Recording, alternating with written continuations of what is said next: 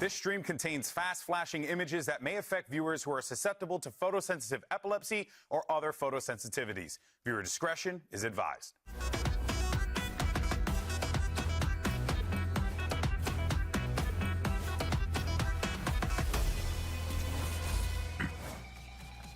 Today, 4 teams are trying to avoid a second strike and a trip to the lower bracket. Hello and welcome to the VCT Americas Kickoff, coming at you live. You know it, you love it, from the Riot Games Arena, where, I don't know, how about sunny Los Angeles, California.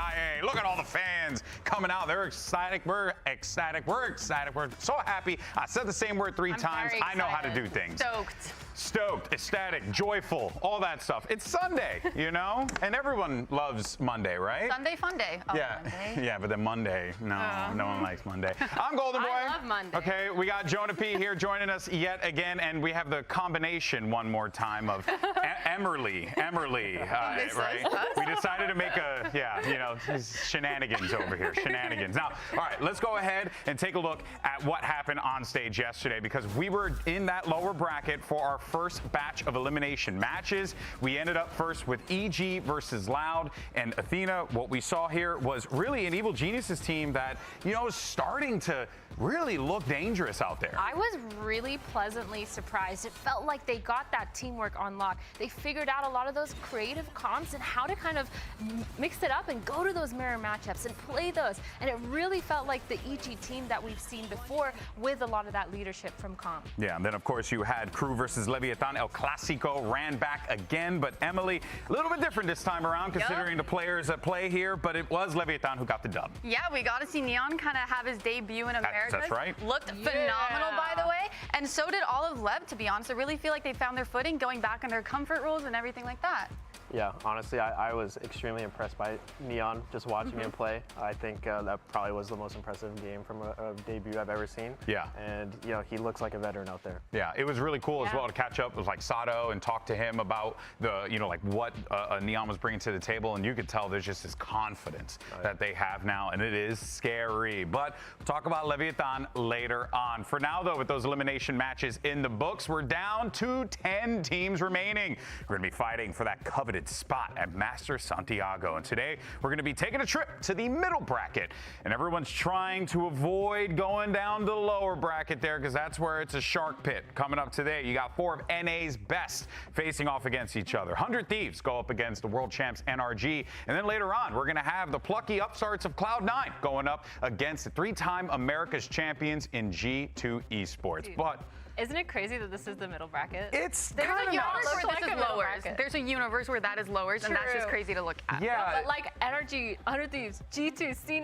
I'm like, wait, this is what is this? middle What does this bracket? tell to you guys, though? What does this say? Yeah, Is this- Brazil's on top, baby. Hey, let's go, Brazil's on top all day. Hold it down for the homies over there, all right? But of course, speaking of G2, though, we had VALORANT, who's going to be the subject of our Pulsar Flick of the Week. And it's actually going to be a 3-cam bind against Furia here. But, Emily, talking just about G2, right? They're going to have a hands full today with C9, and you're going to be needing some big plays out of G2. Yeah, and to be fair, even though those first 2 weren't really looking at them, those are the hardest kills to get. Like, when they're not looking at you, you always whiff, so that's impressive. Oh my God, true. Yeah, I whiff all the time. Yeah. And, being a teammate of VALORANT for so long, whenever he's in those moments and all he has to focus on is his crosshair, he's getting these kind of clips. Yeah. I've seen it so many times. Yeah, he like the guy, when he's in those moments, will pull through for you 100% here. Of course, congrats on the Pulsar Flick of the Week there, buddy. But of course, now, before we move on to today's matchup, let's go ahead and have some fun, okay? Why don't we dive into the hellscape that is social media, and why don't we play a game called Fan or Fraud? You've seen this game before, Hey, that's audience. That's right. That's my bald you're a face. fraud? All right, so yes, some say. Now, since we have Jonah P here on the desk, right? What we're going to do is we're going to add a little wrinkle to this game. All right. What we're going to do is that we're going to show a tweet from a pro player, and then we're going to show 2 replies, one from a fan and the one that I made up. That's right. I wrote it down. Totally me, 100%. You need more things to do in your free time. Well, I love my job, and I love all you guys. Anyway, let's go ahead and move on, though. First reply. We got O2 versus 100 Thieves from John QT. Says 2 to 3 years in Dagestan and forget. Sorry to all the fans. We have one more chance. Let's say positive. Yeah. Happy face. Smiley face. Let's see the responses. Hey, most overrated Oh my team. God. Still a fan, but man, I don't know. Play with some confidence and get back in this game. I don't want to switch teams. I love Sen. And then, John, please teach the other useless guys on your team to shoot. I had so much faith in you guys, but it's not over yet. GL. Which one did I totally wrote this. I feel like either one of these. I feel like you wrote These are both. Yeah, these B are for both sure, Sen but fan it's- tweets. Honestly, not You did, These are both. you did research. I actually went into VLR, pulled a couple posts and stuff. I vote B. That's my vote. We vote B? B. Jonah? B is the Oh, we're fraud all one. going B? Yeah. B is a fraud. Remember, we're picking the fraud. I feel like GB wouldn't do that because he loves his job. Yeah. Yeah. Right? Maybe. Maybe. Honestly, over my years of playing, we've stolen a lot of Sen fans, so I feel like A might be the real one. Okay, So so B- A is so the B so fraud? B is the fraud. Yeah, B is a B is the fraud. fraud. okay, All right, okay. let's Yeah, see. we're all- Survey yeah. says. Yeah. Yes, Okay. okay. All right, guys, I would Yeah, never, there's no way. I would never You don't speak have to a to person like like that, that. yeah. You're too nice. Unless like they deserve it, you know? Yeah. You know who you are. Now let's go ahead and jump into Demon 1. Here's a tweet from him. It's an ace for Demon 1, courtesy of C9 Valorant, and he gives the whole shh, the silent emojis. Okay, let's see our responses. First one, A, translated, go, Demon 1. And then the next one translated, get my buddy a job. Oh my God, wait, this is so hard. Which one did I write? Dude, I think you wrote B. Think row B? I agree. I think you're a B. All right, we got 2 for B. I'm gonna say you wrote A. Emily for I didn't know A. you were bilingual. Split Yeah, on the what the hell? desk. I mean, trilingual. Multi-talented. Fun There we fact, go. though, could barely speak English. Let's see. Oh, it's A. Wait, Here oh, you I got go. that right. You did. Oh, Emily's the winner. You're better Emily's than the both winner. of us. All right, Emily currently in the lead right now. All right, everyone's got 1. No. Emily's got 2. Next up, 100 Thieves. We have Timotino. This is a very simplistic tweet. 2-0 at Sentinels. A lot of personality here. I mean, my guy was really showing the depth of his self there for sure. A, we finally beat Sen. Now let's go to Masters with a or the prince that was promised. You are the best waylay in the world. honestly, the fraud has to be A because that is a true statement. Yeah. Yeah. Okay. Right? Okay. Not you. Not you. The fraud has to be there. Yeah. I think it's B. I feel like he wouldn't say we finally beat, you know, because Well, he you're hasn't not really part of the played them. fam? Yeah. You know, you got Sen City, dog. You know what I mean? I got residents over there. I'm like Yeah? that kid You that know? just picks B in every single one. Oh my So I'm gonna go B again. B. Yeah. Jonah. I'm going with B. B. Emily. Oh no. A. You say A. Hey, we got split again. Servitors.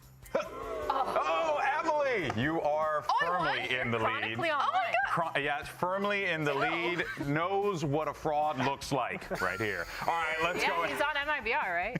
Let's go ahead and close it out. Can't do that again. We talk about the coach, people. fraud. Here's Inspire. He says, from Envy, he says, lost to C9 2-1. So disappointed at myself last round, not checking wide rafters. Can't lie, this one stings, man. All right. You know, he's in his feels. Yeah. Let's see. What do the fans say? I'm surely they're totally reasonable. Honestly, you guys are the most impressive Ascension team since G2. Get that first win under your belt next week and make dreams come true. Oh, that's a nice one. Positive reinforcement. B, the whole team made a great match today. Definitely the most fun to watch all of this year's VCT Americas. Keep your head up. Good luck in the next match. Who is it? Who's the fraud? B. B again? Come on, Myrna. B. Have some originality. I'll join you, B. Okay. Oh no. Oh, no. Can I? I'm on a roll. I'm on a roll. Jonah, you split the difference? Bro, that kid in the front. I'm going to go A. It's going A. Oh. Who's the fraud? Let's find out. A. Did I win again? Yeah. No, you didn't lost. win. You chose B. Yeah. Dude, I suck at this. Yeah, you really do. Why Well did I- done, everyone, except for Myrna. Yay, because Athena's booty at this game. All right, let's go ahead and move on to our next matchup of the day. Would you say I'm the fraud? Yeah, I would. You are the missed fraud. it. Nah, Come on. I could have. But honestly, saying booty is a lot funnier. So, you know, not every time you get to say that on broadcast. You know what I'm saying? And he's fired. Anyway, all right, match of the day. Let's go ahead and talk about this fun stuff here because I got 100 Thieves going up against NRG, and this is going to be a big one because 100 Thieves coming into this. I mean, Jonah, we saw them take out Sentinels, and they didn't just do. They dominated. They looked so good in the process. What is it about this 100 Thieves team? I think it's just, I think almost every team is in a honeymoon phase you know, you could say. But this team, they just have a lot of, you know, fun and personality, especially in these rookies. Yeah. So they're just a super fun team to watch, and you can tell that they're just enjoying playing with each other. And I think that translates to the server. I think too, there's like so much confidence that comes with that synergy, and like the power of friendship almost that you can tell like within their peaks that they're playing together. Whatever strat is called, they have the trust in each other to kind of fulfill and go through with it, execute it really well. And it just looks overall really promising. Yeah, I feel like on past iterations of 100 Thieves, there was always like a win condition of Cryo or a win condition of Bang. Yeah. Here, they have a lot of freedom with whatever they're playing, whether Bang's on Viper or Cryo on that Chamber or Vito. You see them kind of doing their own thing and having, like, being able to go off of their reads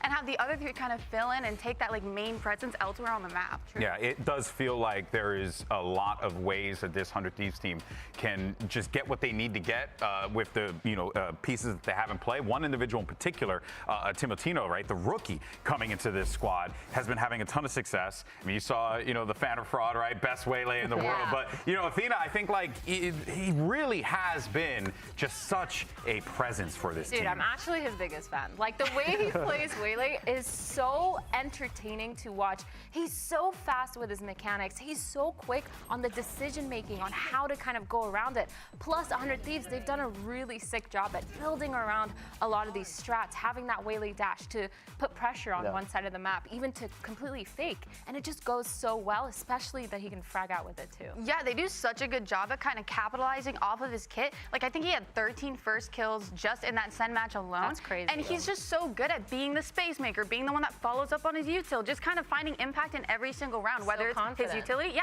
he's so confident. I love that. But he gets impact whether it's just off his utility for the rest of the team or if it's him actually taking initiative and getting those first kills. I guess the question I'm wondering, Jonah, is like, surely we're going to get more from him, right? Like, I don't think that this guy's even reached where he feels like his potential could be. Yeah, and I feel like, looking back at 100 Thieves history, they never really had that player who was, fearless. Maybe you can say Asuna when he's playing duo sometimes, but having Timotino just, frag out while just having no fear, I think his confidence, like, how he played in those previous games, he's just going to double it for And it takes a lot of that pressure away from Cryo and Asuna, who have been those individuals, as you noted, and have been criticized a lot. Exactly, and now they have an opportunity to kind of breathe a sigh of relief while at the same time being supported by this man. We had Dryad catch up with Timotino earlier today. Let's check it out.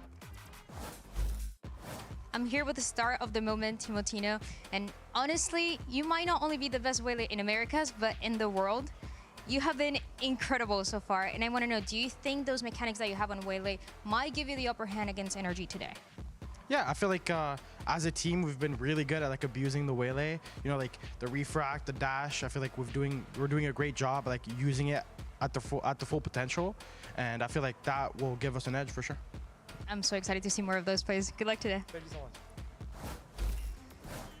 We were just praising him for his incredible waylay play, and you can see how intentful they are with it. It's awesome. We'll, of course, see more of Timotino later on today. But I don't think a lot of people thought that the team that they'd be facing off in this position were these guys, the world champions. Yeah.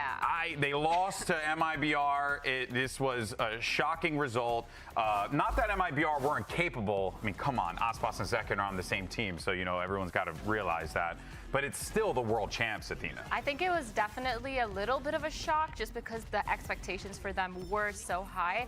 MIBR, in the sense, were a little bit of the dark horse, but they still are a super team that came out on top. For NRG, I felt like it was a little bit of a struggle almost. It felt like they had a really strong identity, but then they kind of lost it towards the end. Yeah, I mean, especially towards the end, I like this play right here. They're not afraid to take risks, but I feel like they're taking these risks at the wrong time, especially on split the last round. They had Mata just waylay dash into B site and just died for free. I love these plays, but I feel like they're just making them at the wrong points of the round. Yeah, exactly. Yeah, I also feel like Energy's strong suit when I'm watching the play is when they're going for those full execs or full retakes. They feel like a unit. They feel like they have everything covered. If there's people playing on site, they're getting those picks and getting trades if they need to. And one player that really stands out to me is the new addition of Keiko, because he's such a good flex player that allows them to kind of fill whatever roles they want to play. We've seen him on Neon, we've seen him on Smokes, like Omen Viper, and it just fits the team so well. I think too, like looking back on their first map on Abyss, I think it was, their executes were insane. We were talking about it, like Tex couldn't stand a chance, staying on site, they had to fall off the site and give them that space. And then they'd fall into post lands. And again, they have so much util round after round that that's where they look really solid, and that's where their strength is as a team. Yeah, it does really feel like this Energy team, despite their success in the past, right? You know, you never stop learning. Yeah. You never stop trying to grow, right? I mean, you know this. You're always chasing perfection, right? And it's a difficult thing to do, right? Especially when everyone's so hell bent on the same goal, right? Yeah, and it's not easy. And I think that game against MIBR, they're trying new things. You know, everyone's trying new things, and they have 2 more lives. You know, so exactly. Yeah. It makes these like riskier plays. You know, you feel better about taking them. Yeah. Listen, when I play Super Mario Bros, right? I got 3 lives to work with. I don't know. Listen, I'd make the jump, okay? And if I die, I die. You know, it is what it is. I'm Mario. I'll come back anyway. time. Let's go ahead and send it back over to Dryad. She had an opportunity to catch up with Scuba earlier on. Hey guys, I'm here with Scuba ahead of his match against 100 Thieves. And Scuba, even though the last match didn't go your way, you continue to impress us with your clutches, with the lurks, with the reads that you have on everybody that you've been facing. So what do you think makes you such a good late round reliable player? Honestly, it's just the role I've always played, like even before I played VALORANT. So it's just really time and experience, and I trust my gut a lot, so I would say those things. Sounds good. Best of luck today. Well, let me tell you, guy trusts his gut a lot, and it seems like it works out. Because even in the loss, you were still seeing Mata and Scuba, Emily, just perform. These guys, they know how to pull off these big plays. It's just a matter whether or not you get that round win on the board. Yeah, I mean, for me, when I look at Scuba, he's such an impactful player, especially when I see him anchoring. He's always good for one. He doesn't overstay his welcome. After he gets his one, you know, the team kind of floods in and helps him out, and he does really good at playing around that util and just having an impact every single round. Even if he's not at the top of the leaderboard, he's always doing his job.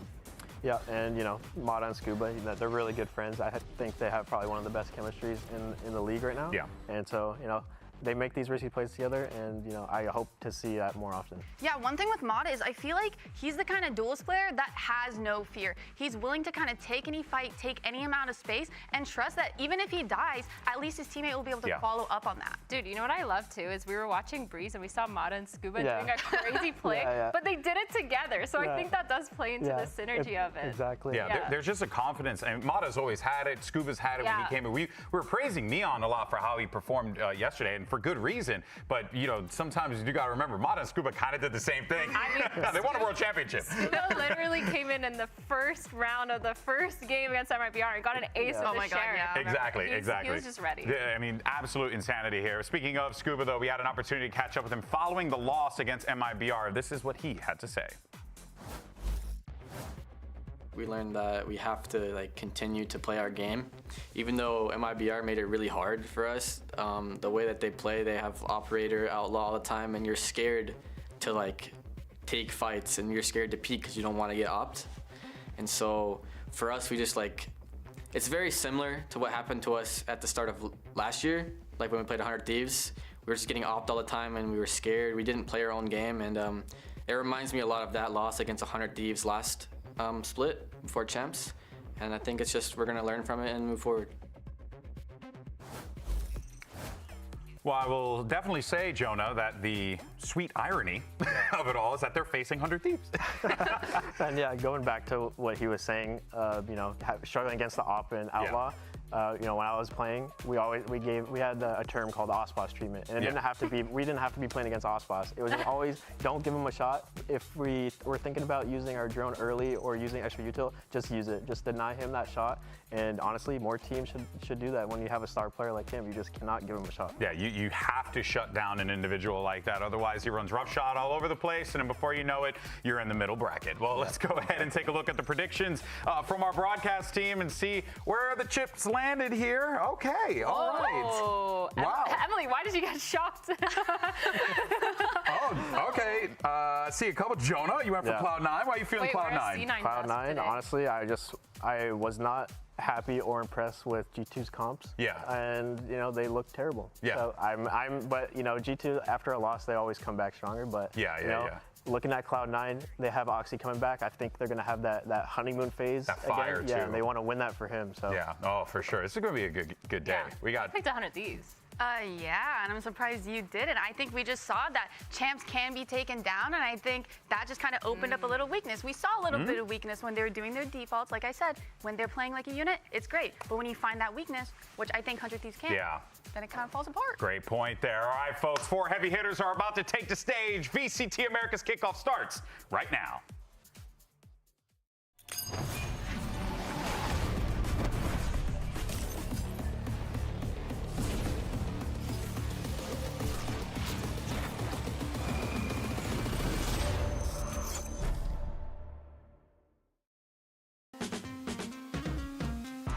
Play against 100 Thieves. They're looking pretty good this season, so I'll give them their respect there. So Zendel's in a 4v3 now. Been out to hit this A side. Timo has the step up. The soul is big. Oh, no freebies for you. Nothing. Well, if we can keep Timotino under control, stop him from doing all this crazy stuff he's been doing, I think we'll be good. I would say it's going to be a very contested game, but I'm going to have to give us the edge, honestly, yeah. A side, and it looks like he might just get backstabbed as well. I mean, that's 3 shots for a Sheriff. The back of Mana. And it's the 8th. I'm not really scared of facing this player or this player. We have a chance of beating everyone, and it doesn't matter how good the people you play against are. And I'm just excited to face Energy as a team.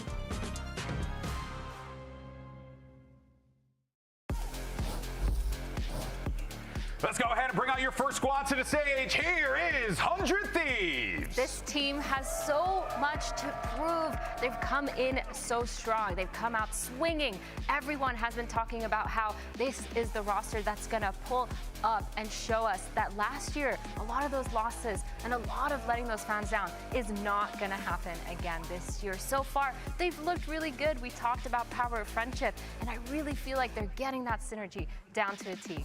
Yeah, they are a new 100 Thieves here. They are a unit. We have a lot of freedom on the team, and I think they're going to make the most out of it. Yeah, I do agree with that one. 100 Thieves, a great opportunity for them here to continue to march forward in this bracket. But let's go ahead and bring out their opponents, the world champions, looking to keep the drive alive here in this tournament. You have NRG. NRG, they showed us yesterday that they have a little bit of a weakness, but it's okay because when you are the world champions, you expect these guys to go back in the server, talk about what went wrong, and see how they can fix a lot of those little mistakes. Yeah, and I just can't see NRG being in the lower bracket, so I know this game means a lot to them, and I feel like they had a lot of time to watch this game back and recognize these little cracks that they're showing. Yeah, no, but it is quite something though. I will say, and talk about what Scuba was saying earlier. It's like you got to avoid the ops, you got to avoid the snipes. You got to avoid cryo. That's going to be so hard to do, right? I want to see a little bit more confidence from them for sure. Talking like that, it's a little disappointing. You're like, man, true. You guys got Mata, dude. Like, just go at it. But, ain't that the truth? All right. Haven. Yeah, Haven, Corrode, and Split if necessary. So what do we make of these maps, team? Where's the chips falling here? I'm really excited to see Haven. I just love seeing 3 bomb site maps. I think there's a lot of push and pull on that, and I think we'll kind of see where if Energy is able to kind of fix their defaults and not get picked apart on that, and 100 Thieves kind of see what kind of game plan and strategies they have going into this, like they've had prepared for every other map we've seen so far. I'm honestly surprised that 100 Thieves didn't pick Breeze, because we saw Energy kind of struggle on that. We saw 100 Thieves being really good at it, but I'm really curious what they bring to the table with this Haven. But the Crow definitely makes sense for Energy. We saw them slam the other day on that. Yeah, and looking at this map pool, this is going to be a super entertaining series. Haven, I feel like, is a perfect map to start off on. Yeah. And 100 Thieves, the second map, Corrode, NRG, historically, that's their best map. So I know they're going to come out swinging to try to get this first map done. But we also got to look at Corrode for 100 Thieves, because they've had a pretty good run on it so far, right? With that weird comp running the double Sentinel. And I think that there's still a lot more to come from that. So that map will be very interesting to see if they change anything up, if they're running the same comp, how well of a read does Energy have on it? True. I want to see the Sage again. I love that. Yeah, it does feel like there's still so much more experimentation to be had on a map like Corrode. Whereas like toward the end of the season, very figured out map. Everyone knew what they wanted to do on it. Just like spam through the walls. But like this time around, there does feel like there's so many more layers to it. Let's go ahead and take a look at the agent select here. Whoa. Okay, got ourselves a Veto out of the gate. That's interesting. What do we think about that? I really like it because Cryo on Veto has been super aggressive. I think I've seen him lurk both on attack and defense, if that's possible. He was constantly kind of flanking and being there, pushing aggressively when he was playing on the Crow. So I think it definitely makes sense to kind of pull it out on the Haven. I'm curious to see if Vito will be playing towards that A site, right, Jonah? Because you said that playing retake A is not a fun thing. And with the Vito, you can kind of deny a lot of that util, making it easier for people to anchor. Yeah, and you know, Cryo, when he gets that off running, he's going to have, you know, 2 potential op shots with his double TP. So getting that first pick is going to be massive for this. All right, folks, we're ready for map 1. So let's go ahead and send it down to your casters. Here's Rivington and his beard coordinator, Van Silly. What do I do? I do this? Yeah. Is it this? All right. No, that's good. Perfect. And I think this is the perfect set of maps to start on Haven. Neither team has played it yet. Then we go to Corrode, where both teams think they're better right now. Oh, it's going to be such a good series, Van Definitely, because 2025 was basically the best map for Energy going to Corrode, and now in 2026, I mean, 100 Thieves are looking quite good on that map too. But to kick things off on Haven is super, super important because you're looking at different looks as well in terms of approaches. This is Timotino's start basically at the VCTs with the Neon, as it's been basically a Waylay crush the whole time. But what I like about this though is that the look for both of these compositions is that you still want to bring speed and aggression into this map. And it makes sense to switch away from the Waylay because of the gap that you're trying to get off the dashes. The corridors are so long. So it doesn't really make sense if you're trying to hold for those quick slant kills. So you're going to try to block those lanes, try to fight quickly, and use that speed of that Neon, where you see Mata currently working towards this A site. And 100 Thieves really liking the Vito. Bring it all the way to the Haven as well. That's going to be set up. They stick towards that short side, and it looks like they will try to anchor and pinch from both sides here on the retake. Nice hit for NRG. They should be free to plant. The thing is, right now, they haven't taken Sewers control for Energy, so they have to keep that up. Be aware of that when Scuba's going to look for that fight. Mata already trying to slide, already trying to make them crosshairs break as they start diving into the site. 100 Thieves are waiting for Asuna to get to this other side, but they had to go just a little early. Suffered a few kills, and now it's just going to be Asuna down in Sewers once they find him. A nice round by Energy here. Walked up pretty methodical and took all the space they could, really, until they found the fight. Guaranteed at this point. Asuna will just look for some damage, but still a great look for Energy to kick off this series. You're seeing the strengths and weaknesses in how you try to approach a split towards the A site in the past where you're not playing against a Viper. It's a standard Sewers and long A hit. But now that you have a Viper and you're getting some contact, this wall comes up, so what do? Scale up towards that long side first, and then go for that second wave util, swing through, disrespect your opponent's wall, and then pincer from the bottom of Sewers and from the top of default. Oh. That looked tasty. Getting ready. I feel like it's going to be a long series. You better, keep that energy up for now. sure. Yeah, get your energy up.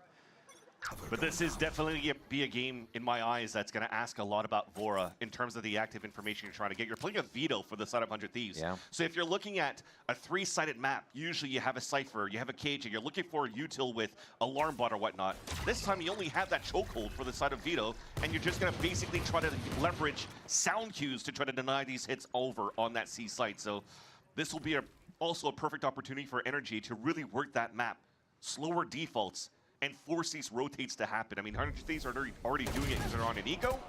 But once we get to these rifle rounds, I'll be intrigued to see how 100 Thieves will want to hold their defensive lines. A lot of patience here for Energy. Just kind of freezing the round out for a moment. And they get the space they need here to plant that C. I don't think they're going to be doing too much pushing right now. Nobody's excessively over on alt points right now. And that's just the die to spike for 100 Thieves. Yeah, it's the difference as well as the initiators between Vora and Brock. Not too many times do we see a fade being played on this map either. And Silva will allow for you to get like these darts through the Viper walls, through the Neon walls. And try to get those double bounces to force players to look for that dart and break it where you can flood through. So 100 Thieves are definitely coming out with something very new. Something worked upon on their side. I mean, they've already brought it out as a test during the Sentinels Invitational, but Cryo was actually playing a chamber instead of a Vito. So when Jonah P is talking about the op shots from the side of Cryo, he was putting up huge numbers on that chamber. But the thing is right now is if you're going to play as a Vito, you don't have that free escape yet. You have to look back at your TP to get through. So he's gonna have to be smart on those positions as well when he's gonna get that op out, or if he is. As well, it could start, and I should say if it does look grim, that alt retake, the Nightfall with Interceptor, the kind of util overwhelm they can have with this team could be pretty powerful, but that's an ultimate every so often. Are they going to allow Energy to get so many rounds here? The bonus will be telling. Or spotting Timotino, so the lurk walls, that'll be the responsibility of Scuba to see what type of pressure he comes across here when he's going to go up and down these walls. But the rotate from Timotino is just to fall back and still double up with Vora to take full control of that A choke. That allows now 100 Thieves, even though they have less util to get active information, to still have good numbers on the heavy side, where now Energy will have to push and prod to try to get rid of some util.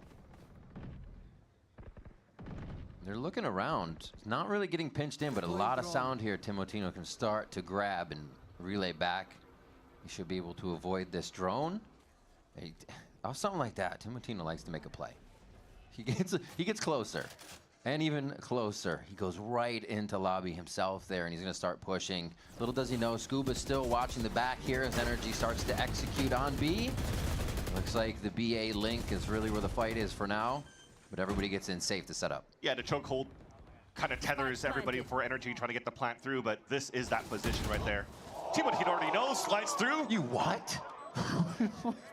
And that's an opener. 100 Thieves start crunching in.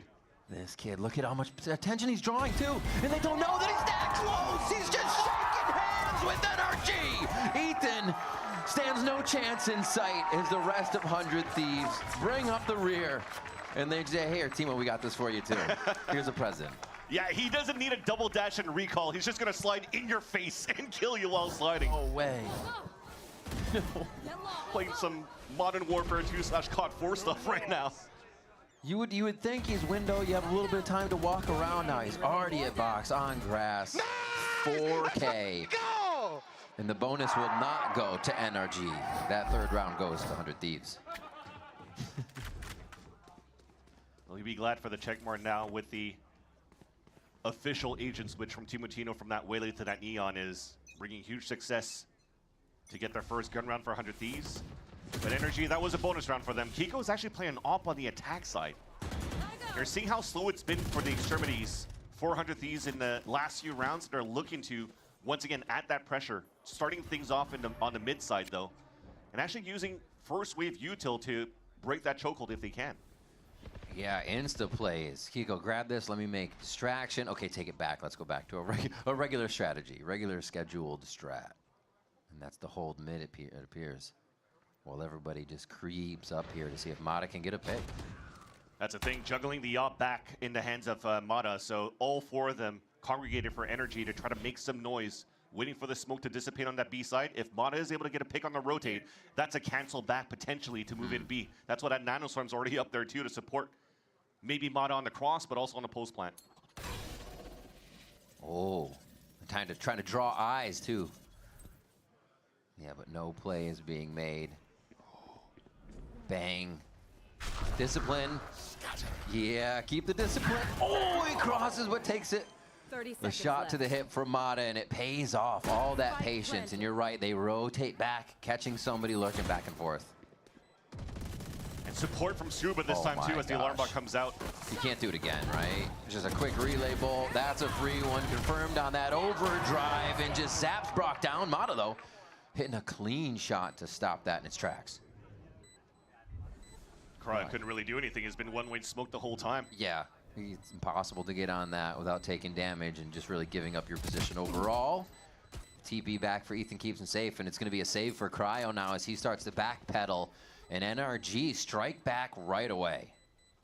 I'm kind of liking still for 100 Thieves. As I've mentioned, the comp that they're running right now doesn't, like the responsibilities for Vora to use a lot of util to maybe get that information, right? You're information starved with the current meta where usually you're seeing a lot of double initiators on this map, but instead they're just not using any util at all. They're forcing Energy to actually make that first play. They walk down towards that sewers. Energy just went for the audible call to say, we don't have too much time left. Let's just hit that B site. And that gave a chance for Energy to start encroaching for that triple flank back from that A side. But it makes it a lot more difficult too when you're trying to cross over and delay on that front side, on that B side from Bang. You get picked off by the one-way smoke on that B side. The game plan was perfect for Energy. This has to alert him as well, just to the action of Timotino, how fast he's going and what could be possible at the beginning of the round. Chip damage too, attempted by Brock, just Odining into the A side. Vora a little worse for the wear there.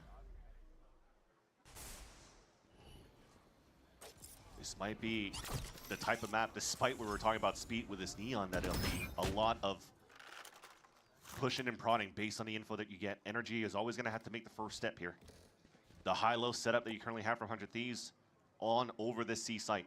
This will be perfect, because if a dart exec comes in, Interceptor comes up, and these guys can just keep looking. They don't have to turn away from anything at all. You can hear it too. It's almost like a taunt. I love the fact that you can hear the veto util. You're almost forced to do that dry peek, and they instantly take him out on the C-long play. 100 Thieves is going to pile up here to see where they can retake as Timotino again goes on an adventure. Almost a second. Knows he's going to have to do something fancy and just break crosshairs for who? The rest of the team to come out as 100 Thieves somehow are always on the play right around Timotino. And always on the flank too. Yeah. Timotino is getting extreme value off these timings of pushing towards this A site. Usually you're looking at a team like Energy, like MIBR, or like G2. They're usually very good in terms of preparations, how they could shut down a star duelist. They got it. Timotino's been finding a lot of good gaps. Exactly. They got to know he's pushing, right? At this point, like, they're either going to just try to push forward or be really worried that he's there. Pushing his face this time, though. Walking down towards middle. He'll do it any way possible. Looks like he just inserts himself. Still good by Energy, though, on how to react it. Because you've made so much noise already pushing out in front of the mid doors to break that turret. You have to expect somebody could be walking down towards that middle. So they don't want to revisit that yet until Vora, though. That's a slight mistake. Yeah. Thankfully, though, Timotino's still inserted, but the drone's going to push him back. Hello. Oh, he's tagged. Ducking, dodging. Takes about his armor. He's still pretty healthy in this. As Brock and the rest of the team start heading forward. Pushing? Yeah, for the A position, and I don't think they would assume this. I mean, he's just staring right at the situation. Scuba turns around and finds the shot. Alarmbot easily protecting him, and now Energy has to call another audible. It's taking so much of touch and go, push and pull, and they go back into the push, and Cryo started to check once more again to see if Long was clear. And especially when Cryo's pushing out down that side, it's a play that you're trying to find that information in the late game. So that means there shouldn't be players stacked inside that site. They're just afraid at least that the rotate would be quick for the side of 100 Thieves. So they're still going to wait one more time. A very slow tempo for the side of Energy, but they will soon realize it's an open site for them to take. But that kill from Scuba onto Timotino was just a matter of milliseconds. Because Timotino was closing that gap, was about to get that headshot onto Scuba until he walks right into the range of the alarm bot. You'll see how separated they are for both Bang and Asuna. No paranoia for the Flood retake too, and you're just hoping that if you're going to jiggle here for Bang that somebody's peeking aggressively and they could instantly go for a 2v2. Toxins going up. Peak comes out. They'll be able to clear this right corner actually pretty free. No, it's the miss. And Kiko's not going to do that. 3 for him on the round as Energy bring another one into their favor to see how many more they can string together. We have a chance to look back on the side of Energy at this point too in terms of the composition that they're coming out with. Kiko, another agent that he adds to his pool, playing onto this Viper as Ethan goes into his trusty Omen. Outlaw vote you right there. Y'all see that? All half armor, bro.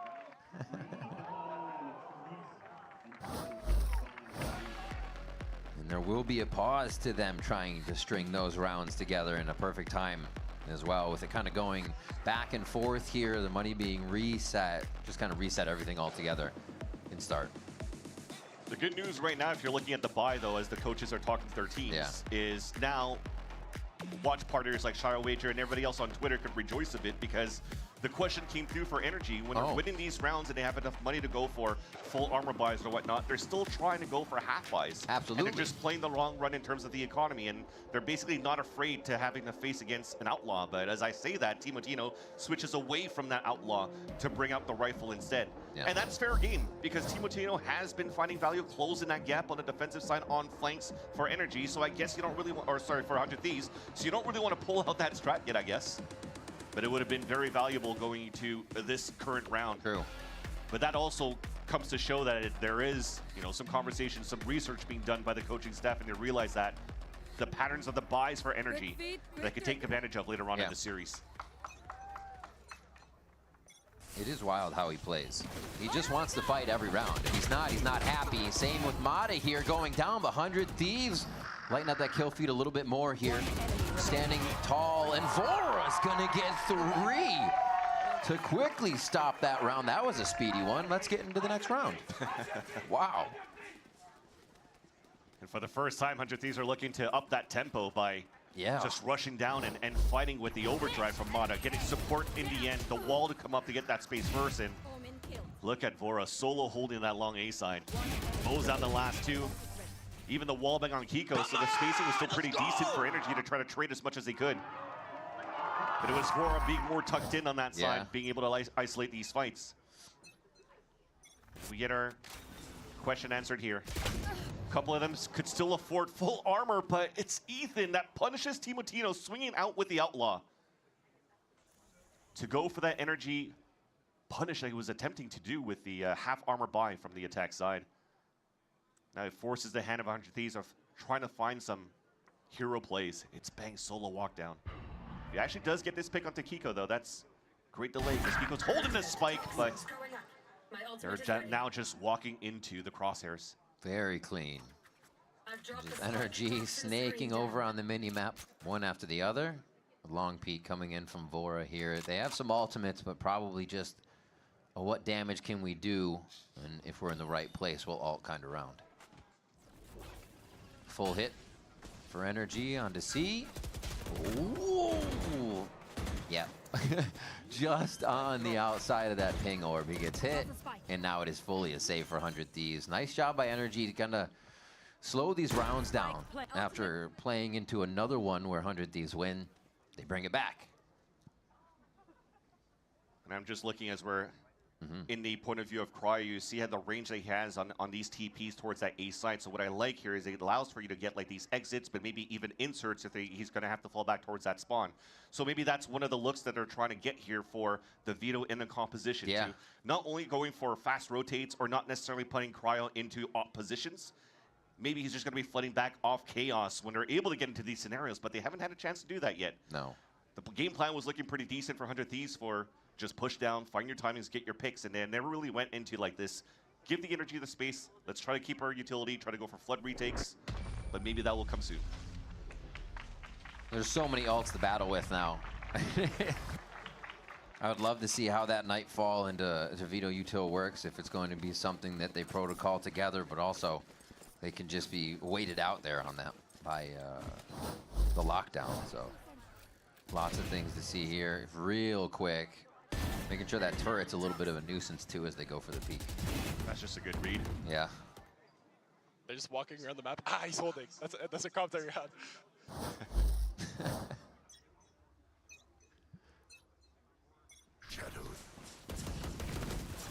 Never stops. The gate goes down and he is off and running. I mean, honestly, they've conditioned it. The one round, it was the whole team, and it won him around. Now it goes back to solo, and he finds himself a kill, but traded out quick. B is the hit. Cryo. Instant snap to the top of B, and he is going to be clearing the site for the team. Spike is down. Good combo from the Nightfall to allow Cryo to get those picks. And here comes another encroachment. A second one flanking from behind, that's Asuna. Back towards that B side, you're trying to lay him funnel back into Asuna, who, no, did he shoot the turret first? He did. It was already quick, though. down, yeah, well, that opens a little bit of a gap. You're seeing here Kiko doing a mini comm, trying to wrap away all around C. Just trying to make sure, I guess, that there's nobody else really flanking on the third line. And 100 Thieves want to be proactive out of this. Triple walk down on Gonna the see Rock. Oh, just the hairline. 30 seconds left. Just an interesting look for the side of Energy on that mid-round ball. But Kiko is looking for that clutch. One bullet. Okay, he's got time to reload. I mean, he's already made noise. Why not? Looking for the second shot. Cryo, cold right now. 3K coming out there. And they're making it look good. Looking at the three-sided map, the less utility you have for the active information on their side, they're using their own players as bodies for that active information. When it comes down to actually holding up on sites, since they're not being forced to utilize too much util at the very beginning, they could always snuff these first wave of hits and attempts to hit these sites for the side of Energy.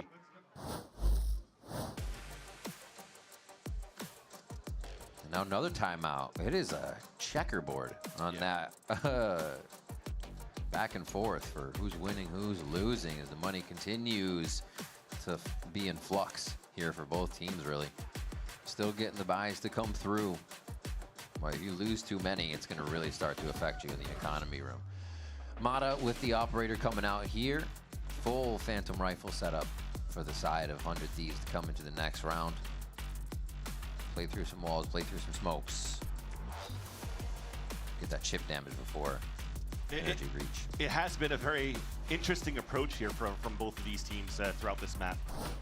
As it stays very quiet within the game. It's almost like a library as you're watching it unfold. Yeah. It hasn't been like too many times where you're really trying to explode into these, into some early map control. I think maybe out of the 10 rounds that we've witnessed so far, 2. 1 on each side in terms of the A side control. But now with this operator, it might go back into that same type of play style to try to get these one-way smokes, trying to add that pressure over onto the A side. But after this timeout for Energy, you're seeing here that 100 Thieves, they're trying to up that tempo. 4 players moving in towards this A side. Quick rotate coming out from Cryo so he can anchor up. Plants down, the one-way is up, preventing a lot. Quick ult. And they start to clear it as well, so the exit can be safe. Nicely done to assist each other here from Energy. But that's not going to stop them from trying to get back in. 100 Thieves try their hand, and it just gets slapped right away by Energy. Only 3 left to try again. So hard in this plan to try to get that value again of Cryo going in the back of Gong and spraying some players around, where Energy, the simple play was just getting that pit inside that B site. So everything that you're trying to do for the flood retake becomes very difficult, especially when you have the check mark with Brock and Scuba. Hunter's Fury, lockdown available. They have everything in their arsenal to be able to delay and guarantee this round in the post plant. Now they get to use 2 more of them within the next few rounds, the last 2 rounds of this half. Timeout flawless, check mark. Nicely done. Well, the rounds at least continue to go back and forth, as you can see on this timeline. It's kind of crazy. Didn't expect that. But again, we're seeing Haven here for the first time for both teams. Oh, what a snap. You're always going to see that IGL head on a swivel. Has been very good in the start of 2026. And it's an interesting conversation too, because when you're looking at, you know, the results of Energy into last year and Brock getting the MVP into Champs. A close second for the community, and Finesse, for example, would mention that Ethan was very close from his calling, his shooting. Absolutely. His breach performance. You're seeing that continues on, and that continues to add more heavy firepower across the board for the Energy team. But for being a fairly new team for 100 Thieves towards this time, I don't think many people would be expecting 100 Thieves to always topple down the top. But they're doing a great job keeping his game close. Yeah. Everything this team brings kind of synergizes right away. Able to work off each other. We're kind of reminiscent of a few of the 100 Thieves squads in the past where they're just stacked of veterans. Here they have to show that to get back into the site. A Hunter's Fury going to be ripped off, and that's from the side of Brock.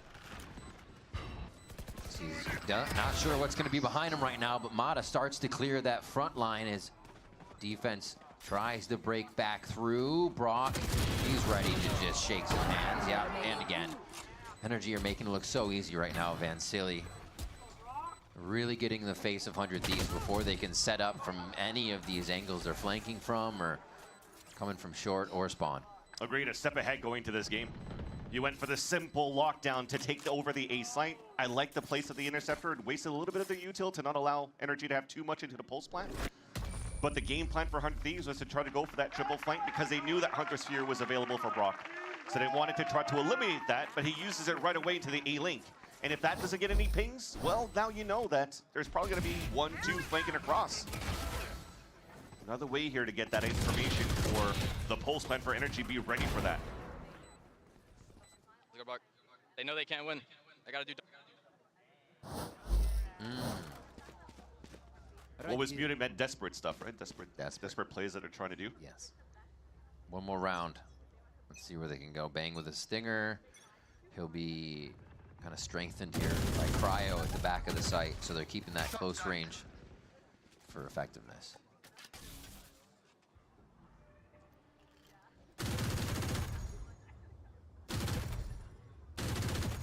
Now seeing finally a little bit more than early haunt being thrown out by Vora, so that's going to be down for a full minute. But at least we'll have enough time for the pulse plant if Energy continues to play fairly slow that they've been like they've been on the attack side. But from not getting any information on the A side, you're still trying to play an aggro line on C. Solo hold from Cryo going through. You see the spray just to try to bait him out, and Cryo gets the first blood on Ethan at least. A big one, still sitting inside the snake bite, and Brock's going to try his hand as well. Another one, another 3K from Cryo. Get a reload on, go on. Yeah, it's going to be Mata with the operator. He's done his job though. Stuffing it out. Forgive me, Cryo, for doubting the position, and Energy closing in on you. The surprise attack and also dodging all that util, surviving the shock dart while he's sitting in the molly. Some good little nifty plays from the smart player. Go, go, go. Mata has no choice now with 15 seconds left. Faking a runaway, but realizing that he doesn't have the time. I'm here. There he is. 5 for 100 Thieves. Bang picks that one up. We end the first half there with Energy just a few rounds in the lead, still anybody's. And very fun to see throughout this whole first half that Cryo hasn't pulled out a single off. Rifle's still very good with it. And now 5 rounds on defense when they get to play the attack. We're going to take this for 100 Thieves. Nice, boys. I'm trying to take that fight, Sean. I'm trying to kill him. All right, we'll have to see. Has 100 Thieves done enough to fire back on the attack side? We'll see when we come back from break.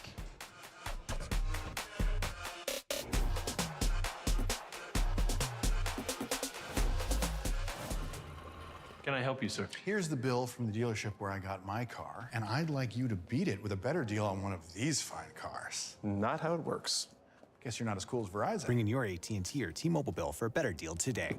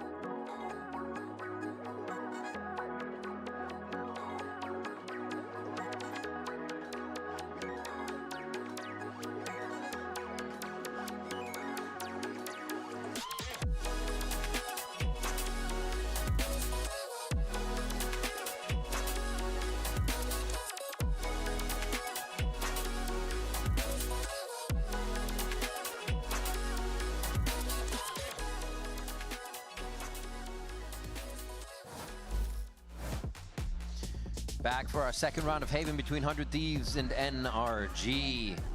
Pretty effective first half by NRG, finding their way into sites with a little bit of util and really having most of it for the post plant. They had figured out 100 Thieves defense, but can they figure out their offense? And also sometimes there's letting 100 Thieves walk into them.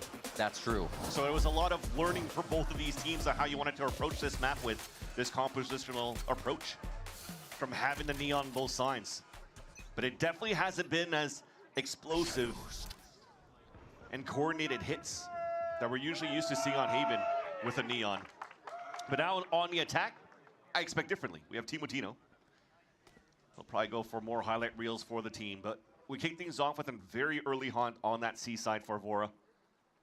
As we're trying to walk back across towards the A site, the next thing you have is just a Prowler. And if they don't wall things up, and they have to at this point, but when you cross over, the turret, Timmy is going to spot a few. Yeah. And allow Scuba to maybe sound the alert where he wants to play a little bit more passively. Just outside of it, Scuba still wants to hold his ground. Is Brock doing the same? And they have not cleared the backside just yet. They thought the relay bolt was enough. And now they've swept up what they needed to. Just waiting for Kiko to rotate across. Brock will go for potentially that combination of recon flash. But the interceptor is up here for Cryo. All right, will allow potentially 100 Thieves to just stay anchored within the site and use a perfect crossfire from default into Graffiti. There's an idea. One is default. Brock's trying to do everything from the tower. Interceptor's ringing out. Delaying time. Paranoia comes through. That's going to activate the retake. Now they can just look at the ground level, and that's enough for 100 Thieves to get the crossfire online. So Energy doing and falling to the same thing where you saw somebody tucked into the Graffiti side and getting 2 free kills, because as you're scaling up, the first one having to contact the Graffiti, couldn't really see them first. It comes 2 free kills for Cryo. One enemy remains. Nice, man! And it really looked like they were really focusing on trying to take down the player towards default, because Brock called 2 players on that side when they're hit by the Paranoia. So a good answer back for their own pistol as they trade pistols on this map between the Thieves and Energy. A walk down, 4 players for Energy. Turret to sound the alarm, and then you go for that crunch play. It'll be nice if they actually get this pick, because it's Cryo with a Phantom, and that will be a heavy upgrade for Energy's Eco. No. No.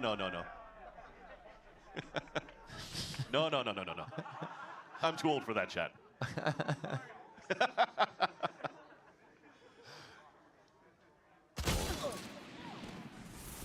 Slow, going for the hip fire. Okay, got one. Calibrating the Marshal. And a few kills happen across the map here as Cryo still holds his own at Long C. But they had split the numbers soon enough, so it's just going to be 2 rotating back over. Nice job by 100 Thieves to kind of suss out what was going on around the map and keep everything safe. Getting orbs, getting plants. Very nice. I mean, you look across the board. Vora after that plant, getting close to halfway to his Nightfall. The kills coming out from Timotino, the overdrive happening very soon. And Cryo just farming eco kills is 1 away from the evolution. Yeah. But I like this, even though it's an eco round, but you're looking at all the rounds so far from Cryo where he's looking for hero plays, playing solo, and he needs to get his 1 or 2. He's always staying alive. And that looks very dangerous to face off against this team for 100 Thieves. Now, when you have from top to bottom, or at least from one extremity, Timotino on the aggression and Cryo on the anchor, getting top kills.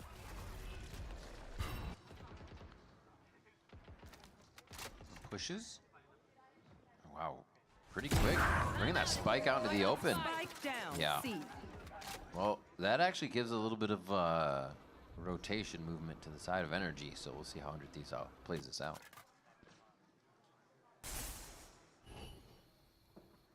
It's a big trade-off at the beginning as well. But it's both controllers. So it'll be a little bit less for the sight hits, but also the same thing, less for denials. So we have an even playing field, and let's try to break that util in front of that B site. Let's have Timotino break the rotates. Kind of very similar to... Oh, never mind. He'll go for the first peek and loses a fight to Brock, and that might just force 100 Thieves to commit towards B. You're going to eat quite a bit of this util, or just force to the right side. No position that Energy is in just yet, so this is a plant.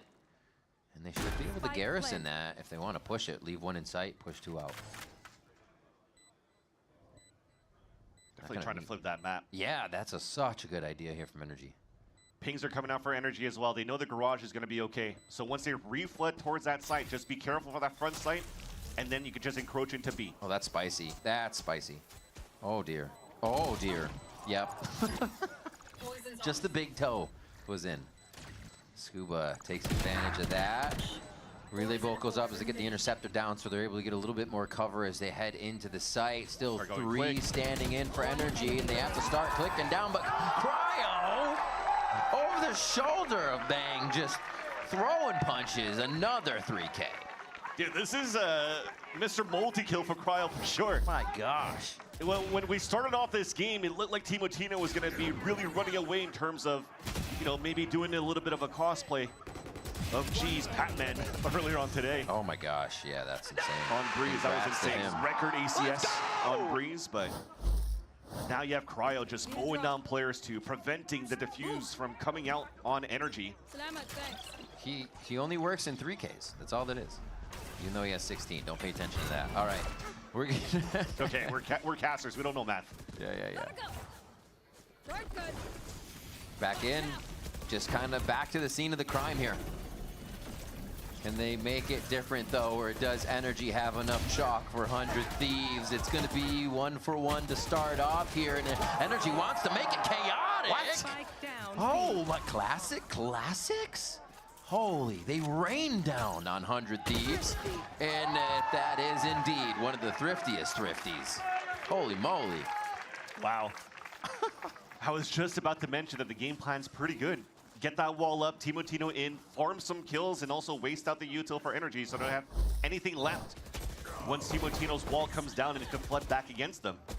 But look at that double crossfire setup, and that defensive wall is what was the most dangerous thing. So much. For 100 Thieves to face against, because everybody's getting decay coming through when you're jumping into the unknown on the B site, and they just eat lead. Oh, energy winning an amazing round, but also a good point to both of these. Actually, hold that point. Scuba and Mata flying through. And Asuna is gonna cause for pause for a moment. Finally stopping, 8 HP though. Cryo seeing if this extends to a flank on the right side still. And they haven't even left spawn.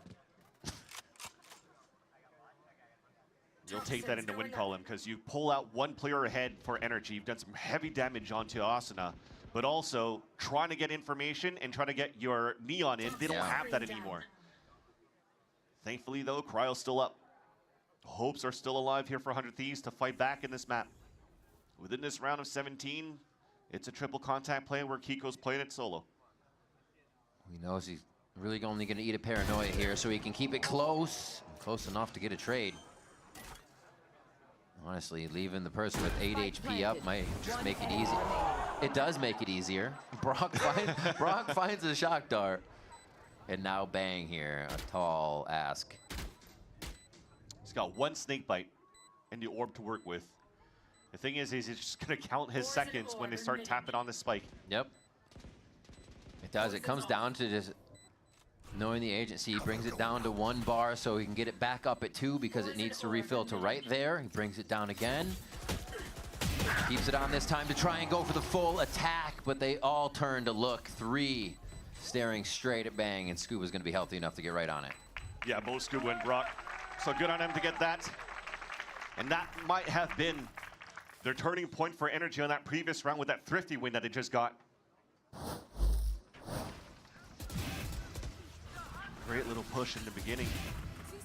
Looks like nobody was expecting that garage push because it was never really shown on that side. Everybody was so focused on that Neon making so much noise, running down towards that B side with the Hunter's Fury. Done.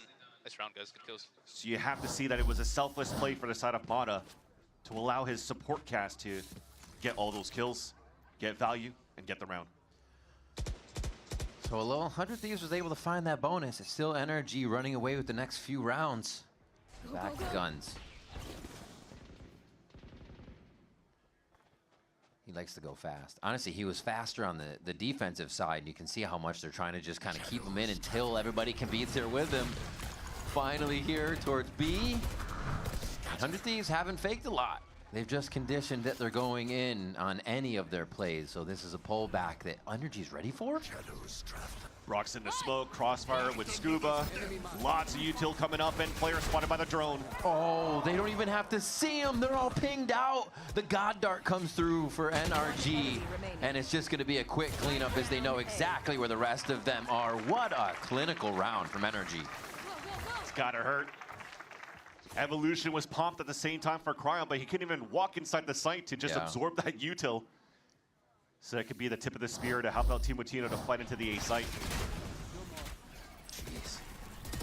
We mentioned that crossfire setup, that dart coming out from Scuba, and another one of those moments where it's one piece of util, there's some noise being made by one player, and all that focus is directed onto that one single player. Yeah. And I feel that was definitely something that was talked about here for 100 Thieves when they had their loss to G2, is they felt like the macro was great, as we've seen so far throughout this timeline. But at the same time, where they faltered against their opponents was just trying to work that micro, trying to figure out how they could iron things out, or just making sure that they're on point and communicate with each other to know where they're looking at, where they could trade, where they could swing. Yeah. But so far, it's hyper focus onto one thing, where they see that noise, or where they hear that noise, where they see their opponents. Because even if you're seeing maybe some jitters are coming through. Remember the couple of rounds ago when Asuna came back from the flank and saw a down turret, still shoots it to give his position away. So yeah, definitely some things here to course correct for 100 Thieves, and hopefully this timeout's going to do it for them. Sometimes taking it back a step makes everything a little bit easier. Let's see what they can do out of this timeout. It's been 3 rounds in favor of 100 Thieves to start the second half, and then Energy said, we'll take 3 more, but that is a very punishing 3 rounds as they sit 10-8 now. 3 ultimates ready. Good denial ultimates as well here to just stop 100 Thieves in their tracks as they go for a Stinger low buy.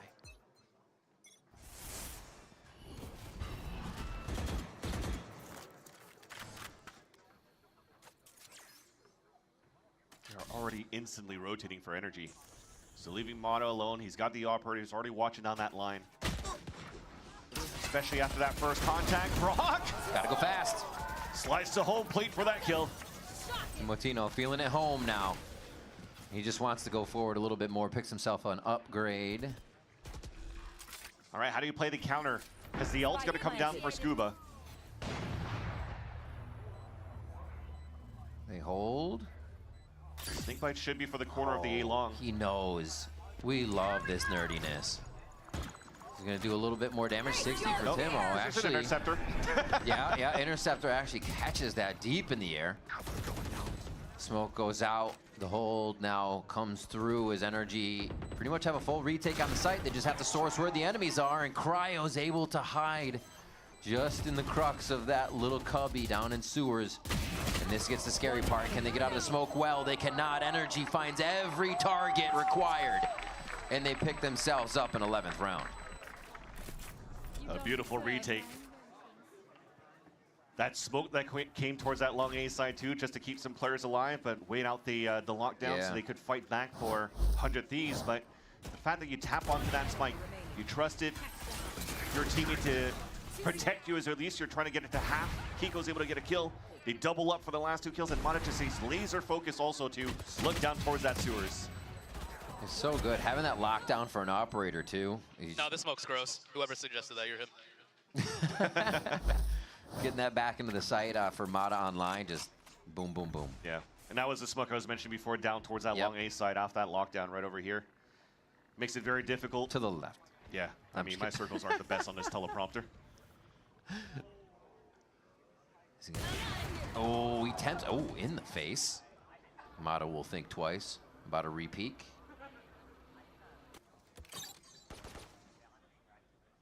It just cuts out.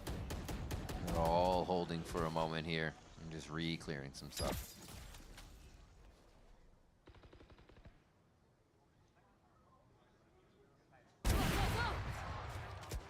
Right through the door.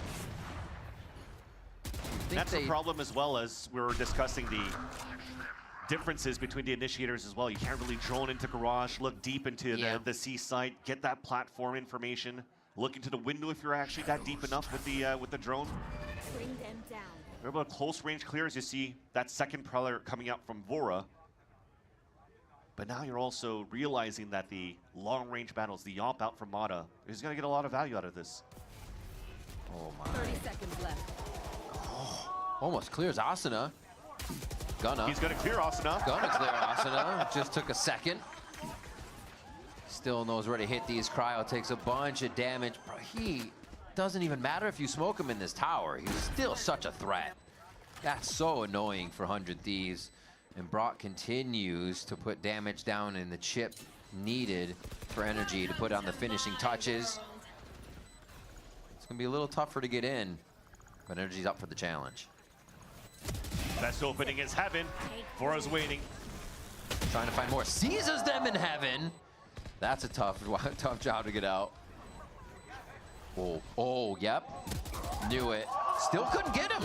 All right, that's kind of funky, Ethan. What the hell is that? Oh.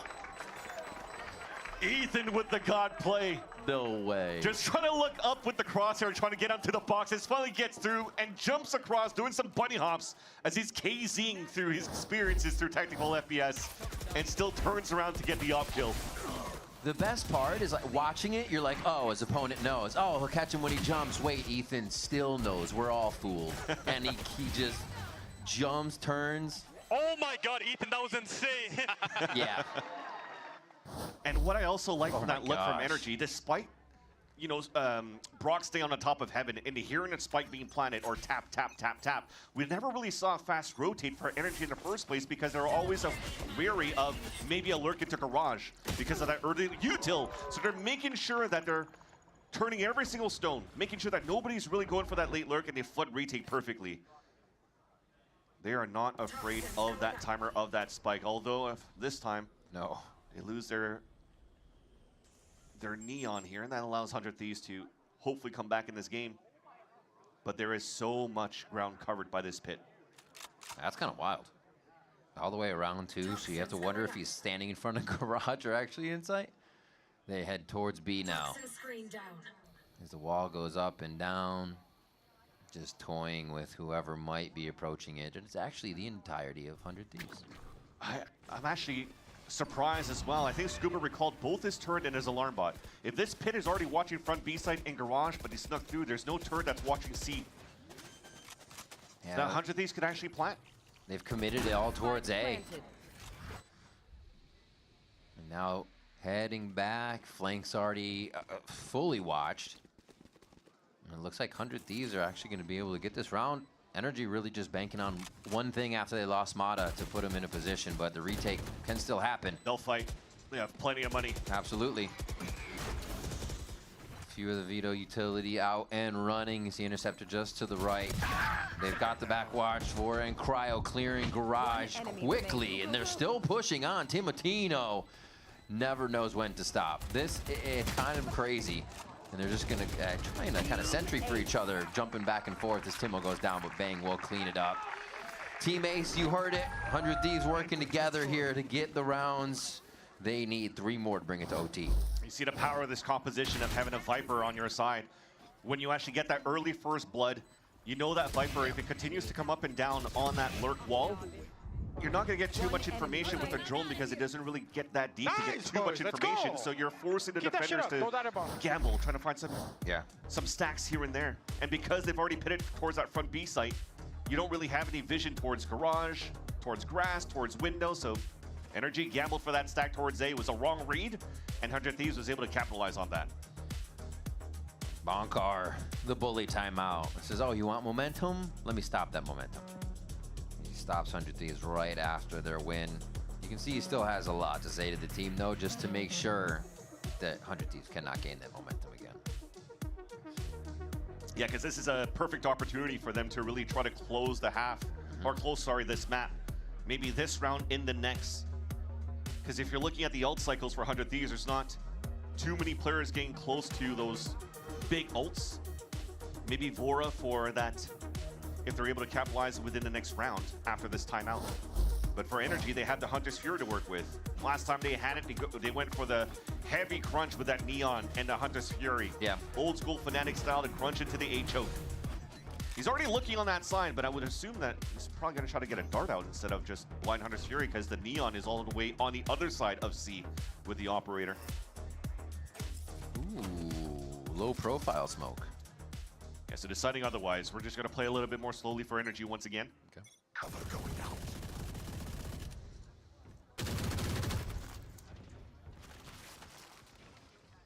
Moving right. they're going to hold and not do anything. Literally just waiting for sound here. You see Ethan pushed up. You can hear quite a bit if there are any steps.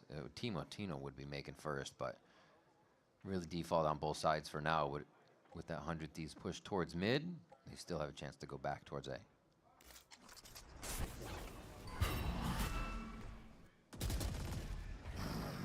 Ethan's accounting for after it breaks that haunt. Insta drone. Enemy tag.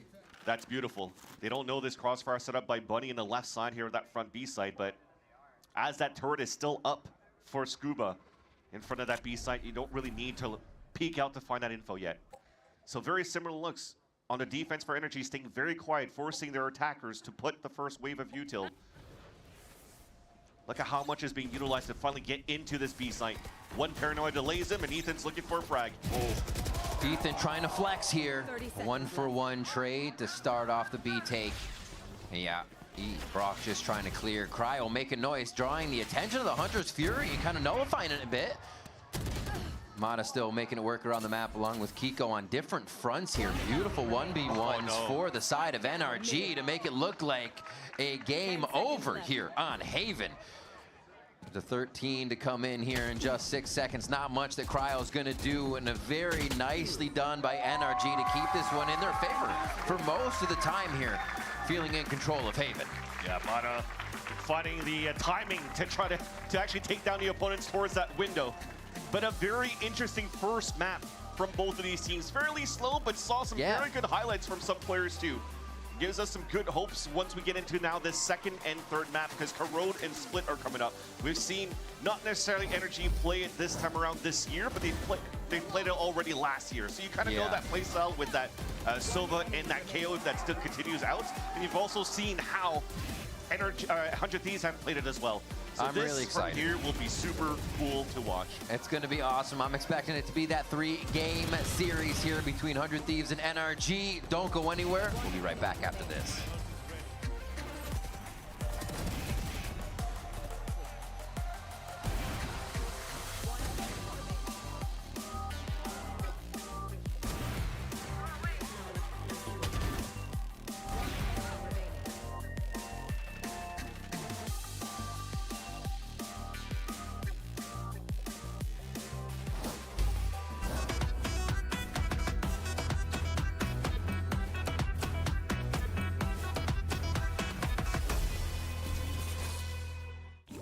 Holy smokes! You don't look so good, boss. Tell me about it. It's a real inferno down here, and I'm burnt out. Here, try a Red Bull. It's devilishly good. Red Bull? Oh, that tastes heavenly. Wait a minute. What's this? Oh, yeah. I forgot about that. Wings? Wings? I can't have wings. Not in my position. Red Bull gives you wings. We've got two esports endemic brands coming together to create a series of products for esports for the biggest stages. 퍼포먼스랑 컴페티션이 주요 키워드다 보니까 레이싱이라는 테마를 잡고 거기서 이제 영감받은 그래픽 요소들이나 다이내믹하고 날렵한 그런 실루엣 같은 것들을 저희 FS1 마우스에 적용을 해봤고요. 我们希望可以协助 Pulsar 成为电竞圈的顶尖品牌，而 Voxy 是其中一个助力。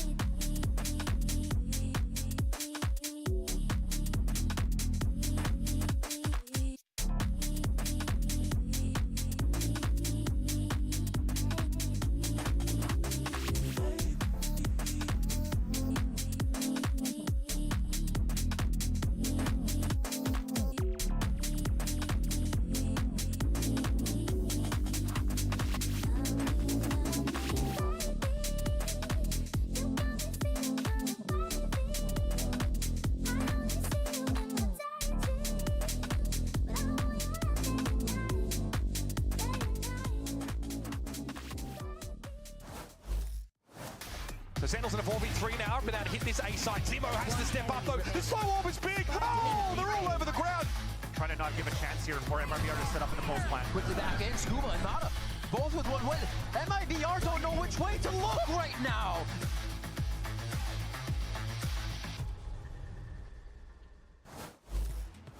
The win on that map number 1 goes the way of Energy, and it was very close. But Bunker, I want to ask you about the approach that you guys have been having going into this kickoff. We've seen, and we're about to see 6 out of the 7 maps in the current map pool that you guys are willing to play. What is that approach to make sure that all of those maps are looking strong as you move forward, and also that you're not revealing too much to the other side? We feel like we have a strong map pool, and also we want to gain experience on most of the maps, and we're coming in with a different game plan in every single match, and we trust our game plan, so we stick to it. I mean, it's looking good so far. Best of luck.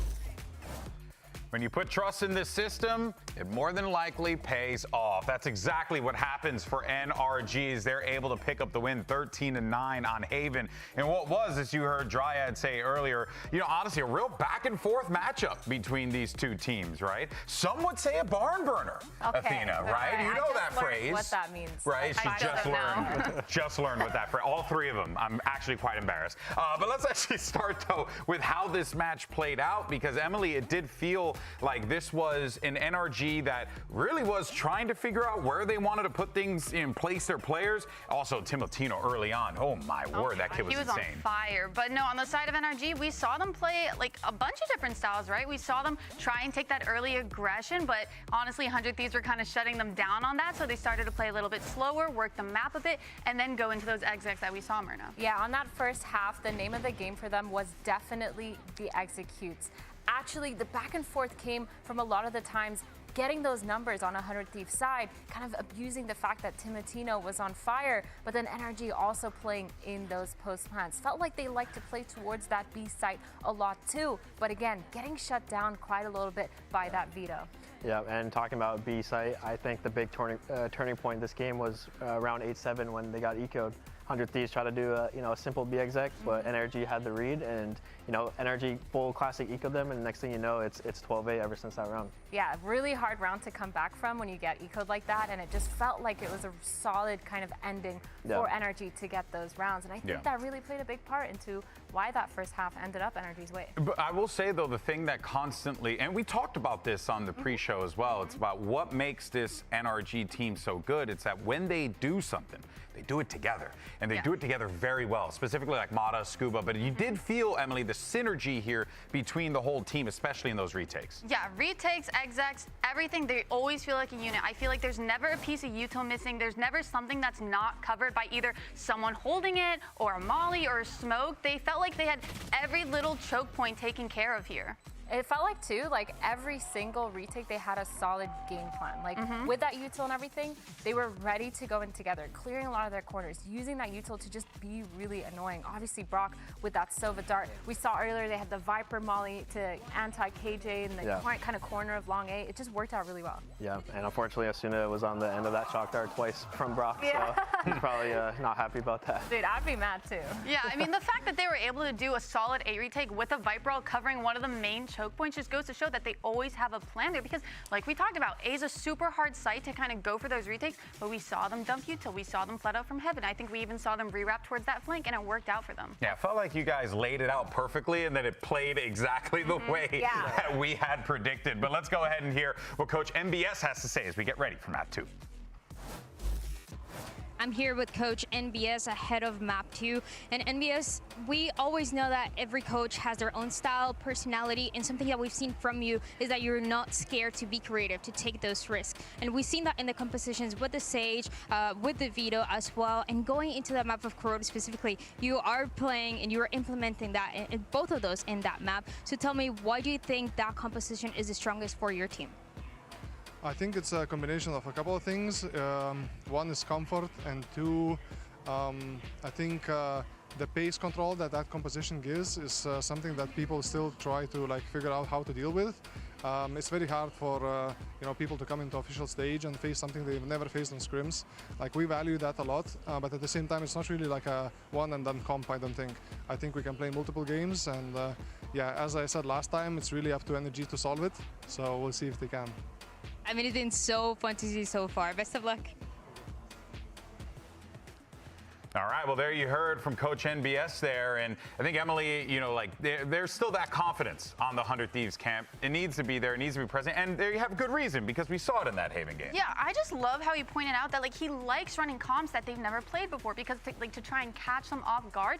But going into Corrode, I expect we're going to be seeing the same thing, the Veto, the Sage. And I like that he has faith in it, that he can use it more than just a one-off comp. The fact that there's actually value in kind of running it throughout the season. Yeah, I think, too, something I really like is having that Veto being played 2 maps in a row. Because we saw in that first map, Cryo, he looked pretty good with it. He had some pretty solid setups. He started ramping up towards the end of that game, getting a lot of those frags, being really aggressive on his defense. And we've talked about his Corrode as well. He's been really good on those lurk timings. He's been really good on those flanks, even on the defense side. So I'm looking forward to kind of seeing that kind of momentum hopefully come into it. And again, both these teams are looking insane on Corrode. Yeah, I completely agree. I think this game will be a lot on Cryo and finding those opening picks. And, you know, I'm a big fan of the Sage. I ran Sage a lot last year.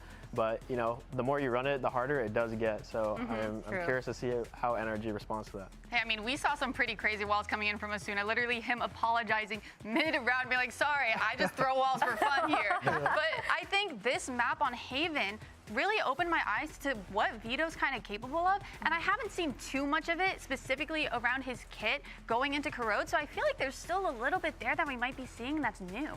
Yeah, I think newness is the name of the game here. Is that a word? Newness? Is the name of the game here. I think for 100 Thieves, they really need to play into that a lot. And Timotino, he was on fire. I expect him to kind of do the same thing here. I believe he plays the Waylay usually on this map. And I mean, again, I'm his biggest Waylay fan. Timotino Waylays goes insane. His movement has been really good.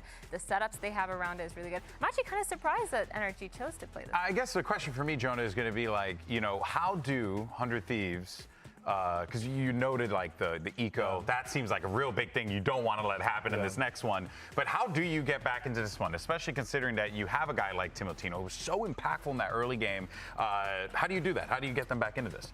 Honestly, I think the way they've been playing and then the way they act on stage, I feel like they're going to be okay. Yeah. They know they messed up with, you know, keeping up the pace high on that eco and it costing them. But I think they're able to reset and figure out what went wrong, and I don't think they're going to slow down. All right, folks. Well, we're going to be right back with map 2 after this. Don't go anywhere. Riven Van Silly, we'll see you on the other side.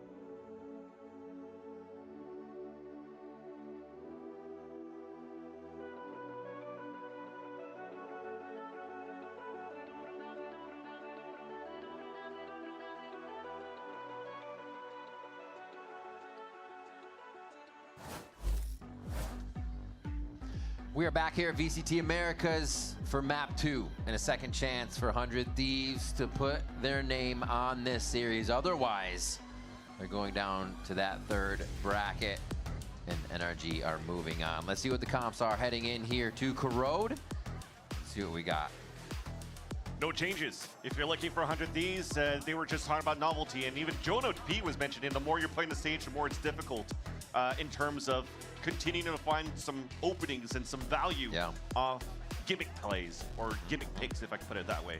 But if I look at this composition for 100 Thieves, I actually think about Jonah P and even G2 from like the Ascent days, where they also coined a very good double senti between the Vice and the Chamber in the past. And what that shows is on the attack side, it's fairly slow, and your goal is to try to bait a lot of that util so you have a lot more from, you know, the Vice Wall or slows, which is what Sage has currently for the composition. So if you're looking at this matchup and you're seeing that 100 Thieves are trailing behind on the attack side, they are always going to be in this game because defense is just going to be impossible to take over, especially when Cryo and Asuna are usually playing in tandem on this map on defense. It's wild. Watching the videos, I was like, B is Fort Knox when they are in there. And they rotate them around too after getting a little bit of that conditioning in. We'll see if Energy plays against the wall more effectively, breaks it down. G2 did not. They kind of left it up, and it left them for a loop throughout the map. So already seeing that kind of play could really help Energy to stave off what that wall will slow them down with. That is a storm and a half. I hope that's about what we get in this game between the two teams. Looks like an insta-wall Vans, but action as well. Insta-wall, slow orbs. As they don't want to break it this time around. Free orb to get picked up. Yeah, that's sound cues, but at the same time as this wall comes up, there's a 4-player stack from 100 Thieves who are looking to paranoia right after this wall breaks. Oh. They got a bit of time before it happens. Holy for now, paranoia out. And it doesn't look like they get too much off it there. A lot of connections, though. Tether's heading away, and 100 Thieves are going to mirror the map movement towards mid. That's so interesting. They're continuing. It's an instant rotate from the Thieves, and as Ethan jumps across, though, it's 2 kills for Timotino. That angle wasn't covered from the side by the rest of his team, and they're just going to smother NRG towards mid. Spike in the eyes of multiple members here. Oh, So Scuba low, though. with a Sheriff, though? All one-shots onto Bang Asuna and Timotino. Look at that HP for those 3 players remaining. He's ready to make some music with this. 40 seconds left, lots of time, wants the smoke to clear, so all of his angles are open for a swing. The longer that he waits, though, the heal is going to come back up, and there it is. Oh, you're right. It's coming through, but it doesn't matter. Heal negated completely. Oh, no, almost the 1v1 was there for the snapshot, but Bang's not even going to give it a chance. 100 Thieves start off with pistol round. And that's discipline. Bang out in the open. Asuna waiting behind the wall. They don't want to double swing. They just want to play the bait and switch. In the end, though, it's a great read by 100 Thieves. Even if they tried to go for the trap play with the wall breaking, they delayed the push. Yeah. They slowed down Energy. And I was surprised that Energy decided to just full run back towards middle and fight back towards mid. You see what he did to me? You see what he did to me? What the? Yeah, that's that Sheriff swing right at the middle duel, but again, it was instantly read by 100 Thieves to rotate back on middle to fight against them right away. Quick shots. What do you mean, dude? No way. It's the same thing that you do to people, Timotino. Cryo's there to finish off the 2 full house Timotinos over Cryo's, and they're just through that one with a full hand. And there's a reason why in the conversation, even when Dan was talking to Timotino in the first place, that he probably is mechanically the best whaley in the world. The fact that he's able to get a miss on that shot, land it right there, and then insta TP to stay alive at 8 HP. Now they're conditioned. Now they're conditioned. I'm Marshall, and we're big up. To even think he came out of the last round, be like, how did he do that to me? And it's something he does to people every round. He talked about conditioning on the Marshall, which is why he's going straight into the Outlaw. So the bonus round goes up to that. Because they're like, oh, well, we'll just get small shields. They'll still be good enough for us to play against the Marshall. So now it allows for him to take down Brock, Ethan, or maybe the others with headshots. And he's already trying to get on that line. They're going to give him a little bit of a prowler opening, a blind as well. Farm for Timotimo. Oh, over. Where did he go? Who knows? Who knows? That's the question. Still moving their way towards this B site. We'll see what the Vito defense can do, but it looks like he's just going to give up space for now because the cavalry is a bit of ways away. Wait, that's a great position to hold up It's towards such Elbow. a good position. So even if the Molly breaks his second TP, holding that spot is crucial for 100 Thieves because they went for a 4-player stack on that A side that rotates all towards Cole. Fortunately, they lost that 1 player there. Quick check by Mata. Looks like it's going to overflood the elbow now, so it makes it a little bit harder to come out, but that is their choice. Oh, detected. Util down. It's all about the aim. And the crosshair placement is there for NRG. They're going to clean this one up. 3 for NRG to end the round. And they get themselves that bonus away from 100 Thieves. Yeah. Again, in 2026, 100 Thieves have been looking very good on this map with this composition. But also for Bonkar and Energy, they love playing this map. I think we haven't seen it too much because or it's floated, banned, whatever, but yeah, they're always going to leave that in their arsenal. Good recovery, boys. So if that's available, you'll take it. You'll play it. Now it shows, at least on how they're controlling the aggression from 100 Thieves from what they've learned for the first 2 rounds. Another outlaw for Timotino. 3 players, 1 shotable for the Sign of Energy. Be right back. So they are reading into it. Elbow control right away. This is actually going to put Bang in the site alone, and they know it. However, they don't want to chase it down just yet. There's a shot to Mata. Yeah, 10 HP. And just a quick backup. 100 Thieves is here. Other side of the box, shoulder to shoulder is Kiko and Vora. Oh my gosh, this is going to explode in just a second here. Everybody is about to peak. Brock goes down. Vora makes it 2. And he's got too much to handle there as the team can't get the swing fully in, but Bang is waiting on the timing, and he's able to find it as the Virgin's paths come through.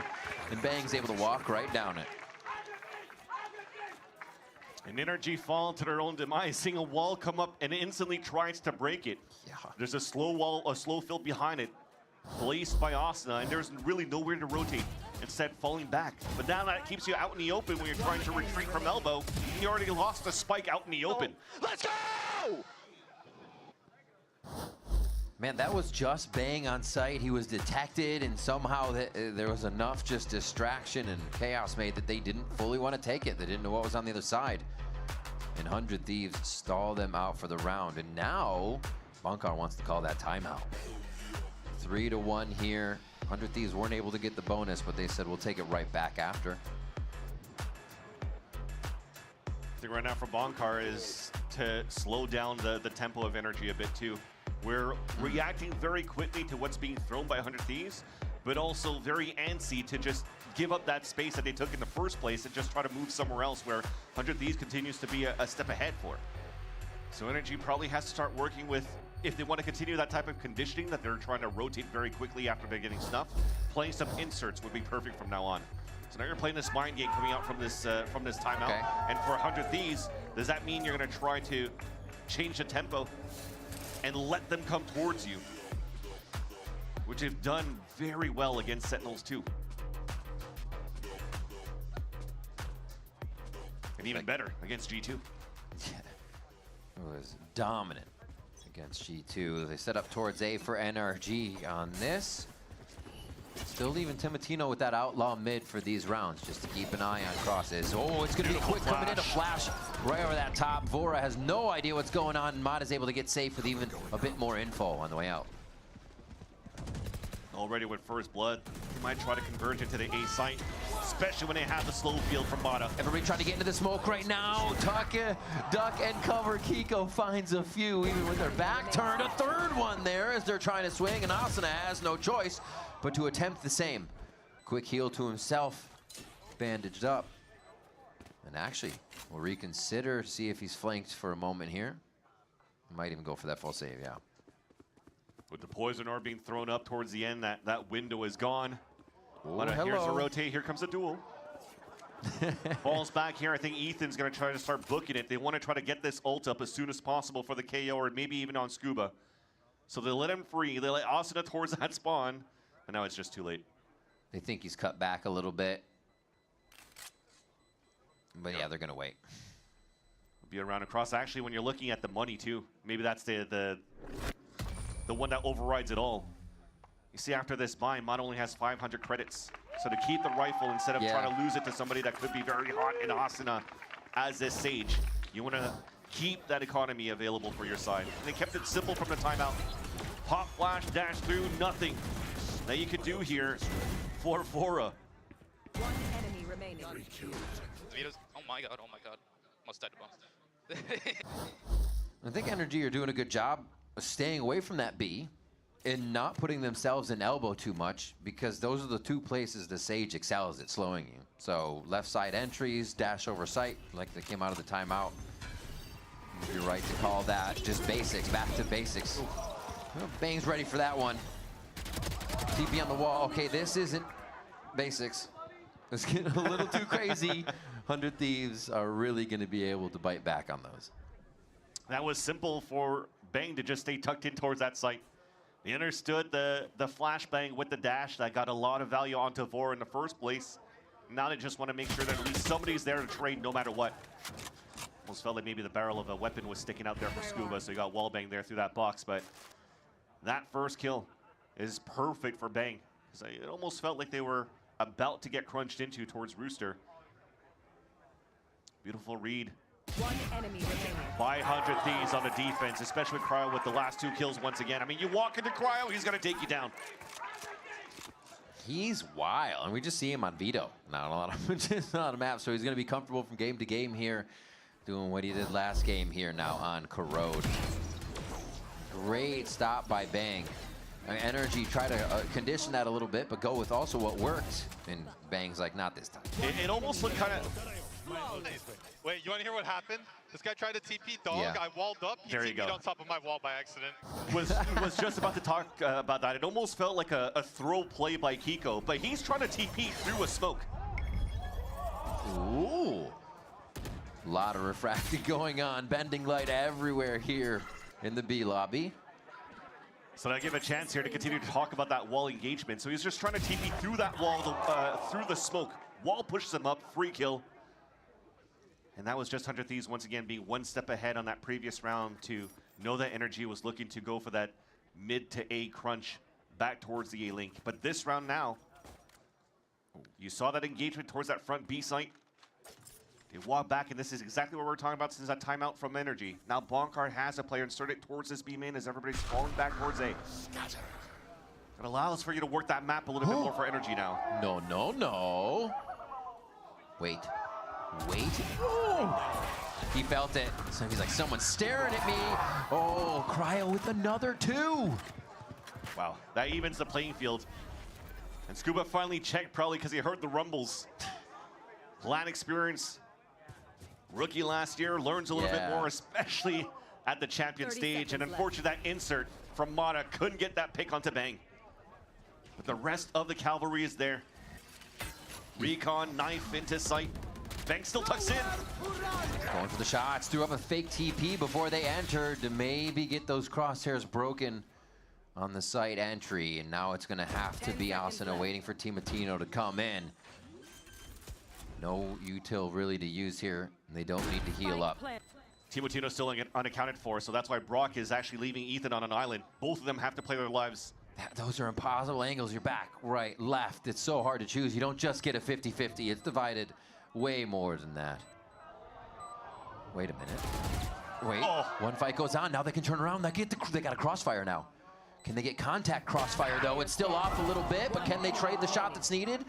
It's still on slow tick, goes to medium tick there, touched by Timotino. And that's the shot from Brock! What a hold, what patience to play off each other and trust the teammates.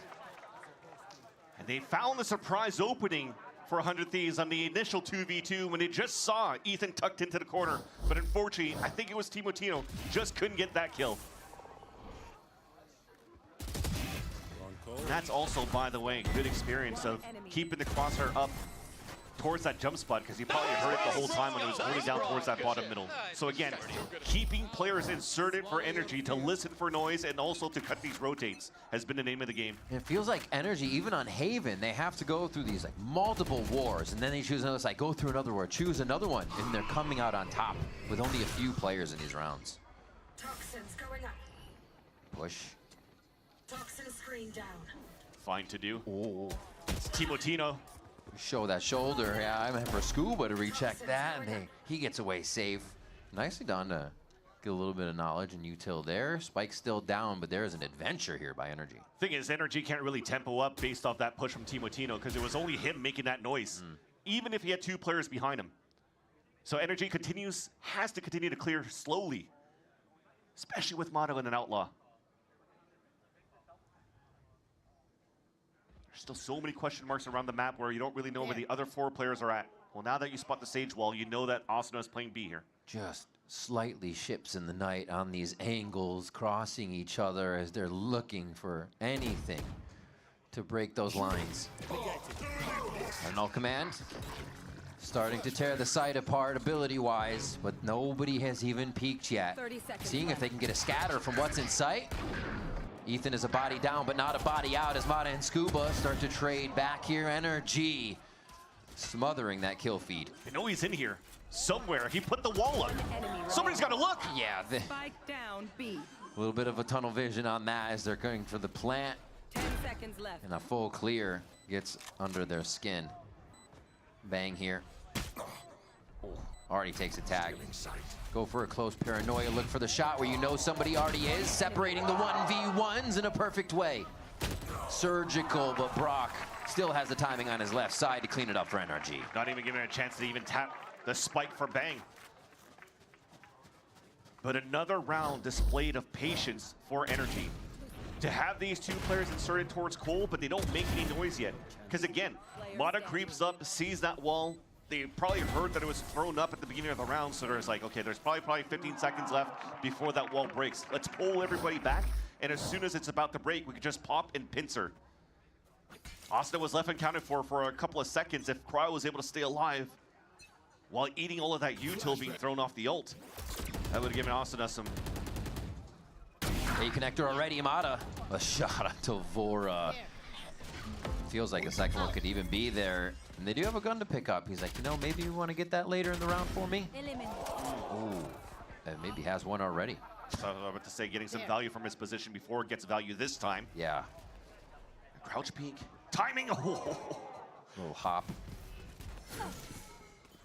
A slow towards mid, so Timo can get coverage on the transfer here. Rez on Devora. Oh, almost lost him on the way out there, and they still commit to saturate to that. Advantage back for 100 Thieves after that res, and even better as they drop a second player. Ethan feels like he's found a gap. All hero players are about to come up. Needed by Energy right now. Jumpy. Oh, nice from Kiko to kind of backpedal there, not knowing what he would be facing in that doorway. Here the rotate. There's still a walk up from Mata into A main. 100 Thieves are rotated across. There's no slows left for Asuna. Not even a wall. Will have to be the buddy system within the A site. Oh, got that paranoia out. Making sure they shoot the knife anyways, but it still went off. Martino just on the side. Mata, beautiful jiggle to get out of the corner here, and it's just back and forth. A fight on two fronts that 100 Thieves is able to win. Almost made it possible there for Energy. Yeah. 5 versus 3, and they almost took over the site with Mata getting the first backstab kill, but thankfully there's still more players there. Thankfully Asuna was here to get that pick in that res. And I think that was a pick onto Brock with an outlaw who was trying to look down that line. Just nice awareness coming out from Asuna, the veteran for the team.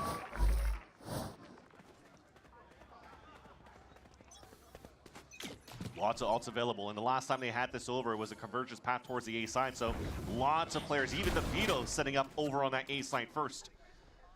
Energy has decided otherwise. B side hit. Quick wall, he's on it. Oh, still gets the stinger play. Slow to delay, they're getting through. It took a little bounce around actually before they got it, but it paid and played out in Timmy's favor for that. Wow. And Asuna is still just not allowing anybody in, shutting the door once again on the rest of the members here of NRG. And Timotino says, where are you? Does what he does best. Does what he does best.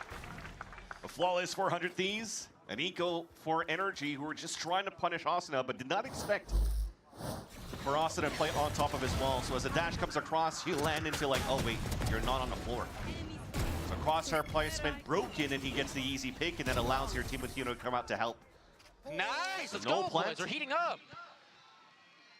But still good money enough to go for a strong buy. Thanks. Show yourself you can. Just a few more rounds here. 100 Thieves. Can they make it 8-4? Take a half for themselves. What a start. It's so crazy how fast they do this stuff. Timotino down in the Waylay v Waylay fight. 100 Thieves once again still doing a similar setup for Interceptor and Chokehold up towards that front A site. Just to not allow Energy to follow behind that trap play that it did a couple of rounds ago when Mata had his ult. You can definitely see that they're trying to condition that noise over that long B side. You're forcing a play out of 100 Thieves, which is pretty decent here. They're playing a high-low and a top mid.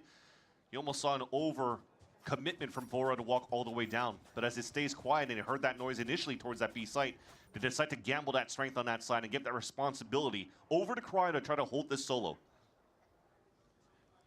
Remember, still a pop flash available for Ethan. Still big util available for Mata to start dashing in.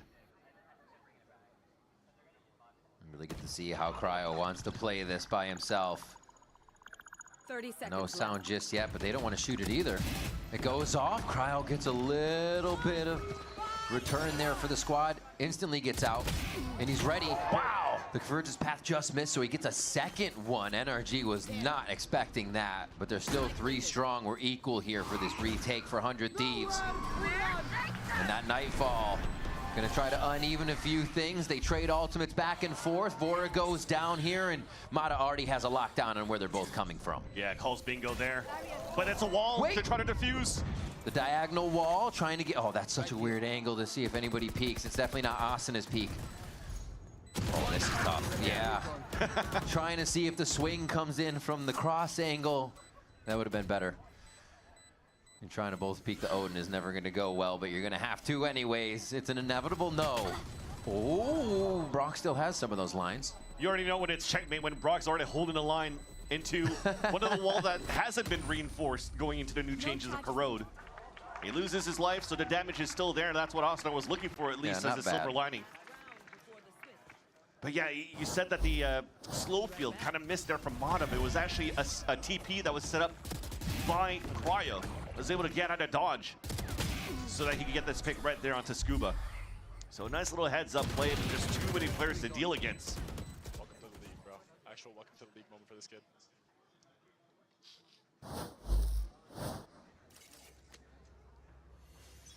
That potentially could be talking about Vora, the latest IGL for 100 Thieves. We'll hold that thought for a bit though, because Energy are looking to pop quickly into the B control.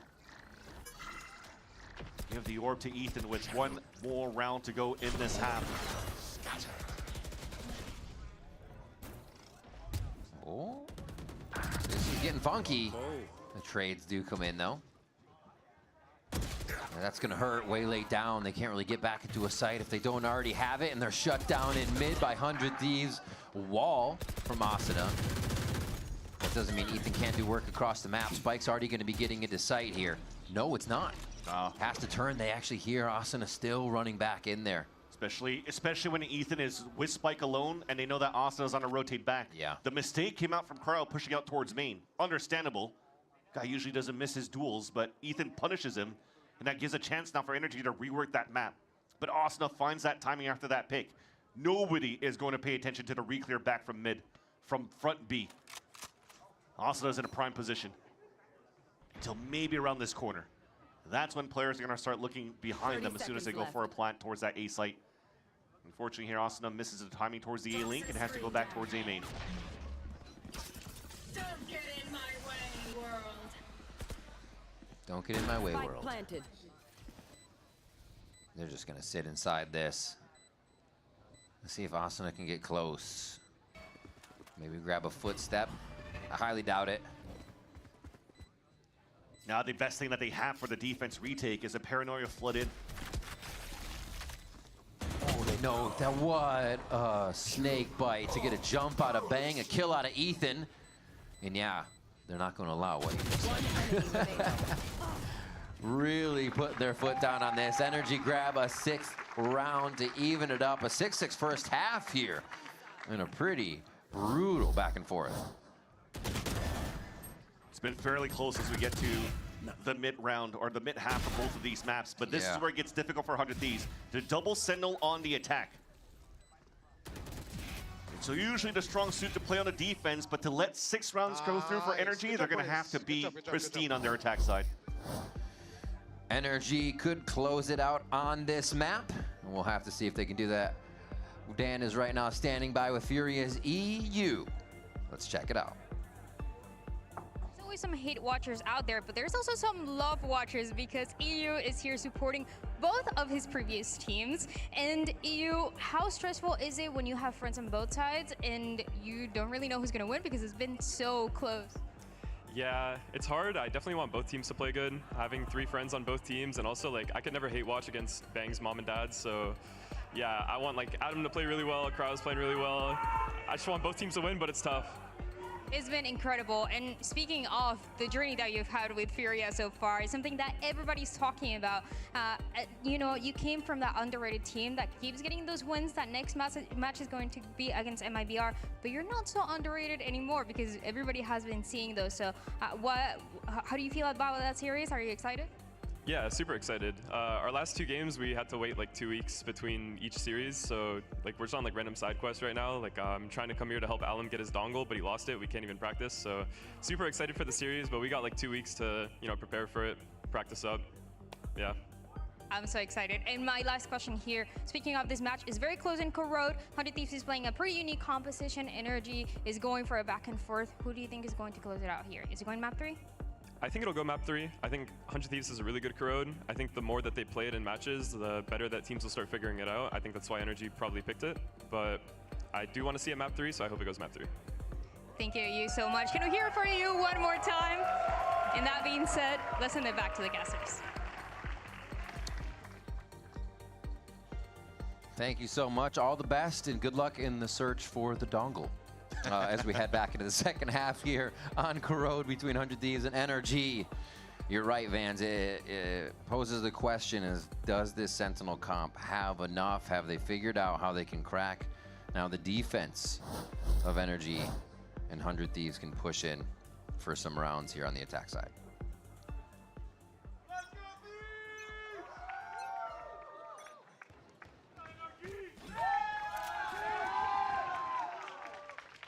It's 100 Thieves trying to work together very similarly to Energy at the pistol round. But this is where they shine. The double dive with the shorty. You keep the gap away from elbow though, and that forces a TP back. And now Energy can start playing the crossfire setup. 1 shot, 2 shot. Brock in the way. Just puts up a door as the rest of the team is coming down in. Scuba, easy cleanup on that. NRG are able to clean up a pistol round for themselves here. Gonna make this half difficult, aren't they? Exactly. Because just as Jonah P and also EU's mentioned, the more you play against this comp, the more you're used to how this comp kind of lays out. But also the more you play reps against Timotino, the more what he's trying to do in terms of the double dash shotgun could be red. So to stay way further back, outside of a range where you don't get that much value off the shorty shots, when you double dive into the elbow, was some great reads from the side of Energy. And then they stole the rest of that push from 100 Thieves right after. Odin's second round for Brock. Signature move. Take another ore point, Vora after that death. Clean. They're already looking towards A main though. Looks like Energy knows a bit. They're gonna give him some space. It's still not hitting. 100 Thieves trying to do a lot just off contact. That's gonna be a shot off contact. Mata trades it back and they just smoke off the realm. No getting in from lobby for now. Yeah, that's no choice but to have to come up and play the contact when they've lost Vora towards that B side. And that could be also the game plan looking at Energy approaching this map, right? Knowing how 100 Thieves been playing. Because as we mentioned before, the name of the game with its double senti on the attack is potentially to default play slow, but also waste out your opponent's util, less of yours, so you could actually just fortify the site once you actually get in. But if Energy could just shut down Timotino in the beginning, they won't get too much value to get into sites. That was a pretty big shutdown there as they try to come around the corner for a second one. Nicely done by NRG. Playing clean. I don't think they feel like they have to do anything outside the box, or they're getting stressed right now.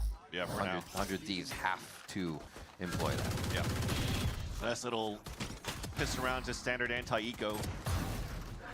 Fortifying some big guns on the extremities. Mata with a Vandal on one side, Odin on the other end.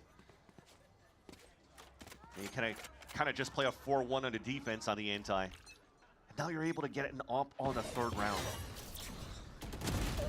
Shots, Kiko goes in. This Team Latino's trying to go so fast here now, and Energy has watched the tapes. They see that he dives in that corner. Teams were even hitting Tejo salvos in that corner to stop it from happening. Here he's taken out very quick, and NRG get to sit back with numbers up.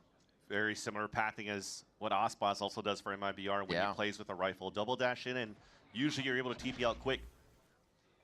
And that's what Timo's been mentioning in his post-game interviews with multiple people, is like, I could abuse the util kit out of the Waylay because usually nobody's able to shoot me back.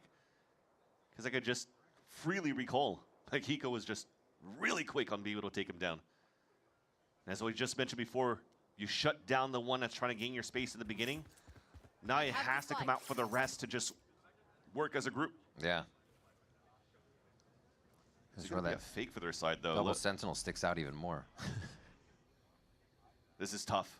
As you're trying to group 3 players to potentially sell a fake towards the A site, a dart already came out towards that front B side, and it was shot by Vora. So if they're showing their hand on this side where Kiko might spot them soon. He prowler up, Kiko's ready, jiggling in the corner, he sees the shoulder.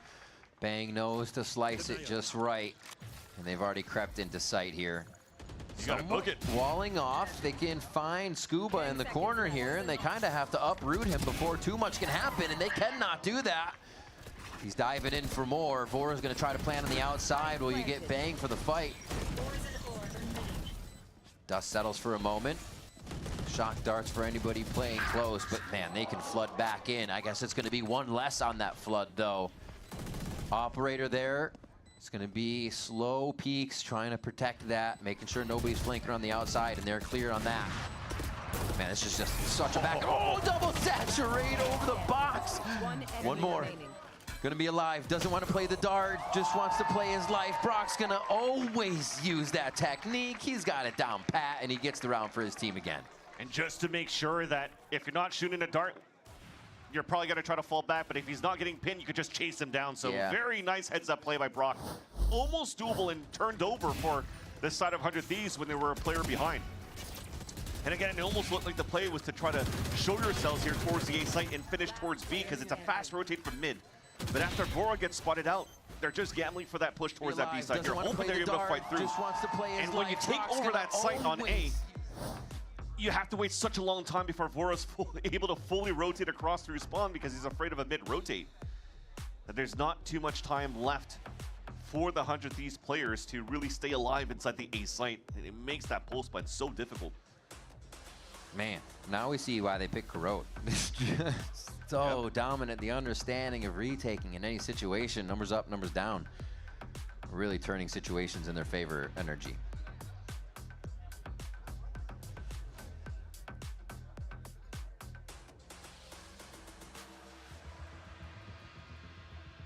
It's been a pain point for 100 Thieves right now on the attack side. I think they're going to have to maybe utilize a little bit more to help out Timotino for the space that they're trying to grab. Which is why you see here from this timeout, there's seems to be Vora staying hip to hip to Timotino. And it's fine. These guys have been working with each other since the TSM days and Challengers, moving up here to the 100 Thieves roster with NBS as that ex-TSM coach. Adding now Doom Bros to the scenario. So 2 coaches now digesting what has been happening towards this attack side for the Thieves and trying to readjust. Brock's trying to play the long range with the Odin. He's going to try to hide across and hopefully find Bang to be able to take him down, but... Oh. Oh, hit, dance. Oh, the long range as well. Able to pin that one down. You don't have much movement at that point. And it's just the small things too, mechanically. He just waited for that second pulse to come out from the dart before he goes out with this Hunter's Fury to get the better timing onto that. So keep in mind how you want to play those in your games. Energy on a line here, at least at B for a small site onto main. Keep safe at the other sites. Now they know where Matazop is. They still have to work around a saving grace. Timotino is still alive in this one. He was not the first blood to go down, so they still have some entry. Exactly. Silver lining is that it's quote-unquote just Asuna that falls. So the wall, they won't really have it, but they still have that tip of the spear. Timotino to open it up. Still has the Fade to help out. So he can gather a little bit more space on the attack side for 100 Thieves. A split setup, a 2-2 from the elbow in front of the A site. It feels like it has to happen now if they're going to come back. Ethan and Brock already there to set up the defense. And Cryo hearing everything just on the side of who might be in sight. They still haven't traded a glance just yet. Just shots through the smoke, and the Phantoms are doing work there as Vora is able to take down Ethan. A good amount of retake ability taken away there from Energy. Ooh.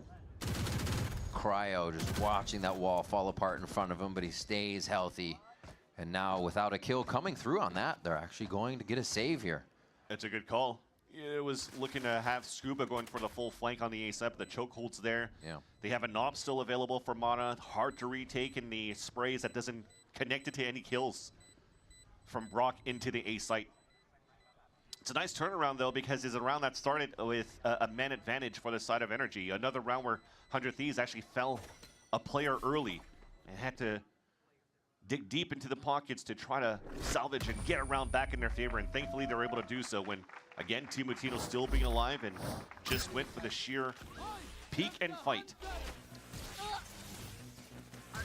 And that was a drone, right? So the drone saw 3 and went for a double tag too. It was just unlucky here for 100 Thieves to start off the round, but at least they're able to turn it back in their favor. Tempered emotions. Definitely happy to get the round, but they know there's work to be done. Setting up towards the left side. Ping's on the right, so they may try to feign something over towards A here with that late lobby play. No, just an early smoke. Slow him down. It's just a gap timing so that Team Mutino could move forward. But Scuba was waiting. Yeah. Helps out Brock. And now phase 2 right now for 100 Thieves. Another player down, but grabbing that orb has now the Nightfall for Vora. Be a nice little piece there for them to be able to get that space. For the rest of Energy, they're just trying to really stay behind this Viper wall that they placed up on middle. Yeah. Just trying to make sure that nobody's trying to recontact into the B side as you drone out for Brock, and now you could start shifting some players back. Now 3 players for Energy over on this A site. Preventative smokes from Kiko just clearing now to the side of 100 Thieves so they can walk through. What a 0 point. KO knife comes out. Energy is very wise to what's going on this round, and you already see the rotation over from Scuba. Mata trying to take a position where he might have an escape back already covered. His teammate has his 6. Decade staying, looking for the shot, and it's actually going to be a jump across with Cryo clearing the kill. Still going in. Slow peeks on each other, banging Ethan, trading a look. As Kiko looks to take the same position, maybe to fill it fast enough to catch somebody off guard, but that is not the case. All 3 from the same spot. Brock leading this charge with the Odin. See what kind of fancy shot he's got. Destroyed right away. Oh, fancy shot 1 onto Cryo. Knows the angle, dipped down to the left there to catch somebody just on the wall. They have to peek out. 100 Thieves are ready and lined up to drop Energy 1 by 1. You have no choice but to save. Nice little hole by 100 Thieves. Yeah. Ooh, Bang's hungry. Why not? You're rich right now. And by losing to Mutino early in the round and not having really a big way to get into the mid control, they avoided that whole thing.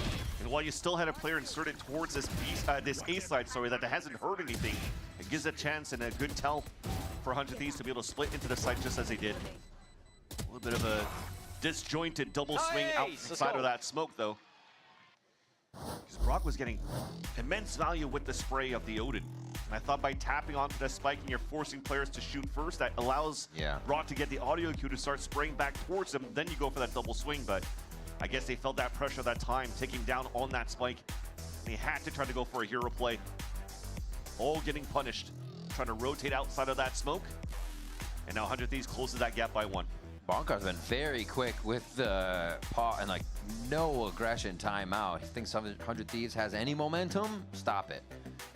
Seen a lot of these, but also a good moment to get in the boys' ears and give them an idea of where they could go. We did see a classic eco round from Thrifty on Haven. Yeah, be a little bit different here. It was our defensive side too. Yeah, it was defensive side, so I'm sure 100 Thieves are looking to not let that happen again. We saw both teams in previous matches giving away a few rounds. They themselves stated that it never should have happened. So here, they're going to play it safe. And can actually get a few ults online for the following rounds too if they play it right.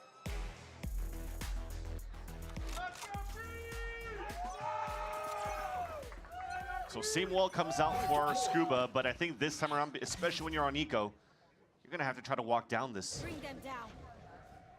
That's Kiko trying to spawn up towards Rooster first, and the rest of them now rotating towards the stack out over. Evolution. At A. Timotino and Scuba takes him down right away. Wait a minute.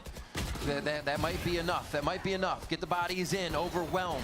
That's the rest of it that they need. No, not like this. The classics are ringing out for NRG. They have 3 left. Oh no, God, it's gonna happen again. Look away. NRG get the classic thrifty. Usually you take coach timeouts to figure out what you can do in your gun round, but somehow they found value from Haven into this one with Eco wins. But that's also the beauty of the heads-up play of what information you're able to get from that KO, knife it down towards mid. No defaulting coming up on that side. You gamble that push towards that A site. And it starts with Scuba's Bandit on that first kill, disrupting that rush into that B site. And you saw the rest was history. Unbelievable.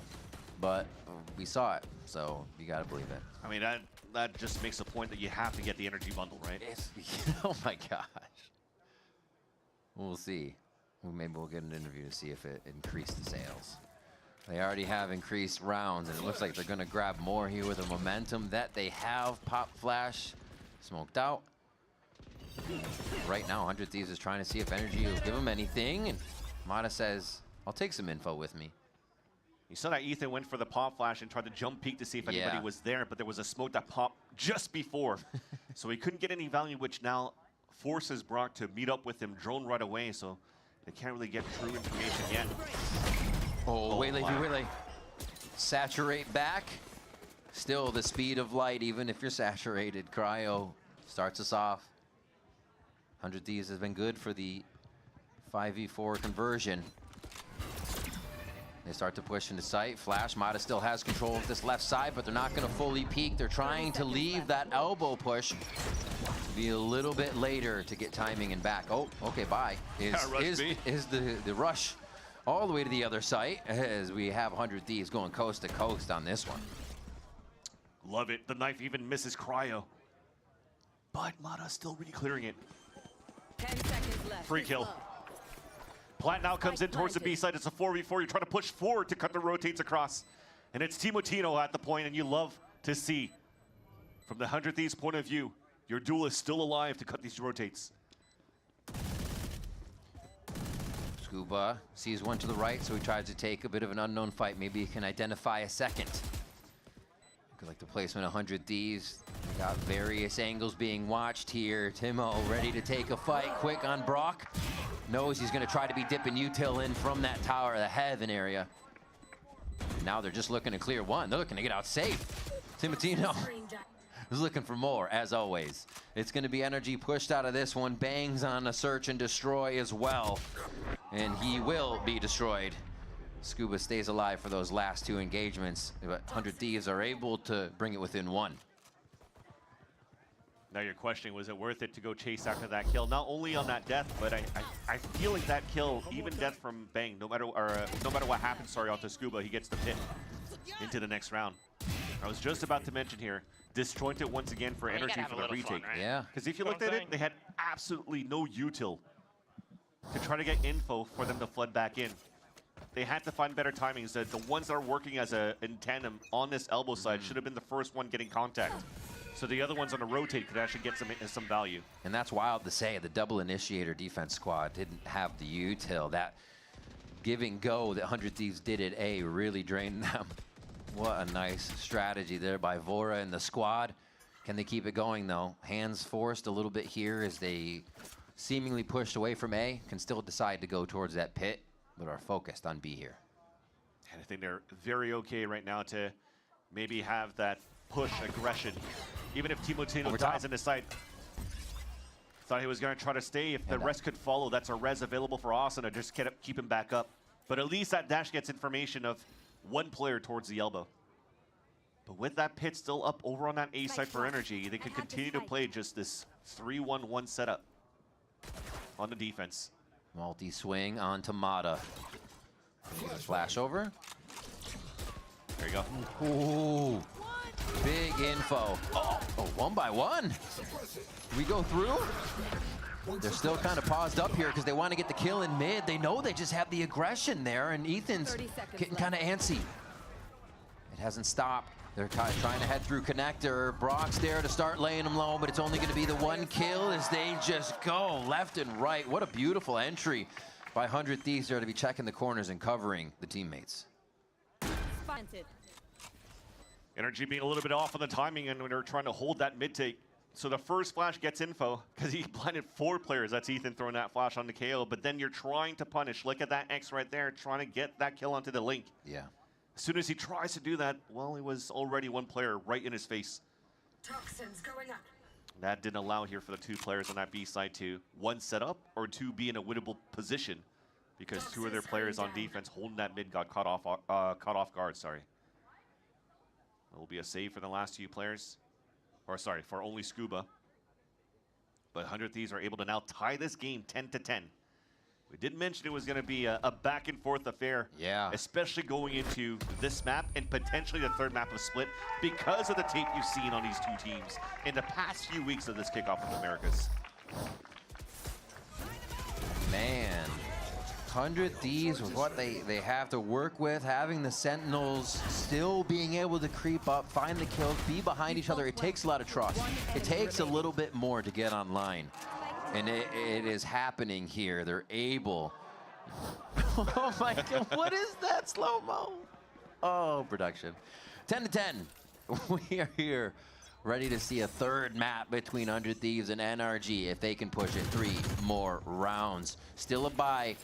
And that ult's online and null command in Hunter's Fury for NRG to stop 100 Thieves in their tracks. And you know that round loss is going to hurt because Bonkar felt like he had a lot to say. He doesn't have any timeouts left to call here to readjust things for Energy. So 100 Thieves, they do have the upper hand. Knife spots 2 players, so they're just going to keep slowing down and cycling util.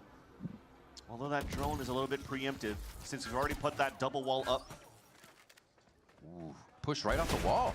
In the attempt to use it, Mata gets a kill down to 20 HP though. Count your lucky stars. I was saying 0 value on that drone. You saw that Sage wall boost bring it up Timotino and he instantly gets pinged. But this is a great start. In the mid round, you're already forcing out the ult into Hunter's Fury to answer back. Oh, KZ Bang. Oh, with the jumps. Nice dance by Bang here. Ethan on the peak, and he's actually orbing from where he's from, so they can kind of walk right up onto this. He knows though, he feels it. Ethan senses this. Oh my God, the timing is incredible here as they hit 30-second mark. He knew it was going to be the trigger point for 100 Thieves to activate. The fight back towards main with a splash. There it is, Hassan on to Ethan already as they knew he was running away. It was just an eventual amount of time to catch him. Oh, Timotino on the run. He's like, wait a minute, those aren't my teammates' footsteps. Nice turn by Kiko, but he's traded back, and 100 Thieves have already caused too much chaos in the site for Energy to recoup. Way too much chaos. It's hard there. I mean, the first ping was nice on Tabang. He just gets healed up right after. But the biggest thing is that fight towards that A-Link. Full control picked up here by 100 Thieves as Ethan was trying to delay. I like the pivot to try to push back towards the A-Main with the flash, but he's moving there solo. So he had to just take his one, win his one. And even if he got one, there was still a teammate behind to help out. Because 100 Thieves, when it comes down to those fundamentals going into this map, they've been quite good to play off each other. Still have a Nightfall to play off of. Only have to worry about a trade back from that convergence path. And wow. When they lock in, they lock in. 100 Thieves are making a good run for this to bring us to a 3rd one. Let's see how it happened here. It's the position you see from the Hunter's Fury out on the defense from Brock. He's all the way back towards the spawn. So he can't really move up to help out Ethan trying to fight back towards main. And Bang has to flash for his teammate, so he has stuck towards elbow. So there's just util to support. 100 Thieves, we just mentioned how it was going to be difficult for them to play here on the attack side. I'd like to say usually it's been some decent control from Energy in the first place, but then when we get down to that minute mark to 30 seconds, even if they get first bloods potentially like this, they're still getting caught off guard. with lack of util remaining, because you're looking at the other cycles. The drone comes out in a minute, but they're playing, and the knife comes out early in the round. You won't have it until like another 30 seconds after the drone. So 100 Thieves activates in that time frame to find these openings. So exactly that, right? Yep. Catches Cryo. Oh, Kiko and Bang. Trading some kills in mid for their squads. And they dissipate off of that at 1 minute. And you always see Energy, as you're talking about that info, favoring a Sky, favoring a Sova. So they can really get true info on their situation. As opposed to the fade, Mata just over the shoulder. Oh, you know he'll stay for a second one. The repeat? No. Oh, trying for the wide swing, but the double will work in the end, even though Mata's already done his damage. And 2 of the 3 core, 30 seconds both left. being Asuna and Cryo is going to make the audible call of hoping that nobody's going to be focusing towards pushing A main, and they do. Spike down. Caught in the jump. He put a lot of importance on that chokehold that was placed there by Cryo so that he could just move up knife out, especially when there's not too much time left remaining in the round. But it will be around here for Energy to tie things back up 11-11. Clean on that. They pick up the operator from Mata as well, so they can cycle that back into the mix. And their intentions are to just keep him on a line so the rest of the team can focus on their angles. And man, he has held A down, or B down, sorry. You're not able to get in there. Yeah, A. So the map flipped on that one. And we just saw too, as I was mentioning before, at that minute mark, drone comes out and knife at the same time. And when it doesn't really get too much information, that's why it forces Mata to push forward. He still has a strong kit with that waylay and an op to try to get that forward position. Where are you? So 100 Thieves again trying to find that window to work with between that 1 minute to 40 seconds to really try to take some good map control. Now maybe a little bit of change of pace though. Shot right away. It's just a different angle. It's still the same guy. Mata takes out another one at A main. And Cryo into the site. No. They get back. They're safe. Kiko on to Timotino. Kiko! Brock's actually there to help out as well. Asuna. Very low, a quick heal to himself. And he's just gonna try to do what he can to be a nuisance here. He's gotta keep him off at 12. It would be a huge clutch if he can bring this in, but it's next to impossible. It almost feels very similar to Haven before when you have this solo initiator for 100 Thieves, but it's a fade instead of a Sova. Long-sided ops, long lines with the op. Really helps out the defense for Energy. Asuna trying to keep the dream alive. One plant gives him a res. One kill gives him a res. A wall bang also gives a res to his teammate. Laying just right next to him. 24 seconds. Walled himself out. Even he forgot. He's got those walls. Huge. Wait. Still almost down. Gonna be the pick. Oh my God, no way he just did. It's gonna be too far away here for Scuba. A clutch master all ready to start kickoff, but it's gonna be Asuna on the other side. Can he do this? Impossible to become possible here. Just holding the angle right at head level. Looks to the right, the timing comes through. Is it gonna be enough? He tains it back, and it's gonna be shots. They know now, and Scuba has to force the swing. Oh, the shorty comes up for Asuna. Oh, it's not gonna be enough! Scuba finds the 12th round for Energy in a clutch moment. The patience displayed by Scuba on a 1v1. You'd think here your teammates are dying one by one on site. You have to try to make a play. The pressure is on. Yet he still stays stoic. A pillar, a turret, just at the entrance of the site. Jeez. And it still stays far enough from the range of the shorty. Asuna did so much, called upon for every one of those kills to make them incredible. And there's still a Scuba on the map. And the rookie of last year versus the veteran of Asuna, who's been here every single year of partnership. And finally now, you have a chance for Bonkar to talk to his team, because this is a timeout called by 100 Thieves. Yeah. The last one available to try to push this into extra innings. We talk about Asuna being there a while. I think he's the second longest player on a team worldwide, unless you count like Boaster to Summon FC to Fnatic.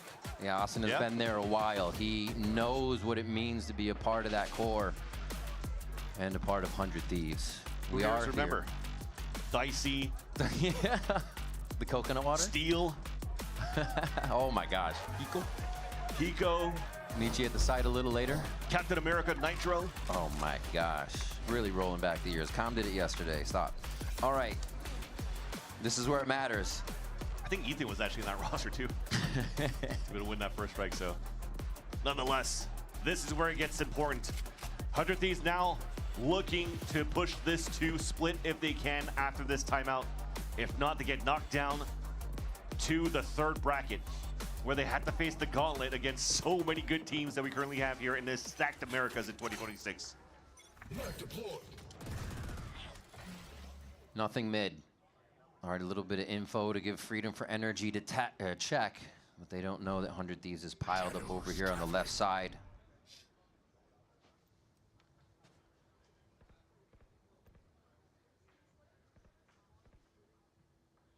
And they are playing, trying to make the least mistakes as possible for 100 Thieves.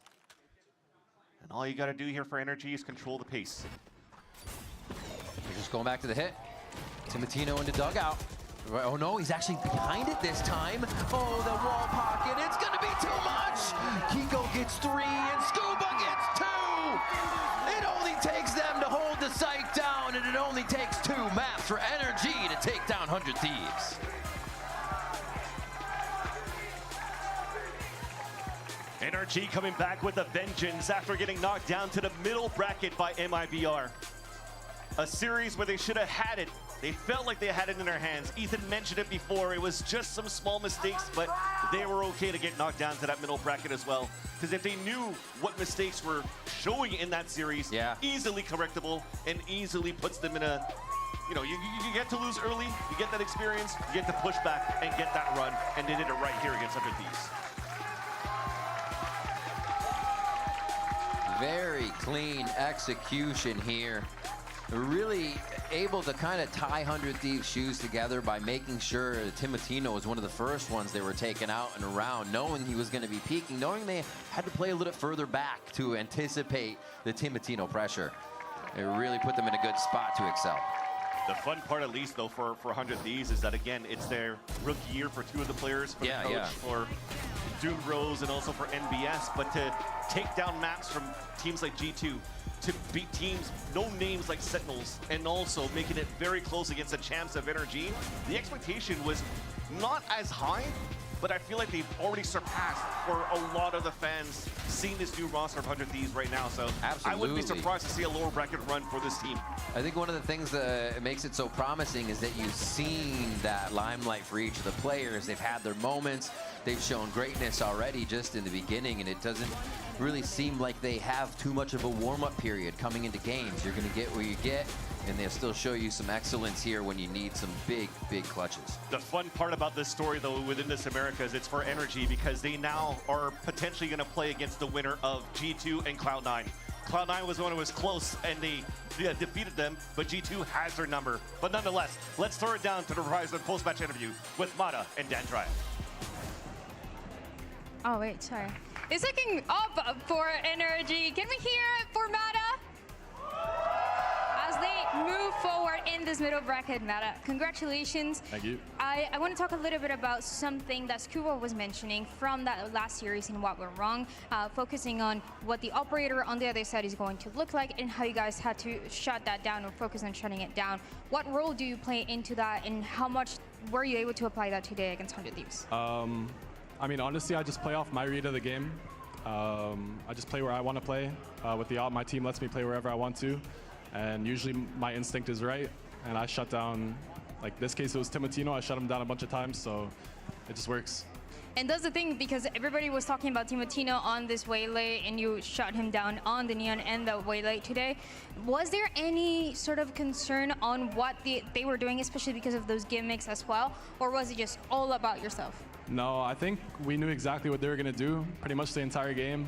And honestly, I think we played pretty bad around it, to be completely honest. And we just need to improve from this game. I think it's a big lesson. But we've also seen a lot of those maps being played already. the more that you're showing, is there a point as well of concern? Because I also asked Bonker, and even though you guys are comfortable with that map pool, is there a point of concern where you guys will try to start hiding a little bit more moving forward? Say that again? So with the map pool that you guys have, you played a bunch of different maps so far, and is there a point of concern where you might be, or you feel like you're showing too much, or are you just confident in your own gameplay? No, we just play our own game. We have good prep. Our coaches do very well setting us up for the match.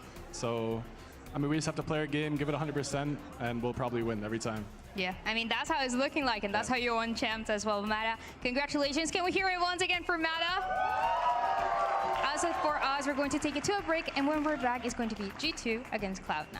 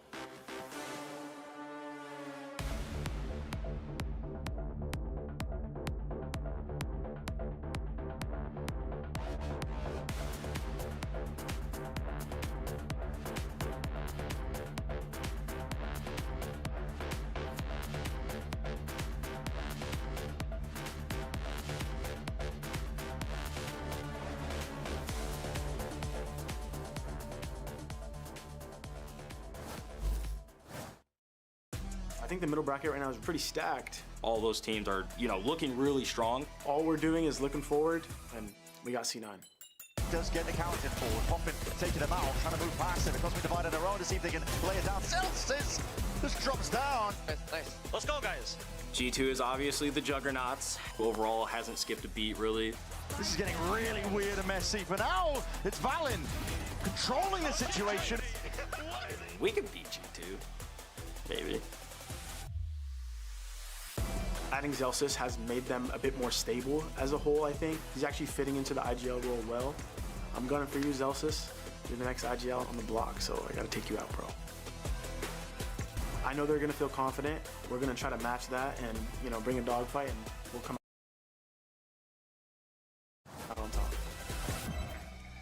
All right, everyone, and welcome back to VCT Americas Kickoff and our next NA showdown of the day. It's Cloud9 versus G2 Esports. Gold Boy here, once again joined by Athena and Emily as we look to break it all down. First things first, just get some quick reactions on that Energy matchup. Energy just, looking good, doing what Energy does best, right? Looking good, but so did 100 Thieves, That's man. true. It was really close. I felt like we saw a lot of back and forth, but Energy, of course, closing it out on the end. A lot of heroics, but it looked really fun. No, it did. I really liked what I saw, especially seeing Vito both maps. True. It was pretty cool. Oh, yeah, it was great to see Vito. Looking forward to seeing more of that, hopefully. But last week, though, Cloud9 had to call in Demon1 to sub in for Oxy, and they pulled out the win in a hard-fought victory against Envy. I think it goes without saying, though, right? Like, Demon1 coming into the team, you're filling some big shoes with Oxy, but Demon1's a world champ, Emily. He's done this before, so it's not a shocker that he performed. No, not at all. He did amazing on the chamber, but I think one thing that really stood stood out when he was kind of filling in is I feel like it loosened the team up a bit, which I'm kind of looking for coming back to this map, because I feel like they were kind of a little bit stressed, right? Kind of losing out early, but I think it just brought in some new kind of looks, I guess. I think it was a little bit of like a mini honeymoon vibe, where you kind of have that kind of introductory player subbing in, playing a different role, making everyone kind of play a little bit around him, but it ended up working because we saw a lot more dynamic plays, like you were saying, a little loose, a lot less structure. Really good calling too from Zelsis, especially in the mid round, because we saw them do a lot of conditioning, especially on Pearl, for example. He would condition the mains, kind of force whoever to play towards that mid, and then set up traps around that. I'm just glad that we're seeing Zelsis really just continue to expand his repertoire and ability, not just as a player, but also as leader as well. But of course, Oxy, though, as we had mentioned before, he will be back playing today, and we're looking forward to seeing Oxy take to the stage and see what he brings to the table. Because look, it's Oxy, and he's a ball of energy, and he's always going to go out there and have a good time. Now, of course, following the win, Demon One had an opportunity to grill Zelsis on the Cloud9 podcast. So let's go ahead and check this out. So like when you're like 5-20 or whatever, like what goes into your head when you're at the bottom? Because you've never been there. I'm not gonna lie to you. No, hold on. Here's what is it like? Are you like thinking like, how can I get a kill this round? Will I get a kill this round? What can I do to win the round? Which one of those three are you thinking? Honestly, none. Like the only thing going through my head is like thinking about the game, because I look at it this way, right? Like it's still about like what can you do to win the round? Yeah, because it's like, okay, if I'm getting shit on, not getting kills, whatever, that's whatever. Like, but how I think about it now is like I'm IGLing, so it's like I'm not sitting there thinking like how can I get a kill, or like how can I like obviously I want to kill someone for the team, but it's not like okay, how do I get this kill here, or how do I set up to get this kill here? It's more like, okay, how do we win this round? How does the team win this round? How can I like put you guys in a position to get the kills to win the round? Like that's what I'm still thinking about. It's not like how can I get a kill or whatever. Okay, like, obviously I'm noticing I'm not getting kills and it sucks, but I'm not like, you know what, I'm not like harping on it, you know? Dude, I've definitely been in that position as the IGL where I'm kind of bottom fragging, but he's right. I feel like Emily has some words. Yeah, Emily laughed a little too much. You set me up for success, though. So I'll take it. So I feel like as an IGL, you always want to think about, you know, maybe you're still doing your job. Even if you're not getting those kills, you're still making calls. You're still keeping the team together. And also, if you're playing that util-heavy character, you're still throwing those flashes, getting the information. I would also say, too, like, I know that a lot of folks, especially younger people, will listen to that and be like, you're just a bad aimer. But like the reality is that was a maturity in that response. That was about, you know, ensuring that it's not about you, it's about setting up those around you for success. That's actually a good life lesson, by the way, for each one of you at home. All right, stop being selfish. Okay, all right. No, genuinely, it was a great thing to hear Zelsis talk like that. Looking forward to seeing what they could do. But of course, we do have to take a moment to talk about another player on this team who has also had a phenomenal impact, and it's Penny coming into this squad. You know, you got some great players on this team, Athena, but it's like you're surrounded by giants, but then in comes Penny. I mean, I think it's kind of ironic you're talking about selflessness, because the way that Penny was playing last week to accommodate for Demon One coming in, he was obviously slotting in to a lot of those selfless roles, playing that neon, holding it down, running up into sights and grabbing crosshairs and always being that first contact. It's really hard to get those first kills, by the way, when you are the person that's running into sight and getting all that map space and information. And Penny, he did a really good job at it. Yeah, but I mean, even looking back at week one when he was kind of playing Chamber and Yoru and kind of being that second point for Oxy, I still feel like he had that impact there. He was throwing flashes. Oxy was kind of just going and frying, right? Getting those first picks because he was on like a neon. We haven't really seen him play Waylay where, you know, you're kind of setting up for your second duelist to get that. The way that the comps that they have been playing have been set up for the second duelist to kind of just help set up your entry to get those first picks. And I think too, it's really important to note that he's also consistent. Like very. He's played 6 agents so far in Kickoff, and a lot of those are different kind of play styles. Like you said, the Yoru is more setting up. You have the Chamber who's just getting one and falling off. You have the Neon who's holding W into sight. He's been super consistent. Very different styles. Different styles, fragging out for his team, and it looks looks like he's still being vocal during all of that. So definitely really well played by Penny. He deserves the spotlight here. If he continues on that path, I mean, he becomes a very scary force on this team and becomes a great weapon for the IGL to take advantage of. Here's Zelsis with an opportunity to catch up with Dryad earlier today. I am here with Celsius ahead of his match against G2. And Celsius, something that we need to talk about is that everybody was talking about G2 being undefeated last year, but there was one team only that was able to take them down in Americas, and that was your previous team, Sentinels. Now that you're the IGL of Cloud9, do you think you still have their number? I mean, they are the bane of my existence, but hopefully this time around, new team, new me, so hopefully we can pull it up. Best of luck. No one expected to see the bane of Zelsis' existence, G2, in the middle bracket so soon, but it was clear on their loss to Furia that there was a lack of consistency. And I'm going to be very upfront here and just say that when you're talking about a team like G2, I'm sorry, but they hold themselves to an incredibly high standard, and thus everyone else holds them to an incredibly high standard. And I know that they were not pleased with the performance that they had there. I mean, when you have such high expectations for a team, constantly holding them up to that gold certified standard, it's really hard when you see them fall from that. Not only were they lacking in consistency, at some point it felt like they were lacking in that confidence too. It wasn't the playmakers that we normally see from G2. We didn't see Jagamo get set up the way that we normally like to see him set up. Not enough util, the support wasn't really there. Looks like their focus is a little bit more towards Baby Bay. It was just a little bit of a struggle. Yeah, they definitely have a bit of a kind of setup swap going on here, especially on the attack, where there is a little bit more emphasis on kind of setting Baby up, whether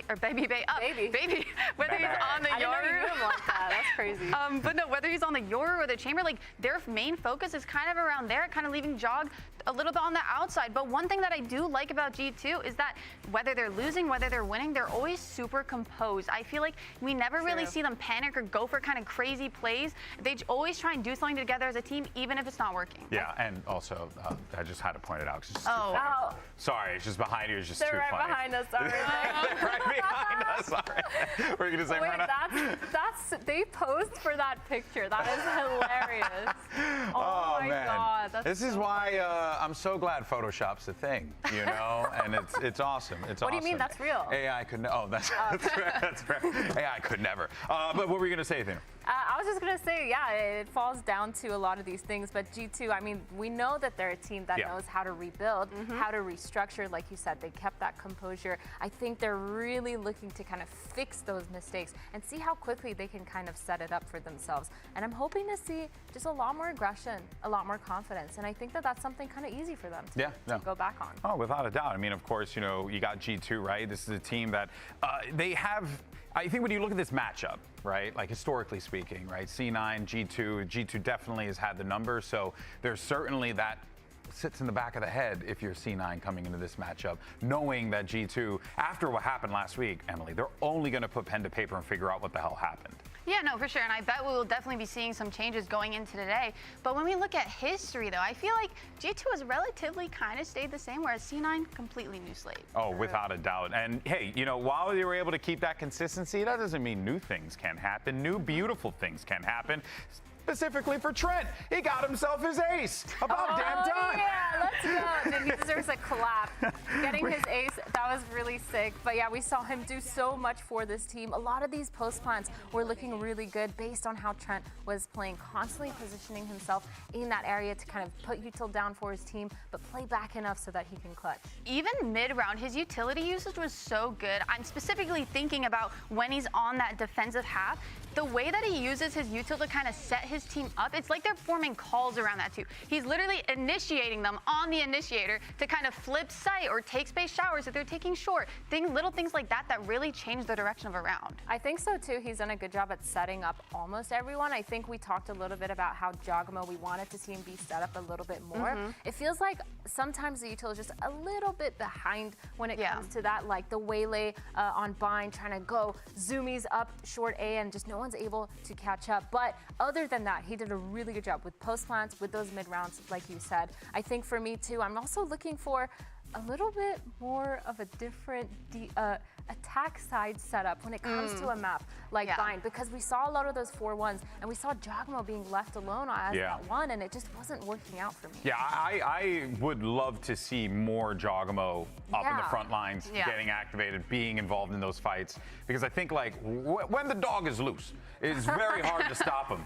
And if anything, I would imagine at a game like this against C9, if you do allow Jogmo to kind of come unglued there, that's a great way to rattle them. This is definitely the game to come alive, because again, Cloud9 plays with such confidence. They have a little bit of chaos behind them as well. But like you said, Zelsis really good at that IGL and keeping everyone kind of grounded. And I think this is the perfect time to pull that out. They have so much structure, and it's really interesting to see how they play around that. And with the Corrode and a Bind, we were just talking about Bind.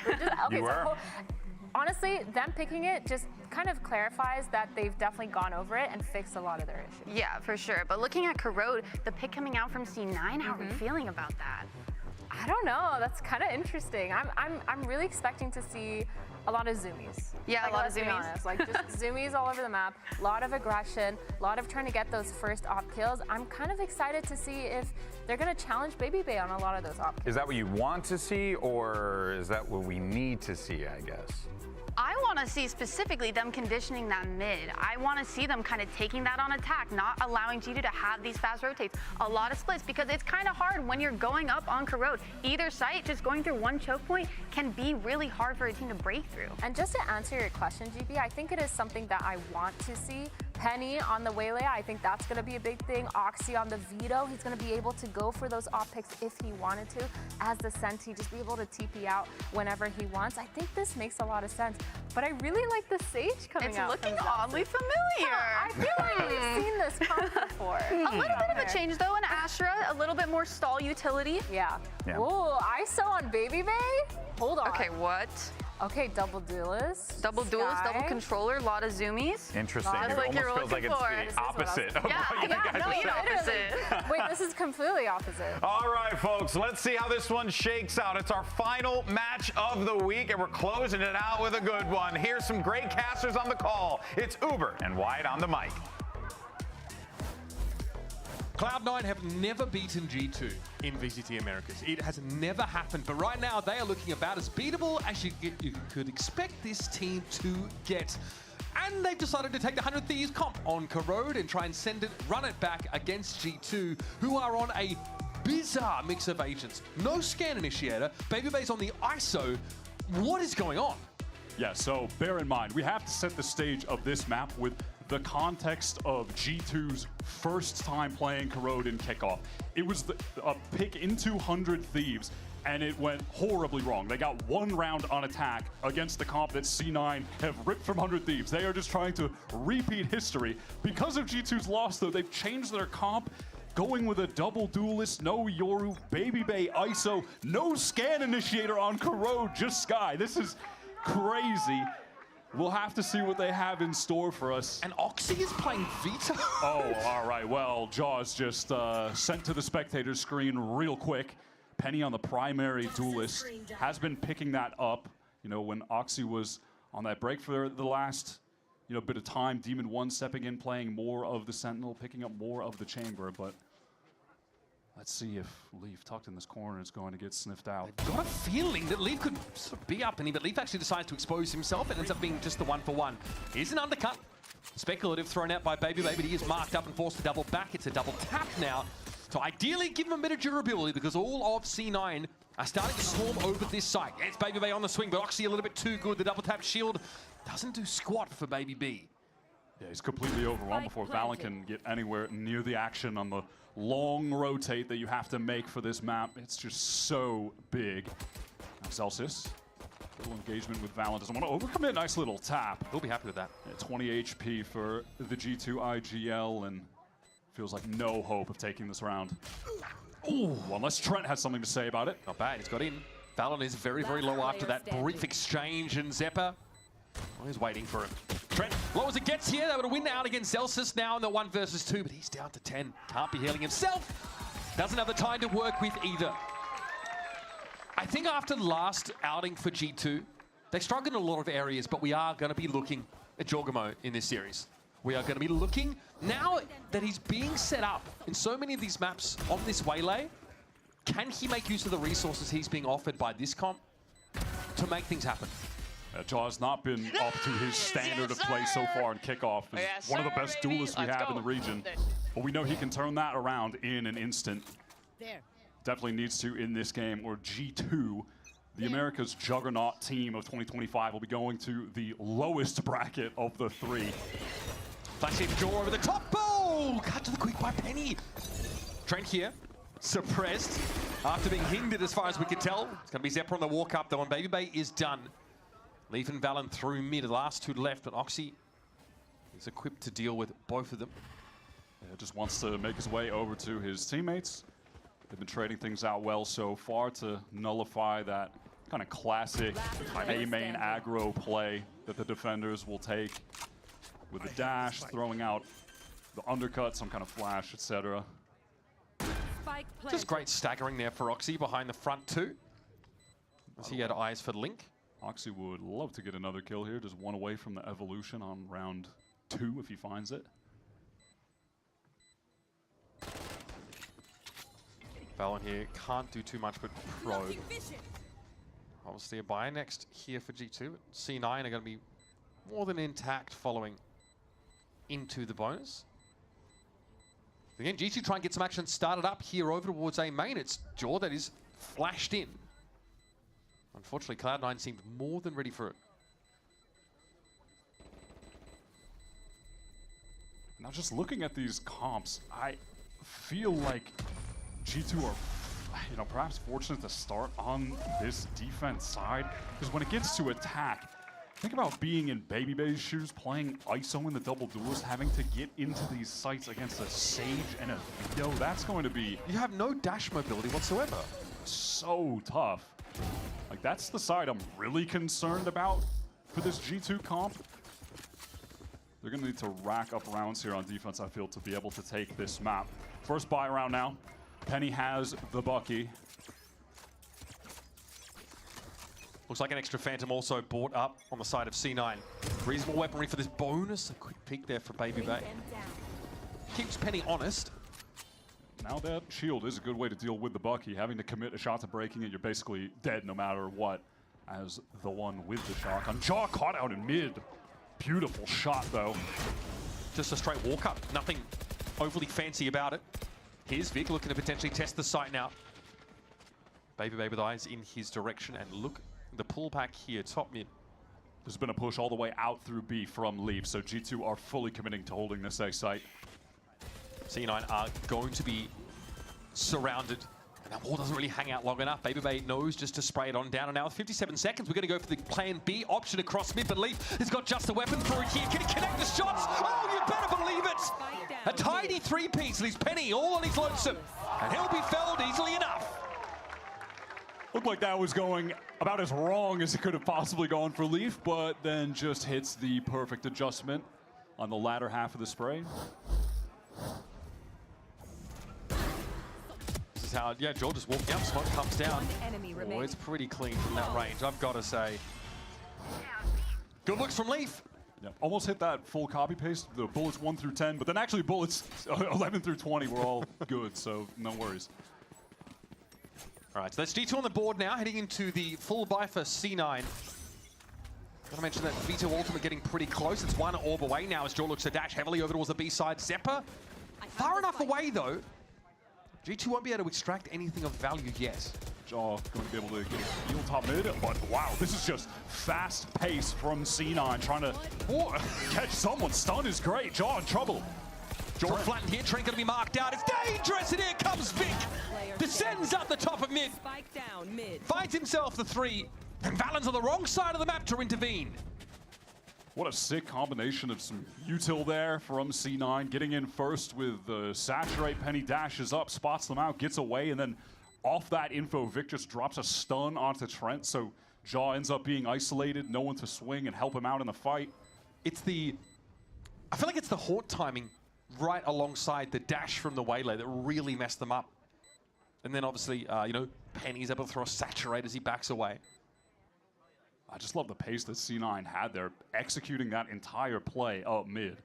It was just so rapid after the quick little fight in B main that Jaw took off the jump. And their comp doesn't really feature any flashes of note, but it does have a lot of highly disruptive utility that is relatively straightforward to deploy.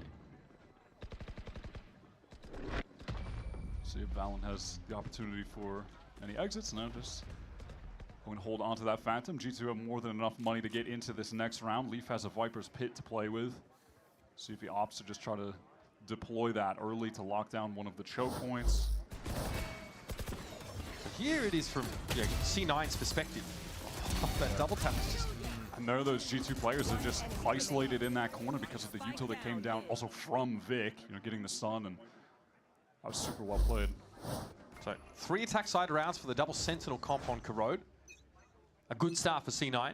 Winning the pistol certainly didn't hurt. So Leaf is opting to just use that pit right away to control B main. In the meantime, Baby Bay is pushed out of that A connector, a little bit prodding towards mid. Orb allows Oxy to get the evolution activated. Now, they could go back to B and try to work through the pit if they really want to. Seppa could send in a Prowler, spot out Leaf, and then Penny could use the convergent paths to get him hindered. That could definitely be a way to get the Viper out of that pit, or they could just try to ignore it entirely. Plenty of room to accelerate, though, with this C9 setup. Now, does VALORANT take the risk to get this early info to buy time at this A main choke? Looks like it's pretty arbitrary use of util right now. Baby Bay down. Zelsa's able to get in there. Now the convergent paths are in play. It's going to be pretty quick moves for C9 over towards his A side. Prowler in.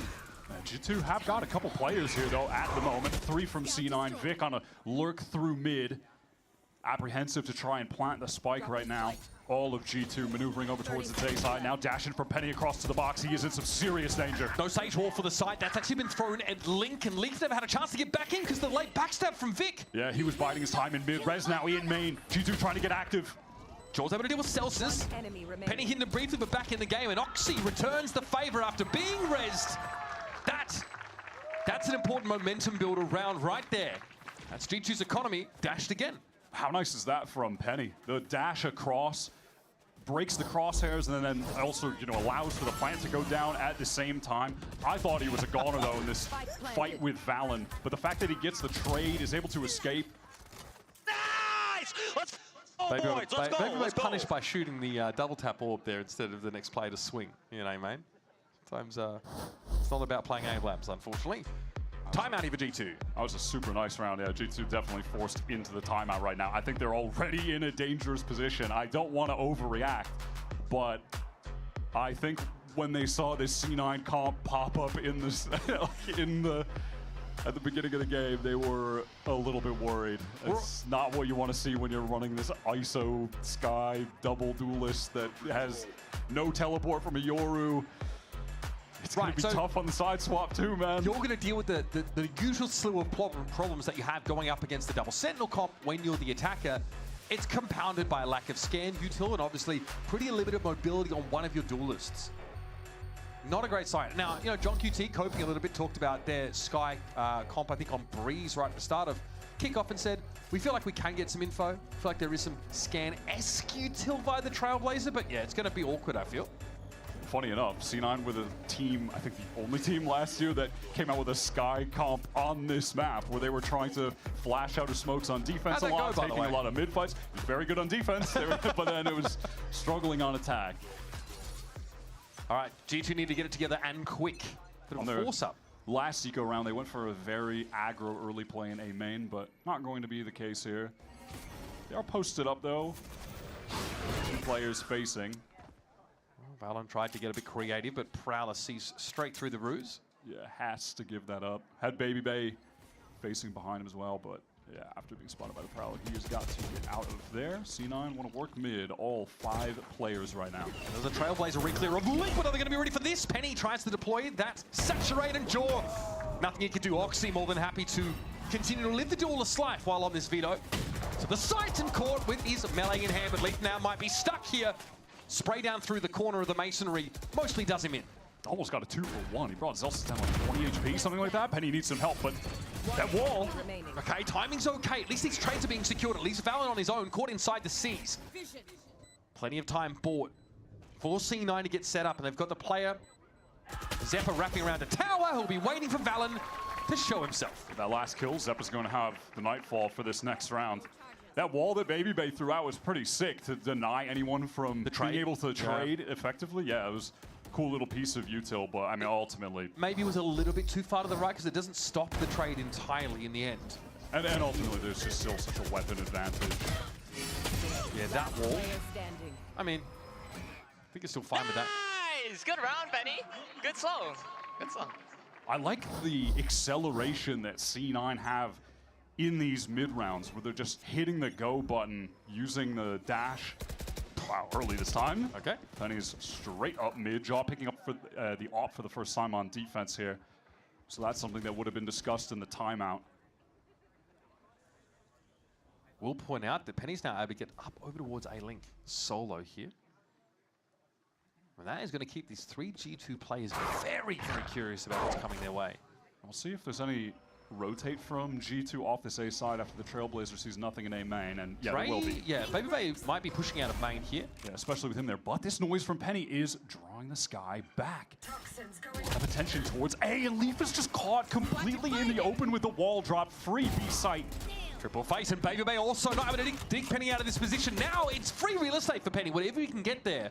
It's going to go a long way for C9, who are looking for their 6, and they have a player advantage. He sells the fake and gets the 1-for-1. Penny just plays that situation to perfection. This is another great attacking round from C9. Even if things get dangerous, they still got the Nightfall from Zeppa. There it is. All right, Oxy. Through the smoke, speculation gets a timing on Trent. After being knocked pretty low, but he's done his job now. VALORANT has to push this smoke, and Oxy was waiting for him too. Shorty at the ready. Speaking of which, Jorgmo is out of there. Yeah, he has no choice but to save with the op. No opportunity in that round to use it, and actually he is in some danger. He's got to expect that someone could have been attempting to flank out mid. That's his quick scoping. Oh, not too shabby, I must say. All right, light speeding away to get a bit more distance between him and Oxy. And Cloud9 economically booming, so happy to chase this weapon down if they can. All right, but he will be safe. Sick round there from C9. First time they've really tried to sell a fake. They've just been going as a 5-man pack on a lot of these rounds. So the first one where they mix in just a straight up 1-man, Penny is faking towards A. G2 buy. It was in a moment where you saw them leaving the site, by the way, because they Trailblazer re-clear main. Penny could not have done that at a better time to just keep all 3 players on that site. And it's expensive. Penny has to, use a fair bit of util to actually get into mid to threaten that potential A presence. But it has the intended effect. Op, though, maintained by Jaw. It's the only weapon of note in this round 8 for G2. C9 without ults at the moment. Just going for this straight up B hit. We're going for it. Penny over the top. It's going to be Leaf hiding inside a poison orb on the site. And he's able to swap Penny out first. Only just though. Delsa's having to spray on in there, and Trent wants to try and hold this line, but against these weapons, it could be too much. Kill contract. It's going to be Zeppa. Oh, okay. Still got it. And looked completely unfazed by that exchange. Yeah, with the Sheriff, that's crazy. He can't recover the weapon, though. That's the issue for BabyBay. He's finally got it now, though. Phantom to hand. Double tap it. Makes your model wider around those corners. Gives Zelsis an early warning. Jordan just needs to dig them out. Second round, this op has to find some value. Ah, it's a tough ask, isn't it? I mean, Zelsis swapping to the Bucky close range. That's devious. I mean, respect to BabyBay for going for the kill contract with a Sheriff and winning. And winning it. That's definitely plus like aura, but they still lose the round. Yeah. So, yeah, nice try from Leaf, but that's really just a one and done. He's going to get sprayed down. It was a fair effort from Trent and Elbow as well. He got the 1 kill, got a dink. Good round, baby. But again, like playing those close corners with the double tap shield on is tough. C9 team, they are on point. They're finding so many first bloods. With a flashless comp, by the way. Yep, and this might be another first blood. You've got to check this. Help. Wow, he gets it. Once again, though, Zelsis is there with a spray down in response. Nice little tuck there from BabyBay. It's a slight off angle that gives him the jump on Oxy. And Vic was just stuck there in main, presumably. goes down. All right, Baby taking over. Yep, let him finish the round now. That's a nice look. That's going to get him on his feet. And that's the result, honestly, of getting the confidence from winning the kill contract with the Sheriff. And this round just goes beast mode. He had the fire rate not exactly sparking joy off that Odin. What? Yeah, it was the vulnerability. I think he touched the snake bite, so still just enough damage. Let's go! Condom Mask! That's right, okay. That was an in-joke that's being shared in the in-game chat before this match in lobby, so I don't really have the context for you there, guys. Sorry. Dre is trying to fulfill his role from last year when he joined this team that they spoke about, you know, for plenty of hours, which is that he's getting them hyped up. He's giving it's the Dre narrative, yeah. Getting them back in the game mentally. Penny in trouble, but Frax. Zelsa's caught out. This time it's not him getting a spray through the smoke, but the other way around. Trem the re-clears. He's too rather close. Now has to prepare himself. Okay, Zeke is thrown out. This is going to slow them up a little bit more. Another kill contract for Baby Bay after that 4-piece. And now Oxy, he's able to fight him down through that double tap. Still, though, things not looking so great for C9. Penny's kept them afloat, but the spike is loose out in front of them. There is room past this poison orb to recover it, but it expires, and so does C9. Nice couple kills from Valorant to close that out. Even though Baby Bay lost that one. Trem was just fast to watch the body there. This was a good hold. The ults from G2 came in pretty fast. One of the more decisive rounds I think we've had from them as far as the putting some aggression into that hold goes. And honestly, I do already feel like that's a little bit off the back of Baby Bay winning that last round and getting their heads back in the game, getting them hyped up. Just want to point out, Cloud9 getting to sit on their timeouts here. Save them. Yeah, this might have been a round for one of those, but clearly, Imi confident that the playbook is on lock. Has been so far. Zelsis is calling a good attack half. Everyone from C9 working through main. They've got a res to work with. That's true, my goodness, okay. Joe's going to get out of there. They got a little bit closer and personal with Penny. Oh, man. Baby sending out that wall, but he can't get in. He's just slowed. Yeah, and again, how's he supposed to break through these chokes? It's going to take Valorant's heroics to give him a way in. Now he can try and fight, but the Sage Wall's in his way. His double chap shield's been busted, but Zelsa showed him his back. Big mistake. Penny's into the site, sure, to be unleashed, but against 3. The round's going to slow down now, and they'll be waiting with a double face setup. Jump peek into an op line, dangerous, he's legged, and that'll be that. Suddenly G2 are playing with some passion in the server. So the Dre narrative is getting beaten to death, but it looks real here, man. It looks real. I like this little pop-up from Valorant behind that guiding line. So it's Sky from Trent getting some value here with these defensive moments. Nice, let's go. It's just them deciding again to meet C9 in the choke. Actually fight them, actually collapse onto them. Even though they were getting slowed, Baby Bay couldn't get in from the connector. They never eased up on C9. And it looks like now they just want to go for an aggro mid play, keep this momentum going. Just keep suffocating C9 on these rounds. No smoke up mid yet. That to C9 is going to be a bit of a tell. It's like no mid smoke from either side. Such a weird little standoff we have now. There's the first Nebula activated, and Jaw was ahead of it. Nice little pocket there to catch Oxy out. There is a res here for Zelsis, but not the safest of plays, and Vic follows him. We've been asking to see Jaw turn up a little bit more, make it more interesting, and Baby Bay with the contingency is going to run him down. Completely different team. Actually, who are these guys? We did not see them in the first 7 rounds. Oh, he's feeling it now. I mean, it's the actual narrative, man. He has completely turned this half around for the team. It started with him getting the 4K. He suddenly got them all hyped up, and they played with way more fire on all of those, whatever, last 4 rounds in a row than they did for 8. All of these, they were just collapsing onto C9 at every moment. Bro cannot be serious. He's like, man, I'm 30. I can't keep a straight face.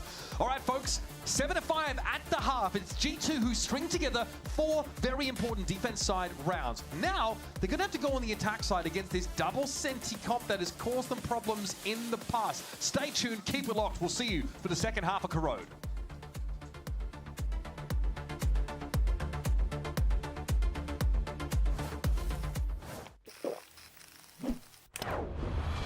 Red Bull gives you wings.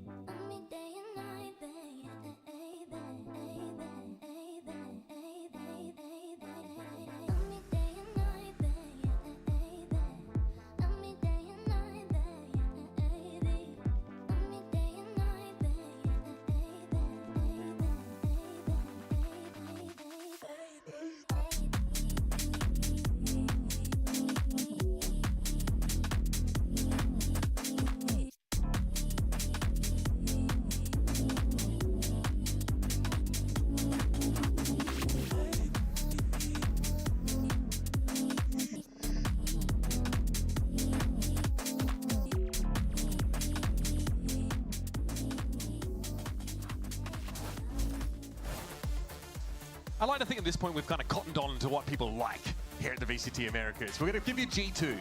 We're going to give you some uncertainty, some doubt, some slapstick comedy. That's crazy. Okay, well, They don't like that. that is crazy.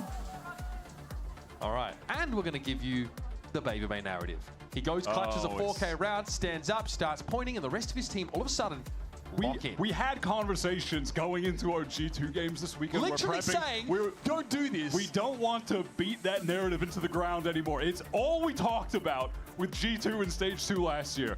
Baby Bay joins the team. He starts yelling. They get excited. He changed the mentality. But it's happening right now. It's happening in real time, man. Just like the Michael Bay movie, it's the explosions that matter more than the story, right? We're just going to keep it real for you. Is this a hit that says good call for G2 as C9 opted to stack mid and are nowhere to be seen? Yep, no easing on the pace from the second half. They take the A site in 20 seconds max. Trent has the spike down. Full 5-on-5 retake. Did G2 try to push for some additional space? Doesn't seem like it, but the dual star fighting forward. All right. Okay. Why not, man? Why not? Nice little forward line. Jaw ready to play second fiddle with the frenzy if Cloud9 get too frisky. Okay. Sage wall. Tough, obviously, to deal with on the pistol rounds, but Jaw does not care. Hi, guys. Still here, by the way. Split a bit of a vantage point. And he gets no action anyway. Okay. Dre with 3. And we're off to the races with a flawless in our second half. If things continue at this pace, we are going to eventually need that C9 time from IMI that we did not get in the first half because C9 were cooking until rounds 9 through 12, but these guys might need a reset if G2 are going to continue to play like this. One enemy remaining. Side note, I finally think I've managed to read his playmat. I think it says Asuka. Just for those that are following that narrative. On map 4. Yeah. 4 maps of G2, you figured he it out. keeps covering the katakana with his hand. Ender will know. G2, back to the well. What if we just go away with a Viper wall up? Time to dash through. This time C9 a little bit faster to rotate over, but with not the ideal weaponry. So, wow, it looks like the exact same round. Like I told Deja vu. you, They're in the same spot. It's less about the story, more about the violence. Oh, Baby Bay wants to get even more oh, no, never mind. This time they want to go hunting for kills. Who can know? The inscrutable mind of G2 here on full display. And yeah, the Bucky's getting some work. Dusted off. C9 hit the showers again for round 14. Are you 6-7ing me, or what is this? This is I mean, I'm just... This is... I've never seen a game that looks like one team is so dissimilar to how they were playing earlier. Yep. This is crazy. All these rounds they're playing at suddenly max out confidence, full pace. They're just sending it. The vibes are back. All right, C9, they got their first gun round here. If they lose this, timeout, timeout, timeout. I need to see it. The Jaw has the Bucky again. I mean, I guess maybe the theory is you've now got all the utility you need. You've got to set up Roxy, has to cross-cut to get on out, but he takes a bit of damage doing so. That's double TP to get out of there. This pace might be too much for C9. It looks like they've had some discomfort in the last couple of rounds, but Baby Bay, well, he's picked off an A. That was the solo A player. Yeah, and now that they have actual guns. They have enough money for abilities. We are seeing them stall out that G2 hit. Jumping to mid, sound made though, and Trent knows there's a player in his close proximity. Timing. Zelsis not fast enough. I mean, that's information asymmetry at its best. Top mid might see a split here with an activation of Leaf sitting inside B main.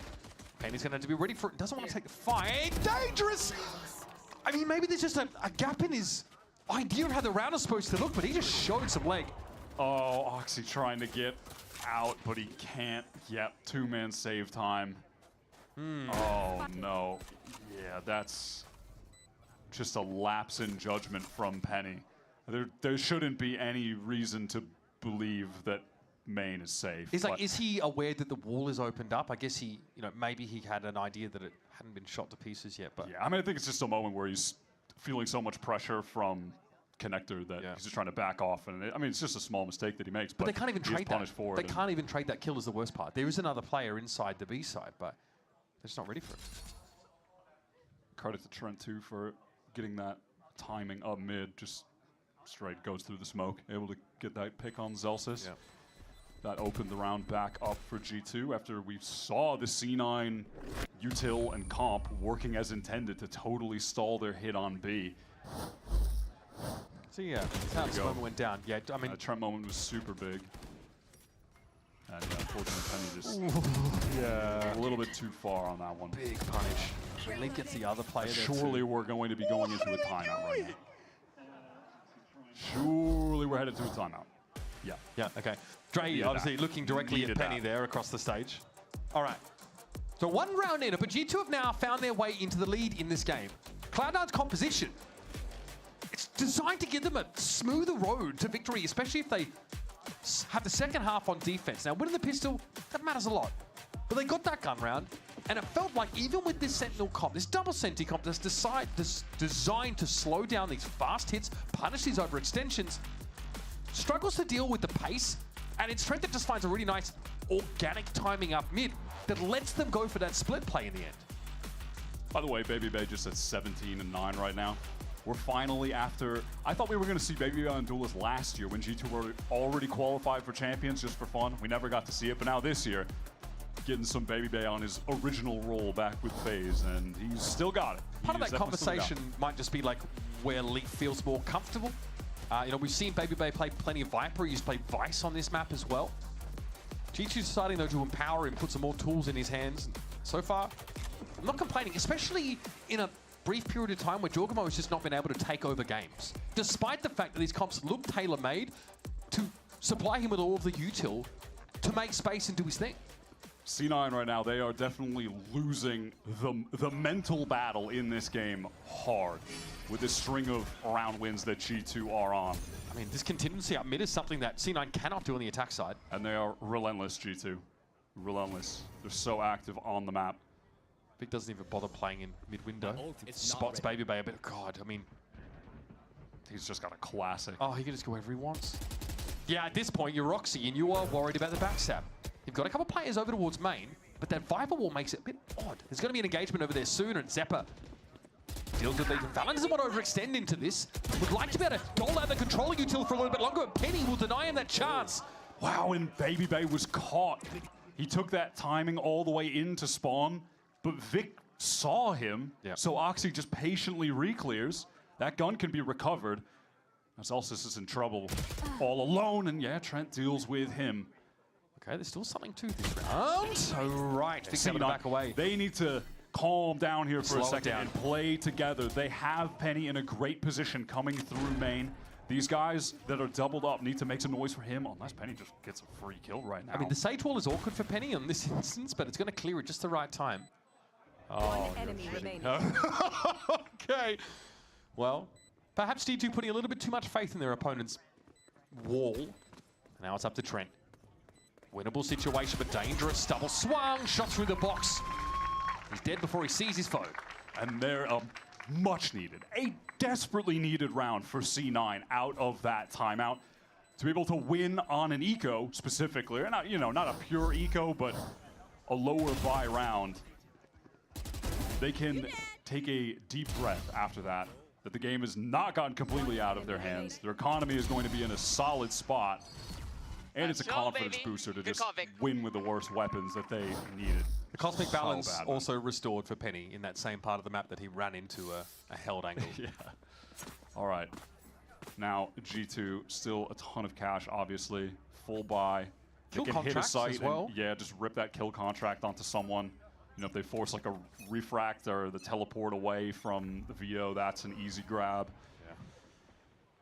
They do need to play around some of that mobility here. They cannot just rip it straight away. Try to get into this B side. They're going to get slowed by Zelsis. Kill contract does get one. All right. Oh, wow, this is huge. He's gotten the Astra. Vic. Oh, man, the guy's sharp, bro. I mean, we've been seeing him in challenges. We know. Okay, Jordo's able to push up and punish it as Vic returns to this plane. I've got your and G2 are pretty far forward here. Oh, maybe you're asking for a little too much without an actual player to trade off him. It was a great saturate, but he was just too fast on the peak. Dangerous here for Valon's got to hold his nerve. Can he get out in time? The answer's no. And here comes Oxy under Evolution.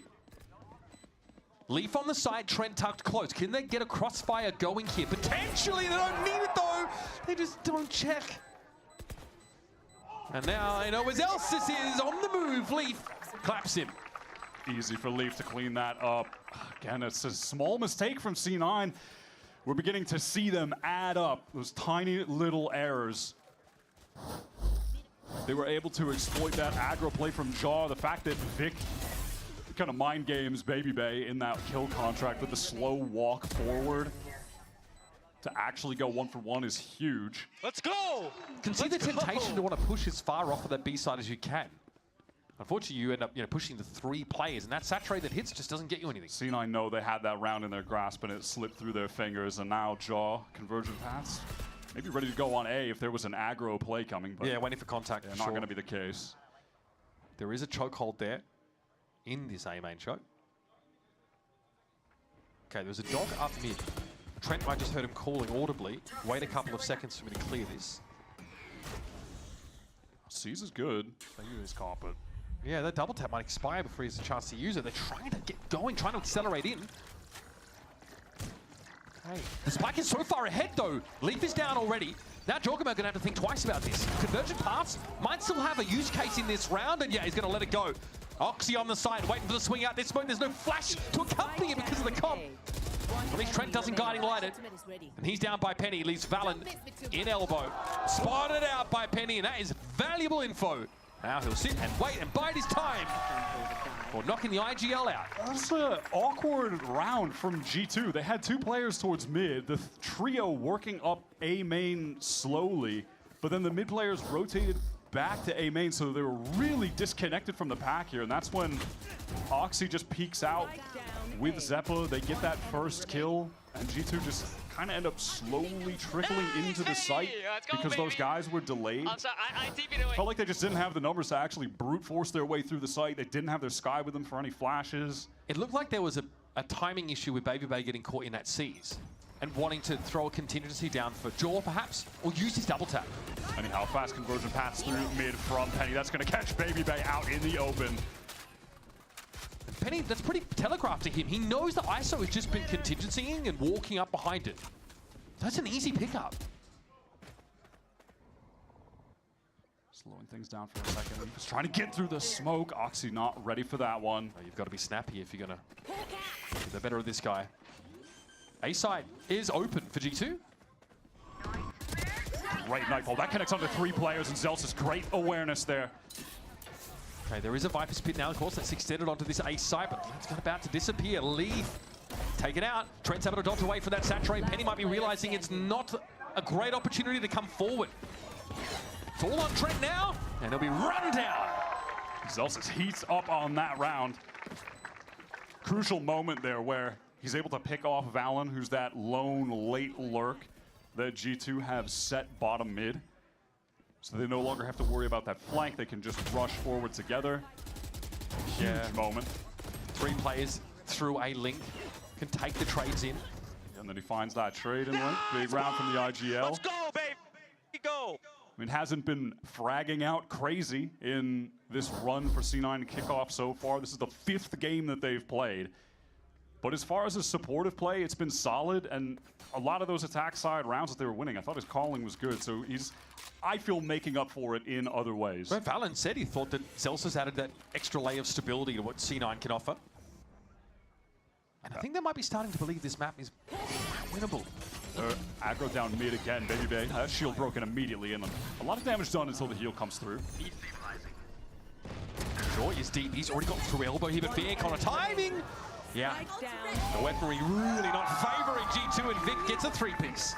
Look at that damage from C9. Zelsis in the link supporting Vic. They don't even bother with elbow. Sure, whatever, Jaw. Have fun over there with your Bucky. They're setting him up. Doesn't matter. They're just going to stuff the rest of the players that got in from main.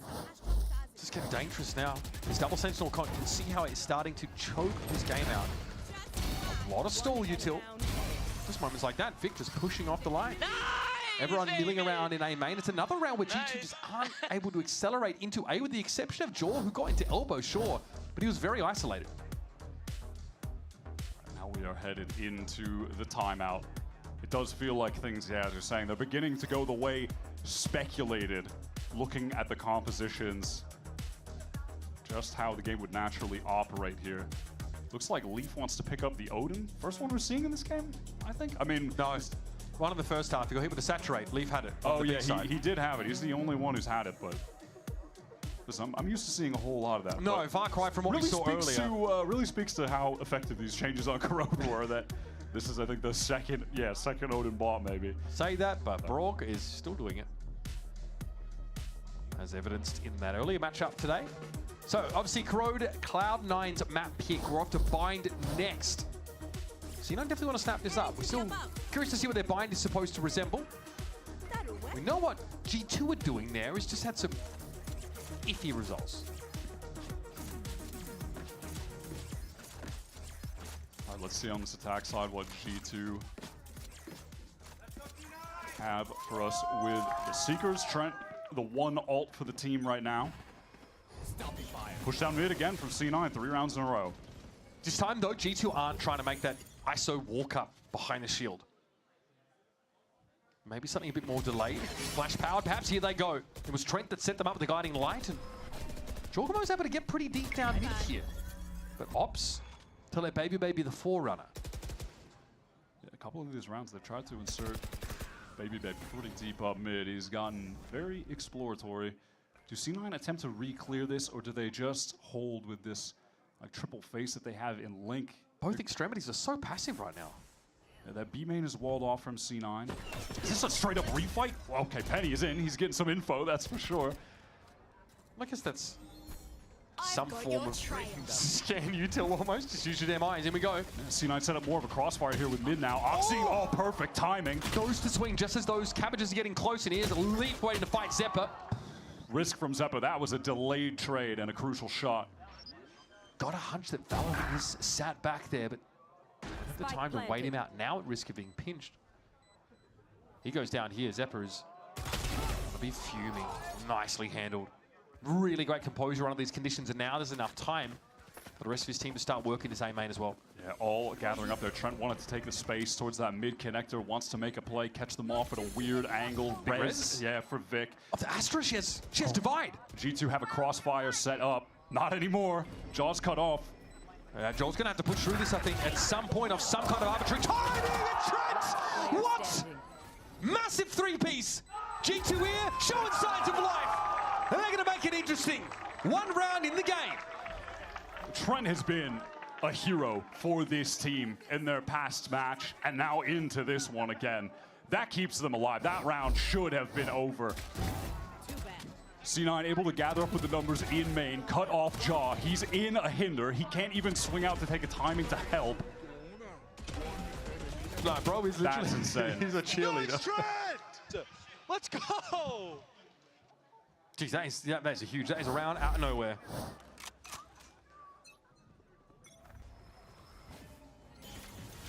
Cloud9, enough still for the full buy. Again, working mid early. Penny just walking down from top mid, but doesn't want to go too aggro on this one, not pushing too deep. Okay. They're going to have to give up that link line. Jaw just gets on out. Penny does much the same. Jaw back in for a second as Baby Bay is taking a fight if he can. Double tap keeps him alive long enough at least, but a trade off of Vic, who's done so well despite being hindered up. It just dialed with the crosshair placement for that one tap. What a crucial kill to find. G2 have been dispersed, sent over towards A main. They don't want to keep refighting mid. C9 are trying to funnel them to one of these extremities. And they're ready for that. They already have the 2 players rotated off B, a B which has main walled, and now they're going to be able to retake on this A site, 2 from mid connector, 2 from back site. This Viper Wall's going to keep C9 out of elbow for a bit as well. Actually, Penny is wrapping all the way around to A main, so a little more disconnected. Fallon's watching for it. Right, Nebula is something that has to be respected and nicely done for Valen. I feel like we might be seeing an even game here. Spike planted. Nova Pulse not connecting. Trent a little bit too far forward. A slight variation in plant location. To account for that, and he gets out. Here is where the Odin gets a little bit oppressive. Chokehold removed. Time, spray, and pray. Step up and sit down. All right, Valen did fall there, but it's on Zelsis now with the classic. Still shilling the bundle in the current year. He's gonna have to fight into 2, and he knows. He knows he's cooked. Gonna walk away, save some face, and maybe a weapon. Yeah, time to just get out of there with the rifle. C9 can put together a meager buy on the next round, I think so. Crucial to just have another gun in the mix. Damn, this map has just got real good. Bit of a slow start for G2, but they're alive and kicking now. Both of these teams seem to have such a read on the little flanks that are coming through. They're always catching each other. Vic's so clean with it. I like how he just sits back in that off angle. So nice. That moment from Valen was so important, though. Reading the flank from Penny, just opting to go solo all the way through main. Well, those C9 timeouts. Certainly getting mileage out of them now. Yeah, just got to see how much do they want to commit to this buy. Go all in here? Because, well, yeah, I guess it's good enough. It's only Zeppa with a weaker weapon. Armors aren't, ideal across the board, but that's fine. They can get pretty much everything they need. Zeppa's actually, looks like he wants to go with the Stinger. Full armor instead. Yeah. It's just trying to figure out what he wants to do there.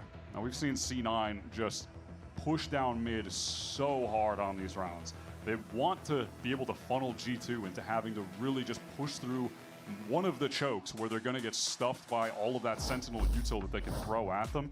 But it feels like that just hasn't been the case over on A, and G2 have been mostly ignoring the B setup. Around this kill contract, maybe just makes sense to just hit a site in numbers, pull one of 2 players off. An A stack here for C9? That would be mighty interesting. Foxy's just doubling back, just threw some util down, so he'll be late, but he'll be there. Here. All right, going to be a fast, slow orb down mid. How aggro does Penny really want to get? Not very, but they're at least threatening that they could be pushing down. Everyone from G2 posted up over on A. They have to deal with the veto, deal with the evolution. And, yeah, with the chokehold as well. Well, there's Oxy. I want to fight him right now. Wrap well. It's you and no one caught inside. Here's that kill contract, and it is going to be Zeppa inside. Oxy's going to have to find his own 2 feet for the time being, and there it is. Nicely done. Baby Bay, quick look at another monitor to see what's happening outside of that pocket dimension. And the news is good. Oxy is just overrun by the numbers on site as well. Dash through front. Penny wants to isolate a fight with John, wins it out. All right, now they're in, conditionally speaking, but the spike is headed out instead. Through mid over towards this B side, unless there's something to give G2 a reason to save it. Oh my God! How does Penny win that out? That's the Odin down. And now there's some uncertainty for G2. Where is the B player, if at all? Penny has gotten the ult as well because of that. Trent, when he plants, will have the Seekers. I'm just looking at Zelsis as well for the heal, when that might be able to help Penny because he is on some low HP. All of C9 grouped up towards A in case there was the re-hit coming there. Not going to be the case. Often is the case with G2. They're leaving Valen as that lone player for a late backstab. These are very enlightening Seekers, Wyatt. Look at the pathing they're taking. This really tells G2 everything. The heal finally does come back for Penny to get up to full HP. This ult is going to have to convert massive value. Trent up in tower. Baby Bay's position. Can he get involved? Oh, the timing! That's insane. Baby Bay, what does he do from here on out? Spike planted for him around the corner. He knows there's a tighter player to watch it. VALORANT for 2. Is there more where that came from? No chance for Penny. No touch. And G2 notch another one. How much more does Penny have to do in that round for C9? Well, 4K. one more kill. Yeah, I guess one more, but someone else help? Any help? He's at 22 right now. He gets the ult in that round, the initial dash, gets the kill on Jaw, 14 HP, insane kill on Leaf. That timing was crazy. I mean, mental round. VALORANT 2's resting. Still not enough. What is that? Let's go. Let's go. Man, from elation in the first half for Imi to despair as G2 have gotten control of the game. Still a buy up for C9 and an early kill for Oxy. Penny out of there, gets the info, spots out 3. You can jump awfully wide when you can just TP out, but Baby Bay is actually down on that A side. Not an auspicious start for G2 on a round that would secure them C9's map pick. Oxy just posted up on main right now as G2 go for the long rotate over towards that side of the map, looking like they want to leave VALORANT again as that lone player down mid. They've got all that waylay util still. So it might end up being a fast hit behind a guiding light to get into yard. Now look at the 2 agents that C9 have on A though. It's that Sage, but lacking util. So it's just Zelsis with a stinger. Yep. Not ideal for this situation. Oxy has the cross cut to get back behind the wall. Yeah, he's going to pop that now. So I assume it's going to be Zelsis getting on out of here. And he does, slowly, but he does get out. Going to hold a double face-off angle. With that disruptor in play. It's now expired. Dolan looks like that was timed pretty well. In goes the waylay. G2 have side control. C9 have very tentative here. They need to buy a bit of time, I think, for backup. But now the confirmation is in. It's an A plant. So very quickly, the rest need to come across from that B side. Big saturate. And that's a 3-on-2 favoring G2 for the map now. They get so proactive before these C9 rotates can come. The map is just so big. Right, Penny and Vic not there in time, and now they have to win out of 2 versus 3. Perfect, can't ask for much more than that. It's going to be all on Vic and Jaw. What a time to come alive in the last round. And Imi's gambit has failed. C9 go for the sneaky corrode, but G2 have been workshopping the map. They've been in the lab. They come out with a bizarre, frankly, looking composition, and they play to their strengths. Brilliant stuff there. Hero of that game, though, is Baby Bay. They were down 7-1, G2, on the first half. They did not look like mentally they were in the game at all. He wins 1 round out straight up for them with that SIG 4K, stands up, and suddenly, every single round they played after that for the first half, maxed out aggro, just sending it on defense, suffocating C9, and he gets them completely back into the game in all facets, individually and just with the hype, with the mental, and from there, G2 able to make that comeback, bring it over the finish line. Interesting mix-up here for Cloud9. It's Oxy returning. We see him on the veto, a single duelist setup with that really annoying Sage veto look that Cloud9 made look so, 100 Thieves made look so good rather. Doesn't pay off though, but Binder's on the docket next. Will step away, and GB and the Deaths will break down our first map.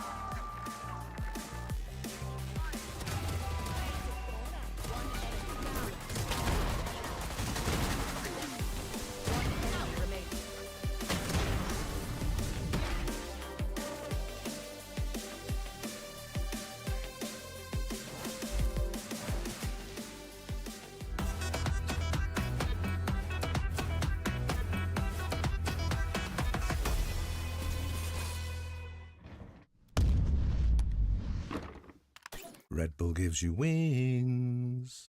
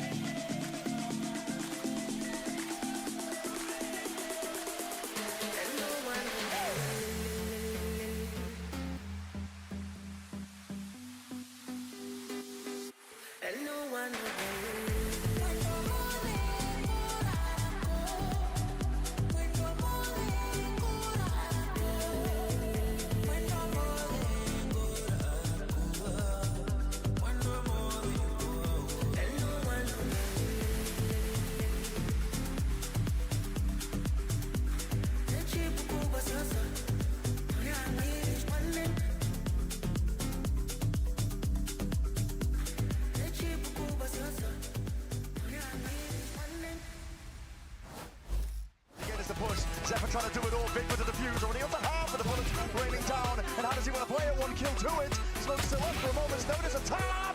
And Vic! Moves that option of that little combo play. And he's still here. Right off angle, flash. Plays himself in. This is good coordination. Jogamo.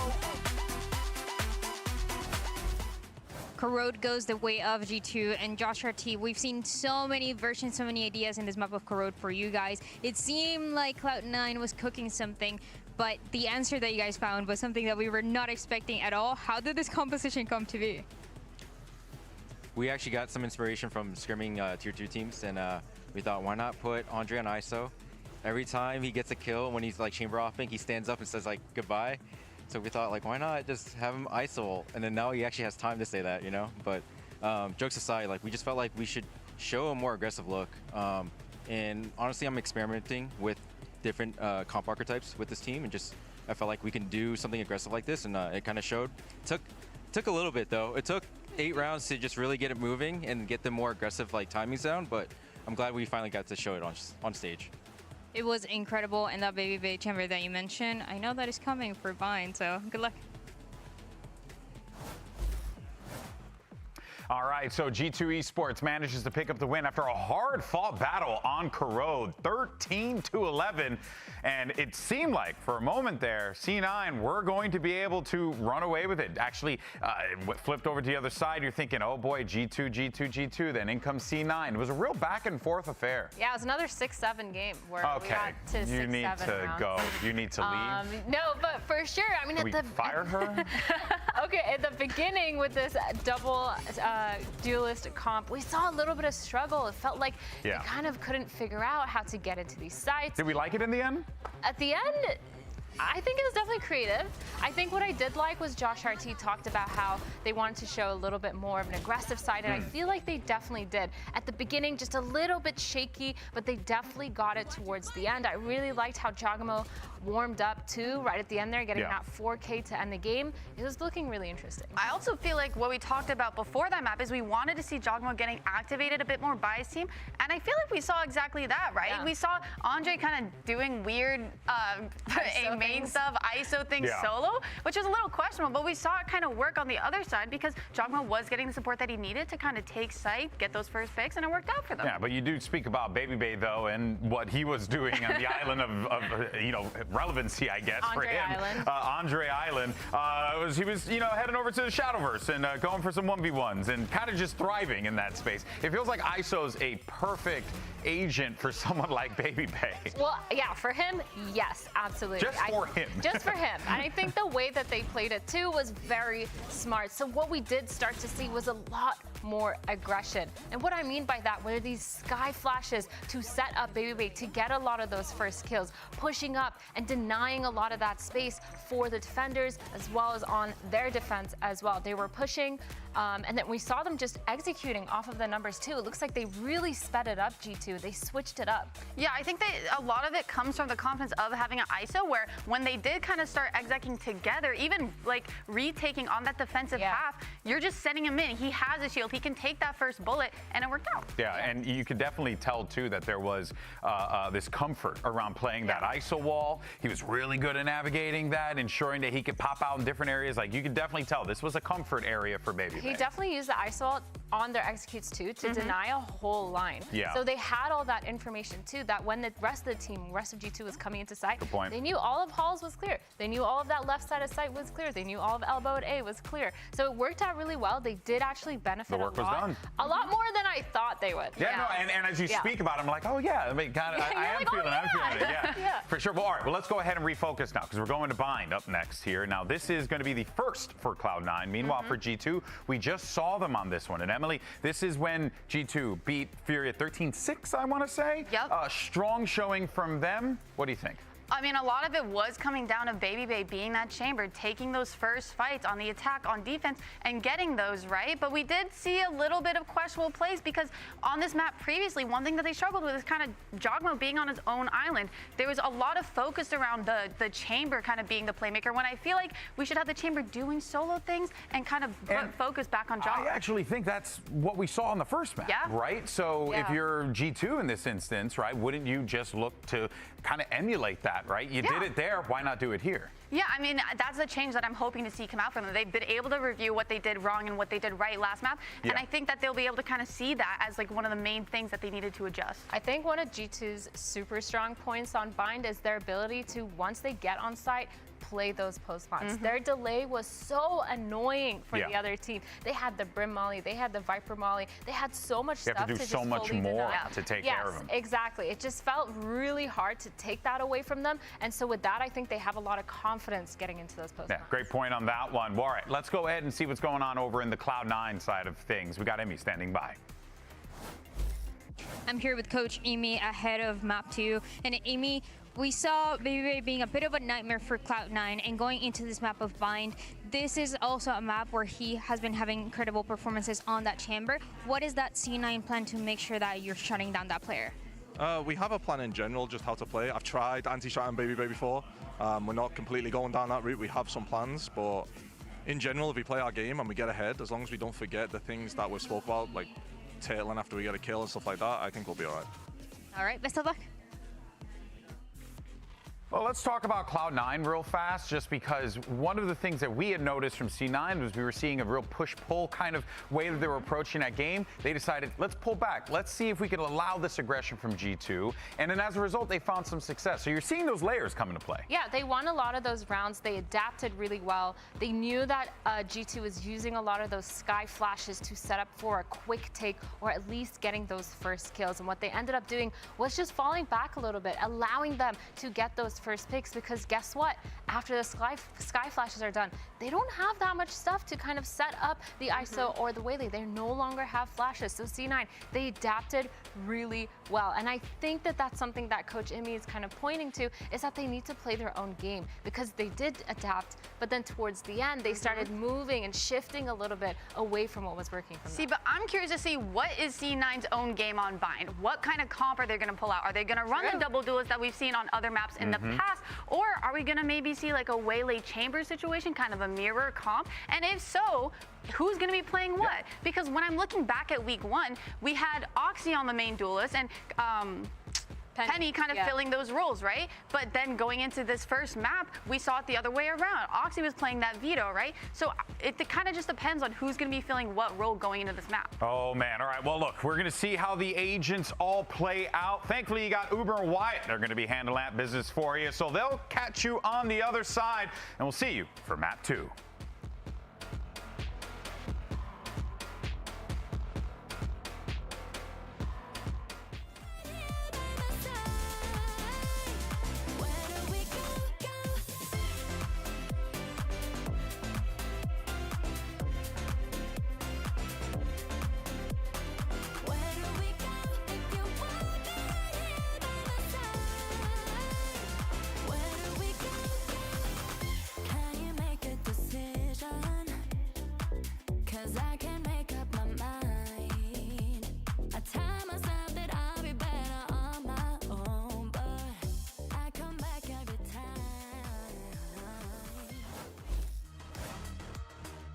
It does feel like in so many ways, these two teams are mirror images of one another in terms of how their domestic campaigns look. G2 never really dropped the ball. They're the team that turns up at internationals. They're the team that dominates their home region and shows up in front of the world. C9 are the team that the final hurdle, maybe the second to final hurdle, crumble in playoffs. They fall out early. Expectations, hopes are high, and they come crashing down. This might be the kind of game that could reverse those fortunes and flip that script, but it's going to take a better showing from C9 than what we saw on Corrode. They're debuting their Bind look for the first time against G2, who are happy to now pick this map, as it is looking like the best in the pool for them right now in Kickoff. From Cloud9, we're going to see the chamber in the hands of Oxy. Now, I was expecting Penny to play that, honestly, because he was doing it earlier in Kickoff before Demon 1 was there. So I expected it to be Oxy Rays, Penny on the chamber, but no, it is Oxy going to be filling in on that role. So I'm excited to see him go head-to-head with Baby Bay, who has been a menace on this map. A lot of attack side offing and a lot of success with it. He absolutely torched 100 Thieves in that debut game. We'll see if C9 have the ability to just execute their game plan around him. Imi said in that quick coach interview with Dryad that they've gone down the path of trying to anti-strat Baby Bay, and that's not what they're doing today. They're just coming in here with their own game plan. I'm looking for Baby Bay, much like he did against 100 Thieves, to punish these push-ups from the defense side. That's something he does very, very well. And sometimes you'll see that second player put alongside him at Showers on the attack side to at least trade. So there's the expectation for G2 that Baby Bay's presence over at Showers can be problematic. This G2 team on attack side bind, they are patient. They do not overplay situations. They tend to really try to manipulate rotates and go for late execs. C9 right now set up for a little pop flash play over towards a short. Not going to need to do that. Oh, they do still want to go for it through the wall. This map's only big enough for one headhunter. Jaw lands, but a little bit maladroit. Not able to find the elimination, but Zeppa is handled by Leaf. And now, G2 can back on out. I do like that little setup from C9 to counter the standard wall that's being thrown down. And even just for the future, that's going to have Leaf afraid if he's trying to work it alone that he might suddenly get blinded and swarmed by C9 defenders. 50 seconds on the clock. G2 are happy to just rotate over towards this B side. They are lacking some information. And you can see that with the current setup. Vic over here in Hookah does have that trip to swing off of. Someone tries to push him. But, at the very least, his objective here is to just hold Hookah. Yeah. So that can be a C9 position retained when they go for this B retake. Yeah, just behind this Viper wall, Vic can sit, stay out of sight. G2 likely, anticipating there to be, oh, there it is though. Vic pushed out. Leaf not quite as ready for as we thought. Yep, an essential kill for this success. G2 want to even odds by pushing forward. Stevie down, they've thrown it. VALORANT only get the one though. That is not what G2 are hoping with that triple swing. And so he returns to the side and is cooked by Vic. Real hero on that round, Vic. Finding the timing to kill Leaf, free one, holds the Hookah position, which just forces G2 to have to make a move. Forces them to go forward. Begins with that sick shot from Oxy. Leaf catching Zeppa though and a fade back. Oh yeah. Handled that stim play quite well. Did Cloud9. Nice! Yes, sir. And there was a delayed Let's go. defuse there. I think it was to get Penny an extra orb to make sure the Raze was, of course, able to defuse. Oxy is back and immediately feeling it. Looking like Demon 1 out there with shots. The super sub. Cloud9. It's funny, it was not the comparison we were expecting to make. It ended up we thought it would be Penny picking up that chamber roll. Is that Outlaw? Facing off with Baby Bay, who has the Outlaw of his own. That's crazy. I mean, if you're Oxy, you're just not expecting that. But a testament from G2 as to how much they are committing to this game plan. They full armored Baby Bay as well. He would have been able to tank a shot from Oxy in that case. Penny with a Guardian, though. That is beautifully done. And that's what the Hookah presence neutralized. He also, I think there's a transfer over towards Octagon. So both prongs of G2's hit just got smashed. Zeppa was dead to rights in Octagon. Penny is a hero. Valen out there alone. Baby Bay with the trade, but surely C9 can stabilize this out. Zeppa just needs to not overplay the moment and meet up with his teammates. It's that one Sky Smoke that could be a problem for Baby Bay. This is the double Outlaw. Boys into the side. Trent's going to be knocked low, and Baby Bay just has his head torn off. He was full health when Zelzas came around that corner. Barely got off a shot. Crazy situation. That's Leaf, by the way. Humble throwing the Outlaw over to Baby Bay. Get him that Outlaw. And it got some kills, but yeah, not enough to take the round. I mean, Oxy, there's just no reason you should be expecting that. Yeah. Look at the situation Zeppa was in, though. Getting pushed from the front and then jaw dashing in is just crazy. Dude, Baby Bay got whipped. Nice, boys! Yeah, Penny is an animal right now, by the way. Despite losing that map 1, had the best performance in the server. I do like the run back of the V1 boys on this team. Yeah, Penny really earning his spot back in the VCT after just being an underrated challengers grinder player for years, and then getting that chance with Liquid at Toronto on his home turf was sick to watch, and he deserves to be here, no doubt. A bonus round for C9. Vic with the Judge posted up over on that A side, and close range with the Singer is Zeppa in Hookah. Trying to work together with Oxy, Headhunter. Baby Bay is working those showers now. As always, patience is the name of the game for G2 on this attack side. Info though, confirmation of hookah presence there for C9 off the guiding light. Baby May might be rewarded if he just holds this line a little longer. Celsius just taps and gets on out of there, and he has a stinger to fight. And Jaw just peeking out a little bit. Gets that catch onto Zeppa. Baby Bay goes down on the opposite side of the map. You heard those outlaw shots ringing out. I think Zeppa actually went up to clear hookah again, exposed himself big time. Looks like G2 waited just long enough here to make Cloud9 uncomfortable. Now with the gun advantage, they'll move into the post plant at B. Not the best buy for a full one, but G2 are making it work anyway. Great timing for Jaw. Triple on the round so far, and Vic with just the ghost. Vic is the perennial ghost player on this team. Yeah, but addition to the arsenal. There's not going to be anybody to show themselves here. Vic is going to have to dig this out himself, and here come G2.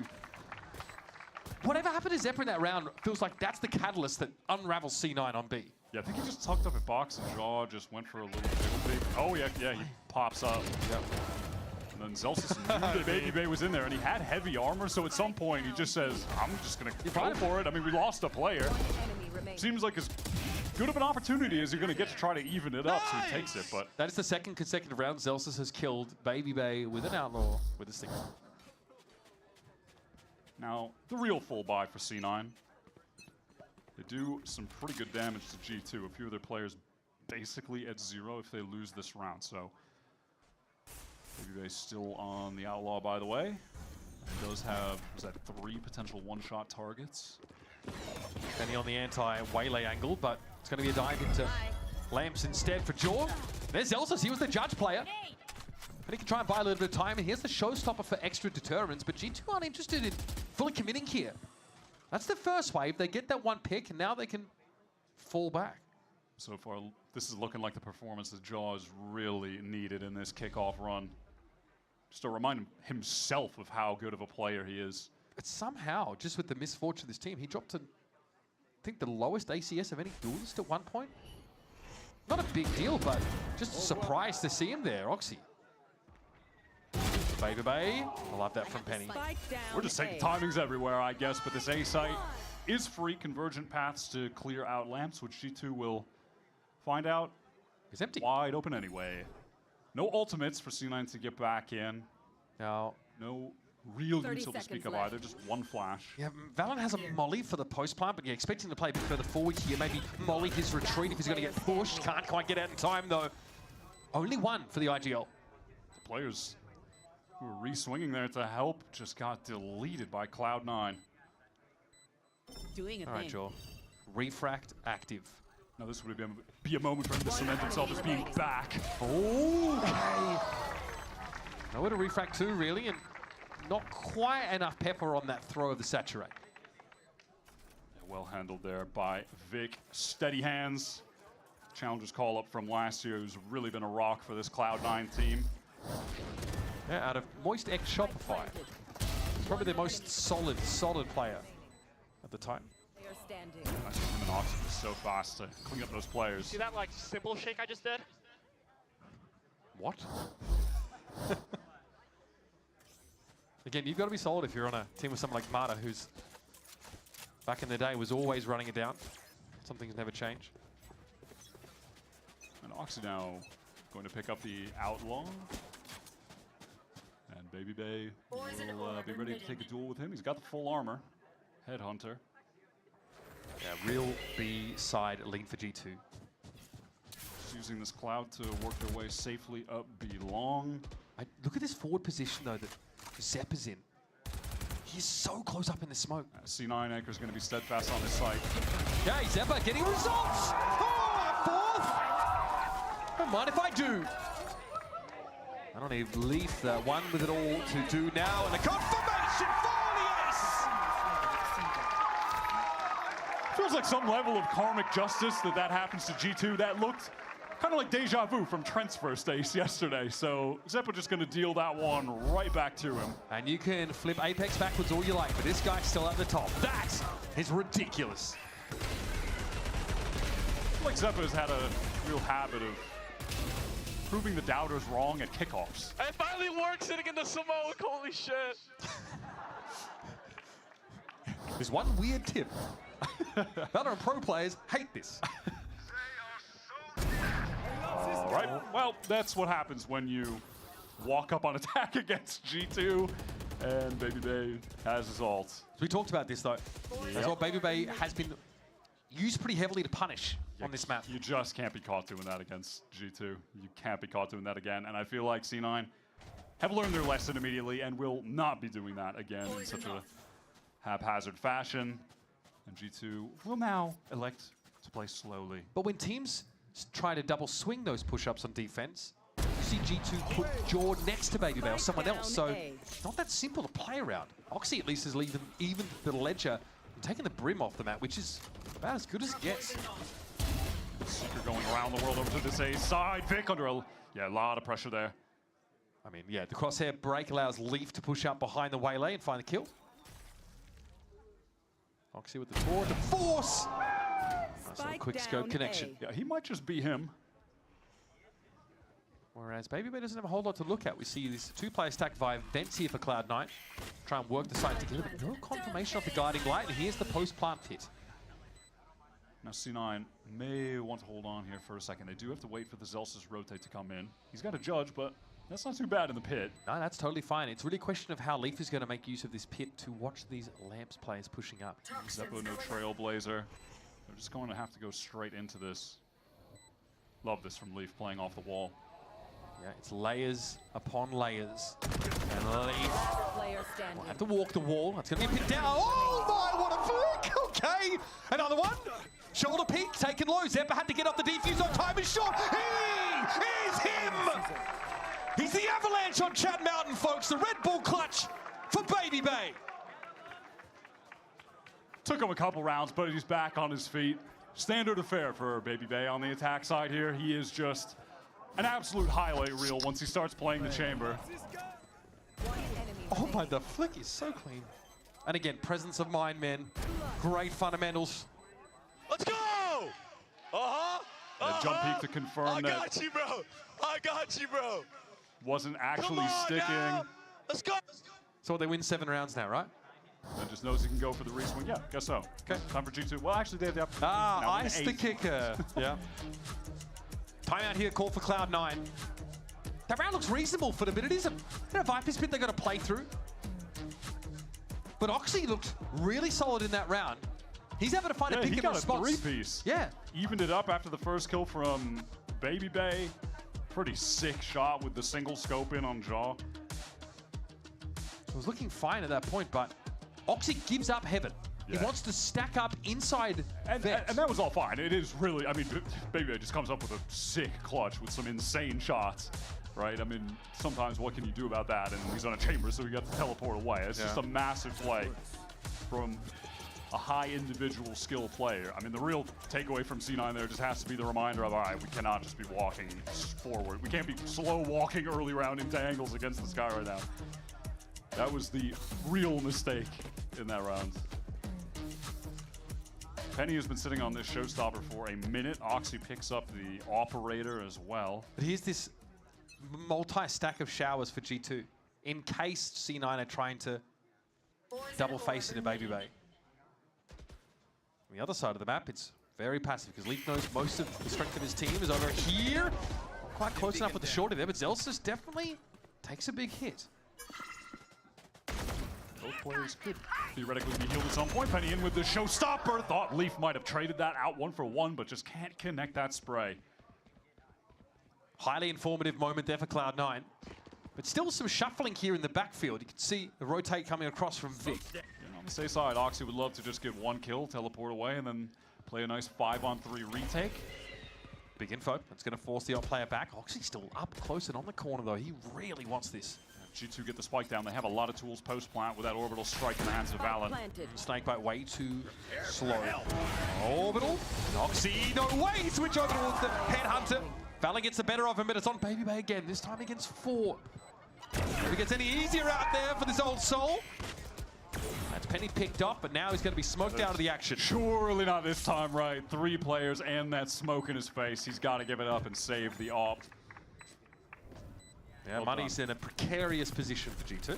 Perfect opportunity for C9 to use that showstopper. I think they got a flash confirmation that there was a player B long, and because of all the pressure shower, they felt like it would be lightly held. Oh, right. Penny just gets right out there to get an isolated kill, gets away. And I like this from Oxy. You know, he ends up just playing confident, never gives up lamps, and keeping that space allows for the flood to come in from the rest of the team rotating over. It's just a good C9 round. It's a 3-round game. G2 have found some pretty clutch round wins, but that's kind of it. C9 with a great opportunity to make it a 4-round game. It's G2 on a bad buy aside from that saved off from Baby Bay. B-long the pit. Bucky. Yeah, you are not going over this side of the map. Trent has Seekers, at least.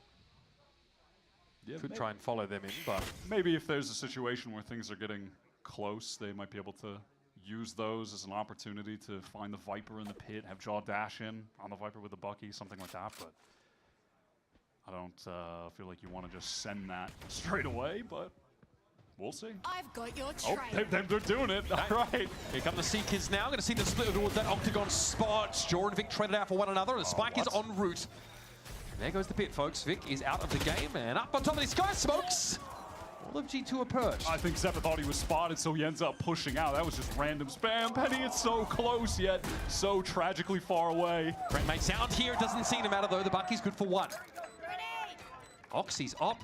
It's going to feel a little claustrophobic trying to push out a spot, and there is Leaf. The clock was going to be ticking anyway. Nice Swifty round here for G2 to break back into the action. Well done. G2 might not have gone for that execute on account of not having the weapons, but they do it and they win. So how do they get respect to them for that. That's bold. 3 on top of it. And Vic out of the pit because he wants to help his teammate on site. And Baby Bay drops down with the AWP for that kill. 2.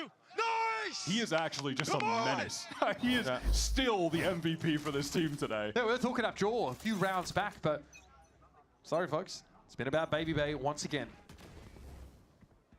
Okay, there is a push-up showers this time. Zelsus making... Okay, saturated! Penny flattened. Zelsus is very lucky to be alive. He's like, oh, that was supposed to be me, not Penny dying. Oh, well. Guess I'll throw some smokes down and see what happens. Unfortunately, doesn't even get his ult. So that's so brutal. Oxy is pushing all the way down, but will be meeting the trip if he goes any further. Leaf, is he aware? Oof, Oxy wins that out. Nice shot. And that means there is a timer here for G2. They know that trademark's going to be cleared into... Oh, okay. I like that a lot. So Bucky time and lamps. Rendezvous across. No trip trigger at all. And there's no way they're going to be ready for this. Oh, God. Here comes Oxy. Biding his time. Trigger discipline. Trent still quick on the flick. He's going to keep it even now. Zelsus, I think, going to come forward with the Bucky. That's good for 1. Jaw, convergent. Hitting to the back of the side. And he knows there's got to be someone close around his corner. Surely Zelsus' stinger, though, strikes true. And Valorant tries to find a timing. We are thrifting each other back and forth. Yeah, eco for eco. Why not? Oxy's making Demon 1 proud. That was a great first kill onto Leaf. Pushed out of Hookah. Took him a second, but a nice adjustment with the crouch aim for that 3rd shot, and cheeky to go for the little... I love the rendezvous cross. Yeah. That's an awesome play. And he gets the 1. Hey, you like that, Eric? You like that? I did. That was nice. And then Vic immediately off the back of that flank gets out with the Bucky. That's really well done. C9 just flooding from all angles on the site. Looks like G2 maybe want to keep this round simple. Hey, Oxy. Forced to get out of there on account of the Trailblazer. Dorgamo's going to be in and over the top. Sky Smokes in the prescribed locations, and Zelsus spot on the back of the side, but Oxy to the rescue with a shorty. Traded out. Valen in to lamps now. G2 are just so fast to follow up on that because of this stim beacon. Time for another thrifty? I'm feeling it. Well, I guess it's not a full thrifty. It's a semi, you know, I don't know what the game will classify it as. It's not the best buy in the world, though, maybe. All right, that's Vic fell. Penny trying to get his way into lamps here, but took a big hit doing so. He's the only other player at the site right now. He needs to buy some time, ideally, for Zeppa to get there. He reveals himself with the Trailblazer. That sees Baby Bay. Zeba has to fight into this chamber angle. Never fun. And unfortunately, he's just run out of time. Oh, Zeba did the impossible and killed Baby Bay while he was scoped in with the AWP. This guy does not care about the odds. They're not great here either as Trent steps on out. And yeah, the boy's got the AWP. Okay, got some flicks. Very pleased with himself. Yeah, the apt moment for G2, they just go for a massive switch up of the pace with that straight up hit. Fast as you can get with the double dash in plus the Stid beacon. This does feel emblematic to me of what Josh RT is saying in the halftime break, though. It says we finally found that we're trying to play some more aggressive comps. Oh, nice shot! Nice shot! First up kill. That's good pace from G2, though. They've really long since shed the moniker of being that really slow, methodical, less than exciting team. Well, if Baby Bay peaks, he is in trouble. But Watch my boy still get one. He is over it long, though, as are a lot of G2 on that B side. Phantom spam into the wall. Seppa will now reassume that angle. Baby Bay is the sole insert with the rendezvous. Has to get out of there. Doesn't know if he's going to get pushed through the wall. G2 seems like they're purposely barking up the highest of trees right now. Oxy. Okay, he gets out. Penny, though, not as fortunate. Oh, no. It looked like he thought he could get to a corner left with the cannon leap for the timing. Float like a leaf, sting like a Mack truck. Holy, it's going to be Zelsis at least. Calms things down over on that B side of the map, but you better believe G2 are going to be knocking on that door again. Oxy stuck in the TP. This feels like, what? Okay. Gets his one, but that's it. C9 serve themselves up to G2. It's a one-round game. There are some ridiculous rounds happening in this game. What are we doing here? Poor Penny. I think he thought he could, I think he thought there was a corner in lamps maybe he could have gotten to, then realized he couldn't, and it was too late. Right into the air fryer. That's great. He wanted to get out, realized he couldn't, and he got cooked. Air fryer. Luke just patient over there for the 3-1s. 44 and 10, Oxy.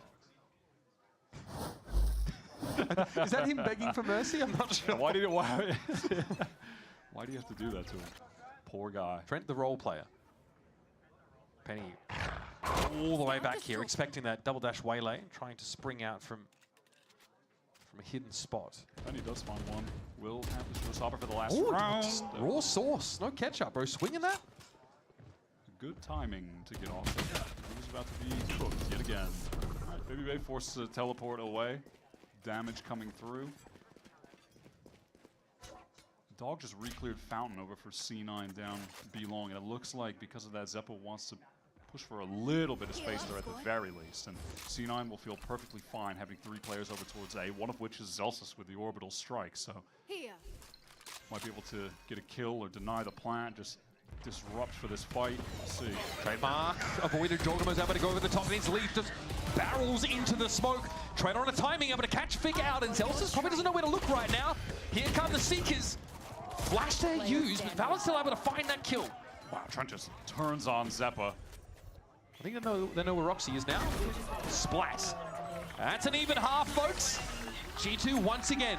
Takes a little bit longer, takes a couple of 1 rounds, but they do build momentum into an even half. Yeah, they're throwing some haymakers at each other, going eco round for eco round midway through that. Keeping pace. Sick individual plays from both chambers. Baby Bay with that stunning clutch. Feels like both teams are firing on all cylinders. G2 have been so good on bind. We don't know where it sits in the map pool of C9. What tier is it at? But right now, they're keeping pace with one of the best on this map, period. Speaking of pace, we're getting a lot of action. Let's head over to Dryad, who is standing by with EG's Okeanos. That's right, I'm here with Okeanos from Evil Geniuses. Okay, you've been here a few times as well in the audience, as well as, of course, seeing you play. Tell me about the vibes that you're seeing right now from Baby Bay, because you are also that hype man for whatever team you're part of, and what he's doing right now is unbelievable. I mean, I think it really showed map 1 when after Andre got that 4K. I think just getting the energy going, you know, and getting the positivity going will really up boost your team, because after that round, it's like the energy is really infectious, you know? So if you're the starter for that, everyone's gonna start feeling happy, everyone's gonna start vibing, and good things are bound to come. What was your prediction going into this match? And do you still hold it? Not anymore? My prediction going into the match was like a G2 2-1, but after seeing this, I still think it'll probably be a 2-1. It could happen. And now my last question for you. You have a little bit of a rematch coming up against Envy. What's going to happen this time to win? Well, we're going to knock them out, of course, but same time, I'm very excited for the match. Always excited for rematches. I rematched loud yesterday, didn't lose it, so I'm expecting to win. That match first time was really good, so I cannot wait for that second time. Thank you so much, Oki. Let's hear for Oki one more time as we send it back to the casters. Yeah, maybe that EG team rather starting to look, they might be able to cause some big problems. Rematch against Envy's very spicy. For now, it's C9. Eyeing off G2, we are in our middle rounds. So both of these teams have one final chance if they lose this match. And again, you know how much they want it. You know how hungry Cloud9 are for an international appearance. It has been so long. They waited so long for one. Yet they're always so close. They always make you believe on the pathway there. G2, they know what it takes. They are expected to be there. Against Furia, they were dominant on this defense side. 6 rounds won to just 1 loss to close out that game. Join fast but caught. Vic just waiting from there. A couple of players actually posted up. Oxy, yeah, chunked down, sure. Baby Bay. Healing over here. Oxy right now just calming for the heal. The bane of every Sage in Rank's existence. Can you heal me, please? Yep. I already used it, bro. C9 running it down short, trying to get into Lamps ASAP. Penny's got control there. Valen fast on that flank. Big timing. Expect it? Big timing. I don't think they are. He's hearing a lot. It's more about the info than the kills right now. He might have some of those as well. Oh, back's turned to him. Valen puts it between their shoulder blades. Tripling down. And a round that started well for C9. Oh my god. Falls off the rails. Demon shot onto Trent. Instant push from Valen. Takes all the space. Gets those kills. And also, off the back of that engagement on the flank, you just saw the rest of G2 send it on the site. They were fighting immediately, no hesitation from triplets. Leaf out there, Baby Bay just outside of showers. How is it me every time? It's not okay, bro, Velo. We've all been that guy. Whoever it was saying it was okay. We've all been that guy. We're winning. Keep an eye out for Valen on this map. I think you find some of the most devious timings to wrap on bind. His mid-rounding is some of the best in the world, I think, on this map. It's brutal there for C9. It ruins them. Keep an eye out for it. Oh, he shoots pretty well too, apparently. There's the leap. Well, hey, you know what? Quick round's a good round. Flawless there for G2. Just thrown in the mulcher. That snake bite kind of just fried everyone who stepped down out of hookah. That was tough. They made our job easy, though. Yeah, didn't get any mid-rounding in that round. Mid-rounding to see it all. And I get to cast a gun round. One enemy remaining. Didn't bother with anything there. Spike A lot of down spikes. B. Flawless. A lot of deaths. He was so blind. Oh my god, he's just. Looking like a Minecraft villager.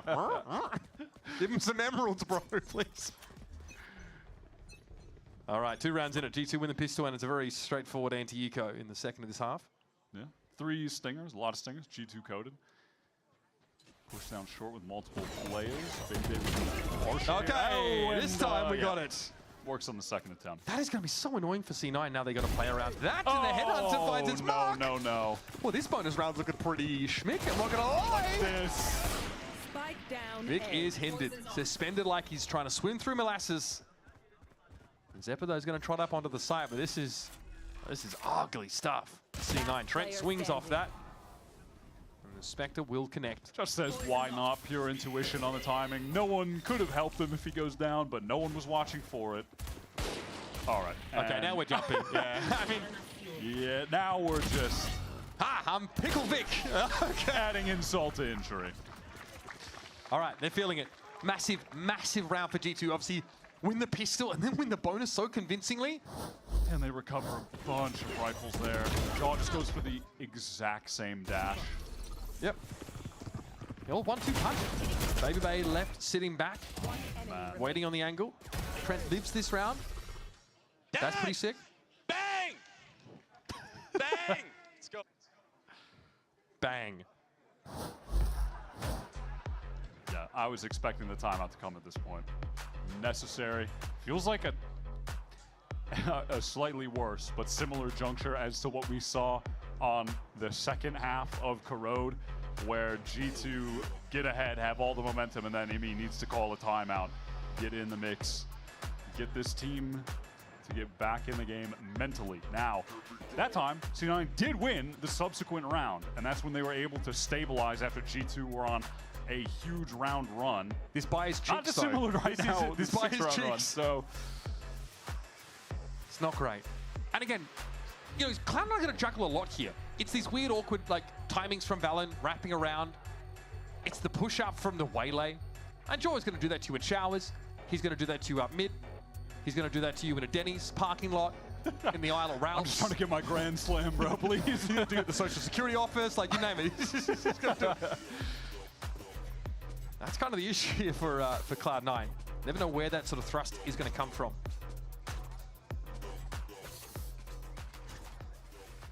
So here we go, round number 16, a 3-round game. Cloud9 have opted to give Penny that Bucky. We're a long way off a showstopper that could crack G2 open, though. Quick dog down short, does spot out Jaw. Penny hoping to just get in his face with a Bucky, and it works! Nicely done. And that's also the Saturate avoided, so no chance of a reasonable follow-up. Yep, you call that the metagame. Pop flash out from Valen. Can't capitalize. Okay, does. Labor it, but gets his. Yeah, so many plays to see there. Will that be enough, though? A 1-for-1 while you're down a player on an anti-eco, and they might get the gun? Not ideal. No Snakebite here to stall anymore. Outlaw for Baby Bay. Everyone's going to be tucked away. Are we cringe post-planning? We may well be. Now we are back it up. We've got a Molly. We've got a Snakebite.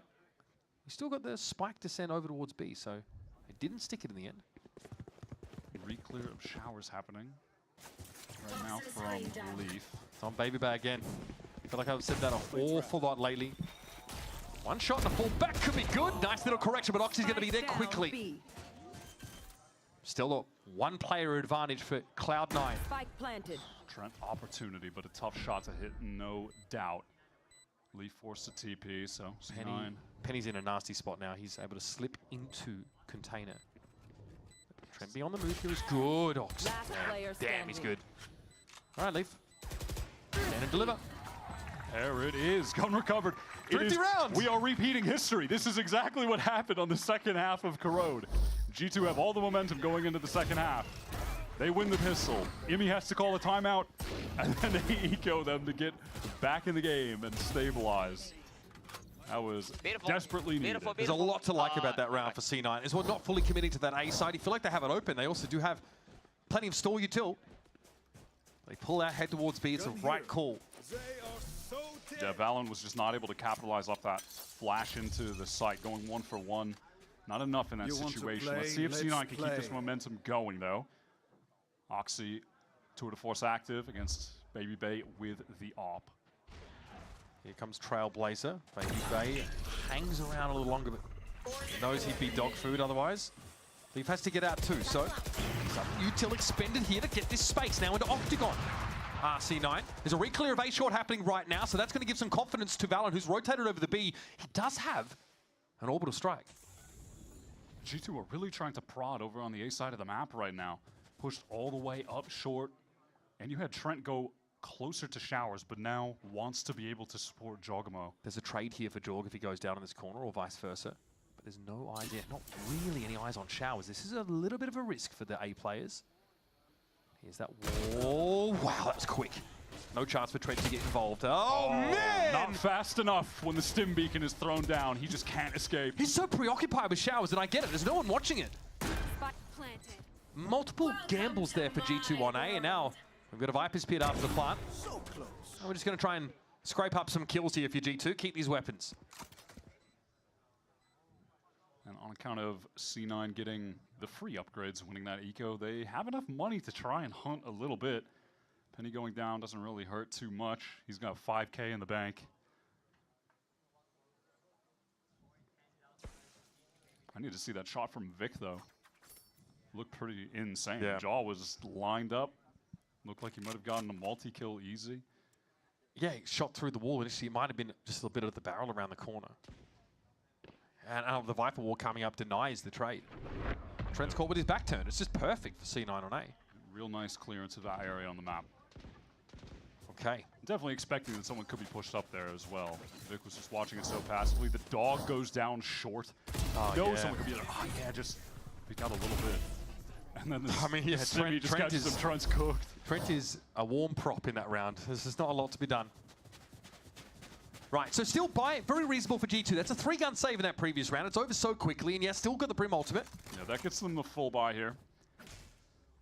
One away from the convergent paths as well. This Viper Wall is a variation, though, from C9. Actually, at an angle.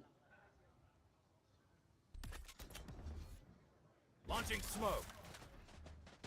Slow to start. Again, using that Trailblazer to work all the way up B long. Need to make sure that Baby Bay isn't playing there again. This time he's got the line over towards Hookah, though, and could just call for a wall drop from Leaf to surprise a player, maybe catch someone out in the open with the AWP.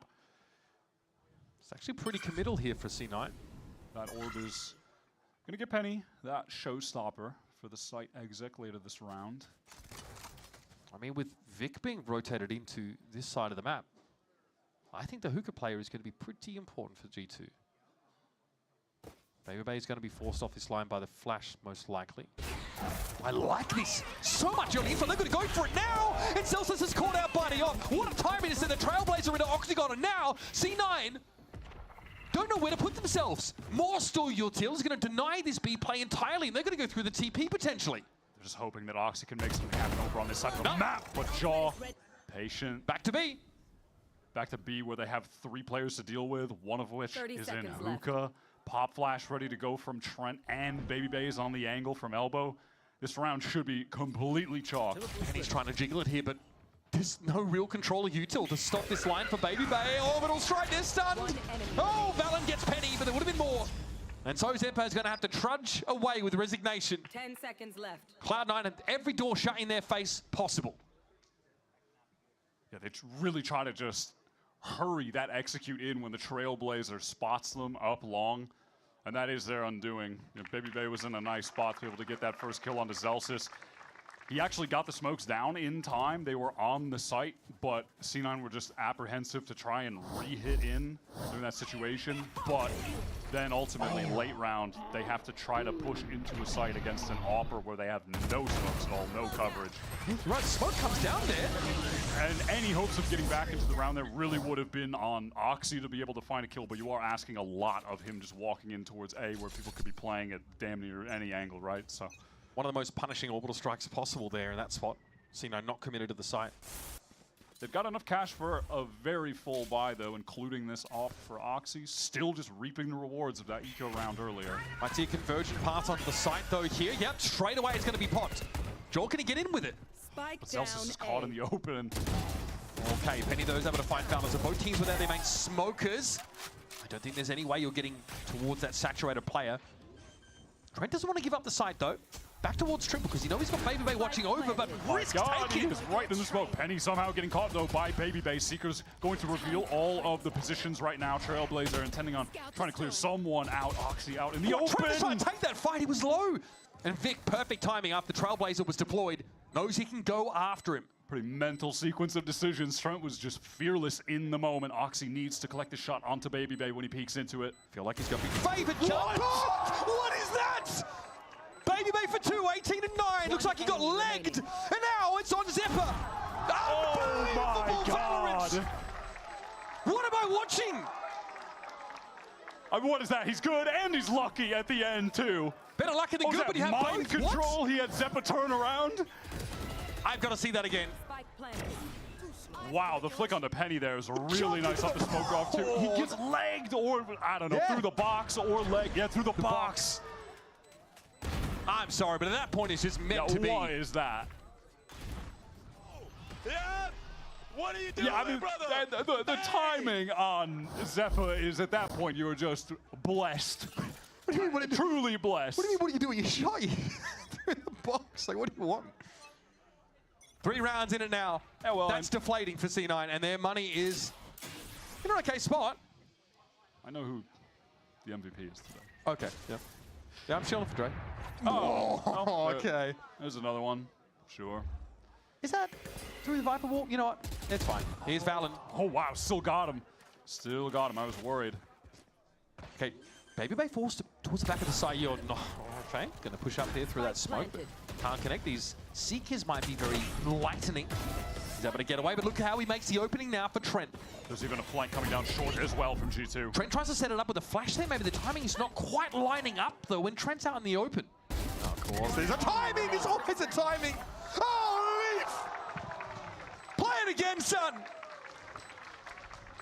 And that puts G2 on match points. Yep, it's just highlight real time. Unfortunately for C9, they're on the cusp of being dealt their 6th loss to G2 in VCT. One enemy remaining. Since the team ascended. They've just got their number. How does Lee just has an intuition for the timing? It's too good. Imi is back to the zone of despair. Yep. Oxy with the operator here. C9, it's going to require them 4 rounds in a row to take this to OT. And these have been some costly rounds, Wyatt. Big investment here, of course, to keep themselves in the game, and they're going to have to force every step of the way. Okay, a little ratatouille to start the round. I like that. Surely we don't just pass, drive by each other. Surely we don't just do that. Oxy? Does he know? Does he know? Does not know. He does not know. No one knows, in fact. There is a distinct lack of knowers in the server. And Vic's watching for a push-up mid, so he won't be trained on this angle at all. Oh, no. This is catastrophic. It's got to fall apart in a screaming heap. Oh, right. Flash at least for Zephyr. He's very quick to react to that. Brings him some justice. Does George want to take this straight up? Like, yeah, he does. Wow, gets the dink. Damage exchange to both. Trent can heal up Jaw backside, though. Zephyr not so fortunate. Definitely have a way into this round. Pushed all the way out again. Yeah, he's got to clear that. Now they're going to... His position will be noted. G2 have to play off the site for the time being, but here's Baby Babe with a big iron. Bang. That is a big win for Oxy. Leaf still wins out this duel. He's low. He's low. All right. He's low. Yep. Trent here with the embarrassment of riches in terms of arsenal, just not of teammates. I think we might be done and dusted here. We'll make the safe decision to just save that op.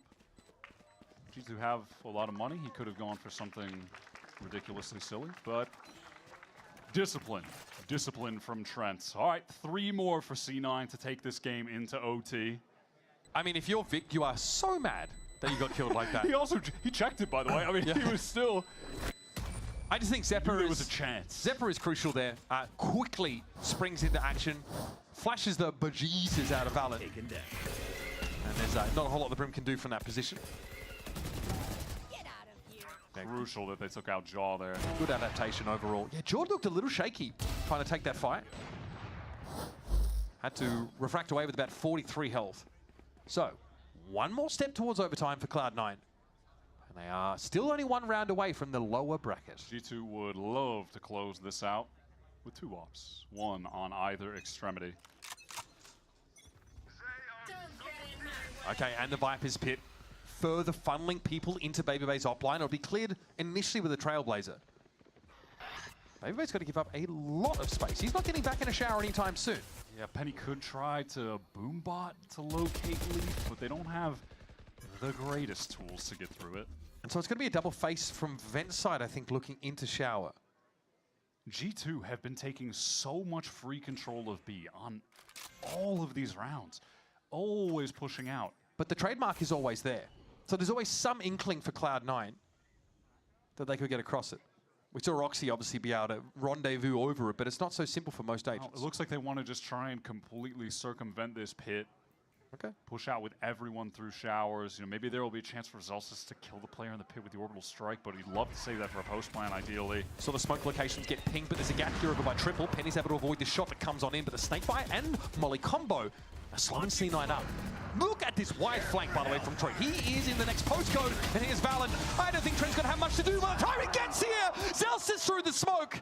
30 seconds left. Pretty brutal stuff as Baby Bay's tour de force. Clap Sepper, and there you have it. G2 on the bounce back, and again, it's Cloud9 who lose their nerve in an important game They pick Corrode. They think they've got the drop on G2. G2 have mixed it up. They've been in the lab. And then we head to Bayern, and G2, after a shakier start, really start to assert themselves. They were up 7-1 on Corrode, and it was in that moment, the next round, where BabyBay got a sick 4K and then started hyping up the rest of his team, that suddenly G2 just activated. They were a completely different team after that round until the end of Bind. BabyBay is the easy MVP of the day, let's be real. He had a sick performance on the ISO, but more than that, just won the team the mental war. And then on Bind was the human highlight reel with the operator again on the chamber. This G2 Bind is fearsome to say the least. And, you know, bad news if you're a team that has a permaban map and it's not Bind and you're going up against G2. Now G2, I mean, maybe less accustomed to this position. Not top dog in this region anymore. Down to this middle bracket by Furia. But perhaps they just feel a little bit of that pressure off their shoulders at this point. They've reminded themselves and the fans that they still do what they do better than anybody else. The recovery on Corrode, promising sign. I don't think they'll be picking that map when they can, but now teams might be less inclined to try and bring that into the map pool against them. I will say though too, respect to C9 today, their players had some really quality individual moments. Oxy was playing well on his return, so shout out to him for that. And I think Penny had a solid showing today, more than solid on Corrode. He did end up being the top fragger on that map, playing the Waylay. He was putting in some serious work for the team today, so respect to them for the effort, but ultimately not able to get it across the finish line against a resurging G2 in this middle bracket. Yeah, no small amount of disruption for Cloud9 over the last few weeks. They've had a rockier start here, still alive in this kickoff, still with a chance to finally get over to the international. But once again, G2 remain the bane of Zellsis' existence. The calling from VALORANT was incredible, and those captain's moments that he produced, and the drop of the hat, really compelling stuff. It's honestly just a great series of VALORANT. It doesn't go as far as we want. We never get to split in the end, but we get to see a lot from G2. That aggression that Josh RT is saying we've been trying to bring into our game is absolutely there in spades. And this new look of BabyBay as duelist, as opposed to these more sentinel, more flex roles, is quite compelling. But we're going to hear from the man himself. Let's head down the Dryad at the stage for our Verizon post-match interview with BabyBay.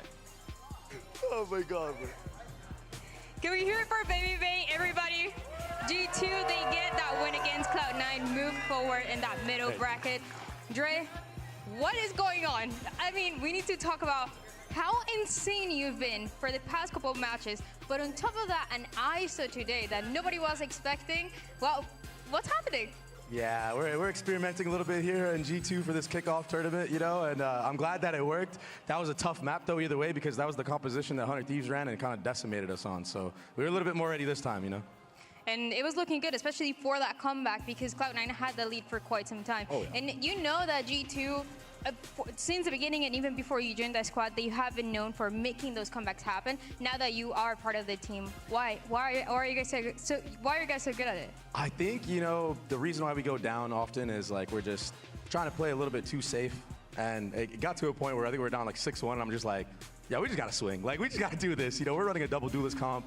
Like, if we lose, we lose. Who cares, you know? So we just started swinging everything. I got like a nice 4K that got me going. I had like a Sheriff 1v1 and an ISO ult that I hit.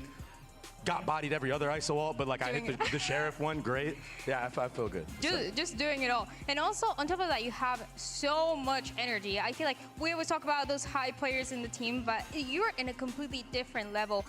And you've talked about it before. That comes from that experience that you have in the past. How much do you think it helps to make those comebacks happen in those little moments? Oh, I mean, I felt it in the Fury game. I was a little bit low on energy. So our performance coach, Robert, shout out to him. He really hooked it up for me to make sure my caffeine levels were right throughout the day. And he's been just working with us to help us have like all good energy throughout the matches, because I feel like I've been a player who starts off really strong. I mean, Tarek memes about it all the time. Bebe's the best in the first 5 rounds or whatever. But I'm trying to keep it consistent across the board, and I think today I showed that. You are pretty insane. And for that next match is a team that I think you've heard of. It's called Energy. So sick of playing these guys, honestly. But I mean, it was bound to happen, right? I'm so excited. Any thoughts, any words for the Energy guys? Again, I know Mata has been looking to beat me for quite some time now. He almost had it at Red Bull. I felt like he thought that it was going to be his time. So we'll see again. Yo, Mata, good luck. Good luck when we play each other again. I know it's going to be a banger. And yeah, can't wait to see you. And last thing, you had a shout out. Yeah. I want to give a shout out to my little sister Zia. I'm going to send you this later. Thank you so much for supporting me. And if I could do it, you could do it too. She owns in Brazilian Jiu-Jitsu. She's a dancer as well, top of her class. That's so yeah. cool. Yeah, awesome. Amazing. Thank you so much. Can we hear it once again for Baby Bay? And that being said, we'll send it to post-match with Valen and Josh Ortiz.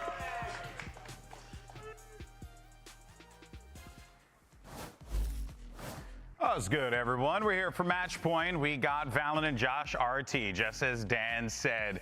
Fellas, congrats on the win. Hard-fought victory. That first map, man, was a slobber knocker. Back and forth, back and forth. How's the mental? How are you handling that?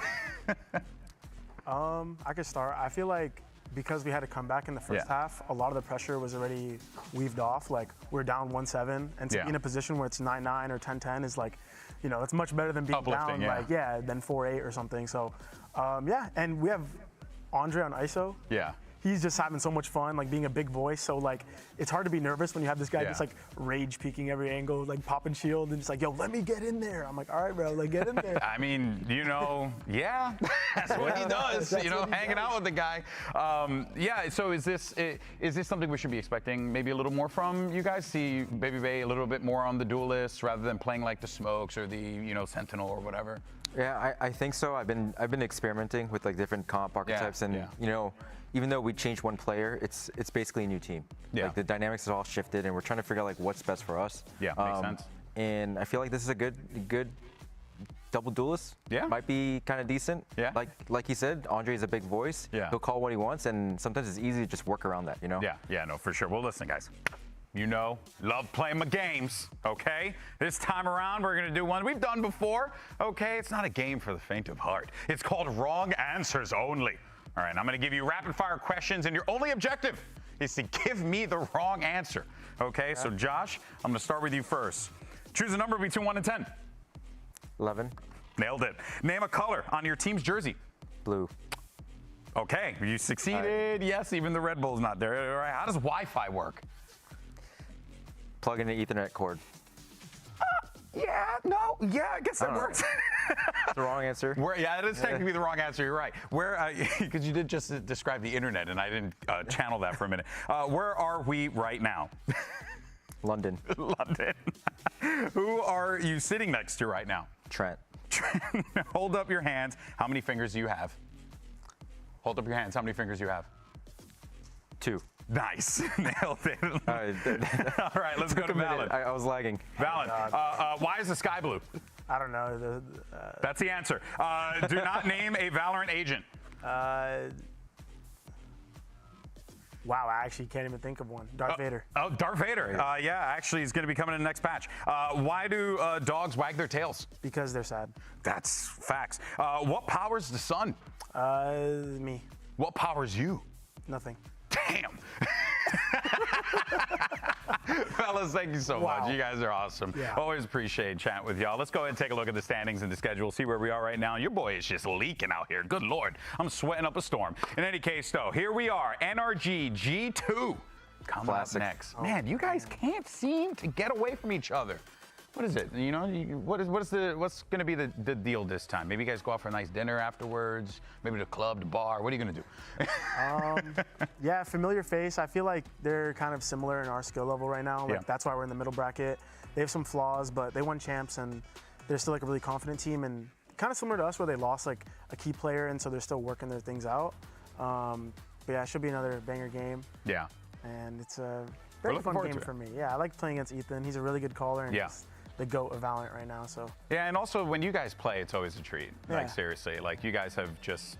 Every time you're out there, it feels like it's a tug of war. So always fun to watch for sure. Of course, we're going to be back here next Friday in the lower bracket with 2 more elimination matches. We got Evil Geniuses taking on Envy, and then we will have Leviathan squaring off against the Sentinels. Josh, give me some predictions. What you got there for EG Envy, Leviathan Sen?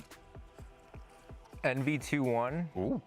And Lev 2-0. Ooh, 2-0. Okay. I like the new Lev. I do Neon. too. Neon's he's very clean. I can tell they're a very disciplined team. Yeah.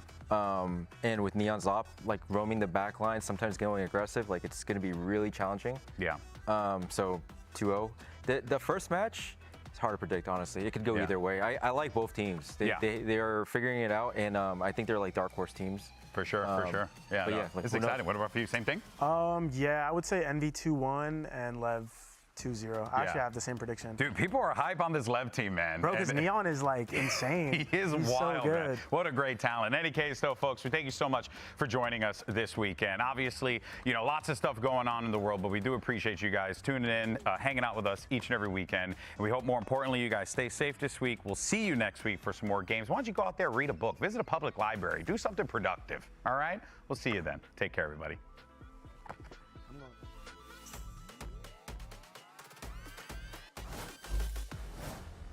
Squad to the stage, here is 100 Thieves. This team has so much to prove. Looking to keep the drive alive here in this tournament, you have NRG. This is that position right there. Timothy already knows, slides through. You what? And they don't know that he's that close. He's just shaking hands with energy. And this gets the scary part. Can they get out of the smoke? Well, they cannot. Energy finds every target required. Oh, yep. Knew it. Still couldn't get him. All right, that's kind of funky, Ethan. What the hell is that? Very nicely done by NRG to keep this one in their favor. Managed back for 100 Thieves after that res. Even better as they drop a second player. Motino just on the side. Mana, beautiful jiggle to get out of the corner here, and it's just back and forth. Timotino and Scuba takes him down right away. No, not like this. The classics are ringing out for NRG. Blind. They have 3 left. Oh my God, it's gonna happen again. Look away. Oh no, he's actually behind it this time. Oh, the wall pocket, it's gonna be too much. Kiko gets 3 and Scuba gets 2. It only takes them to hold the site down, and it only takes 2 maps for NRG to take down 100 Thieves.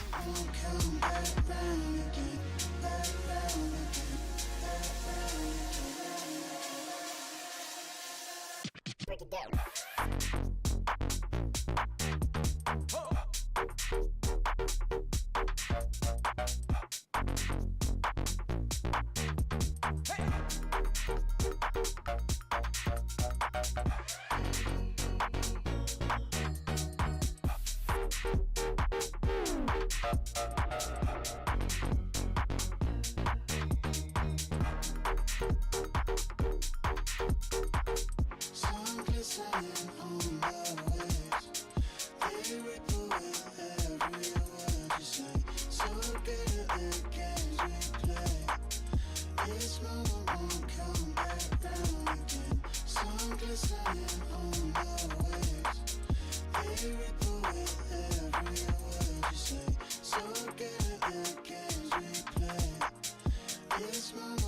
Come back round again. Build it up from the ground.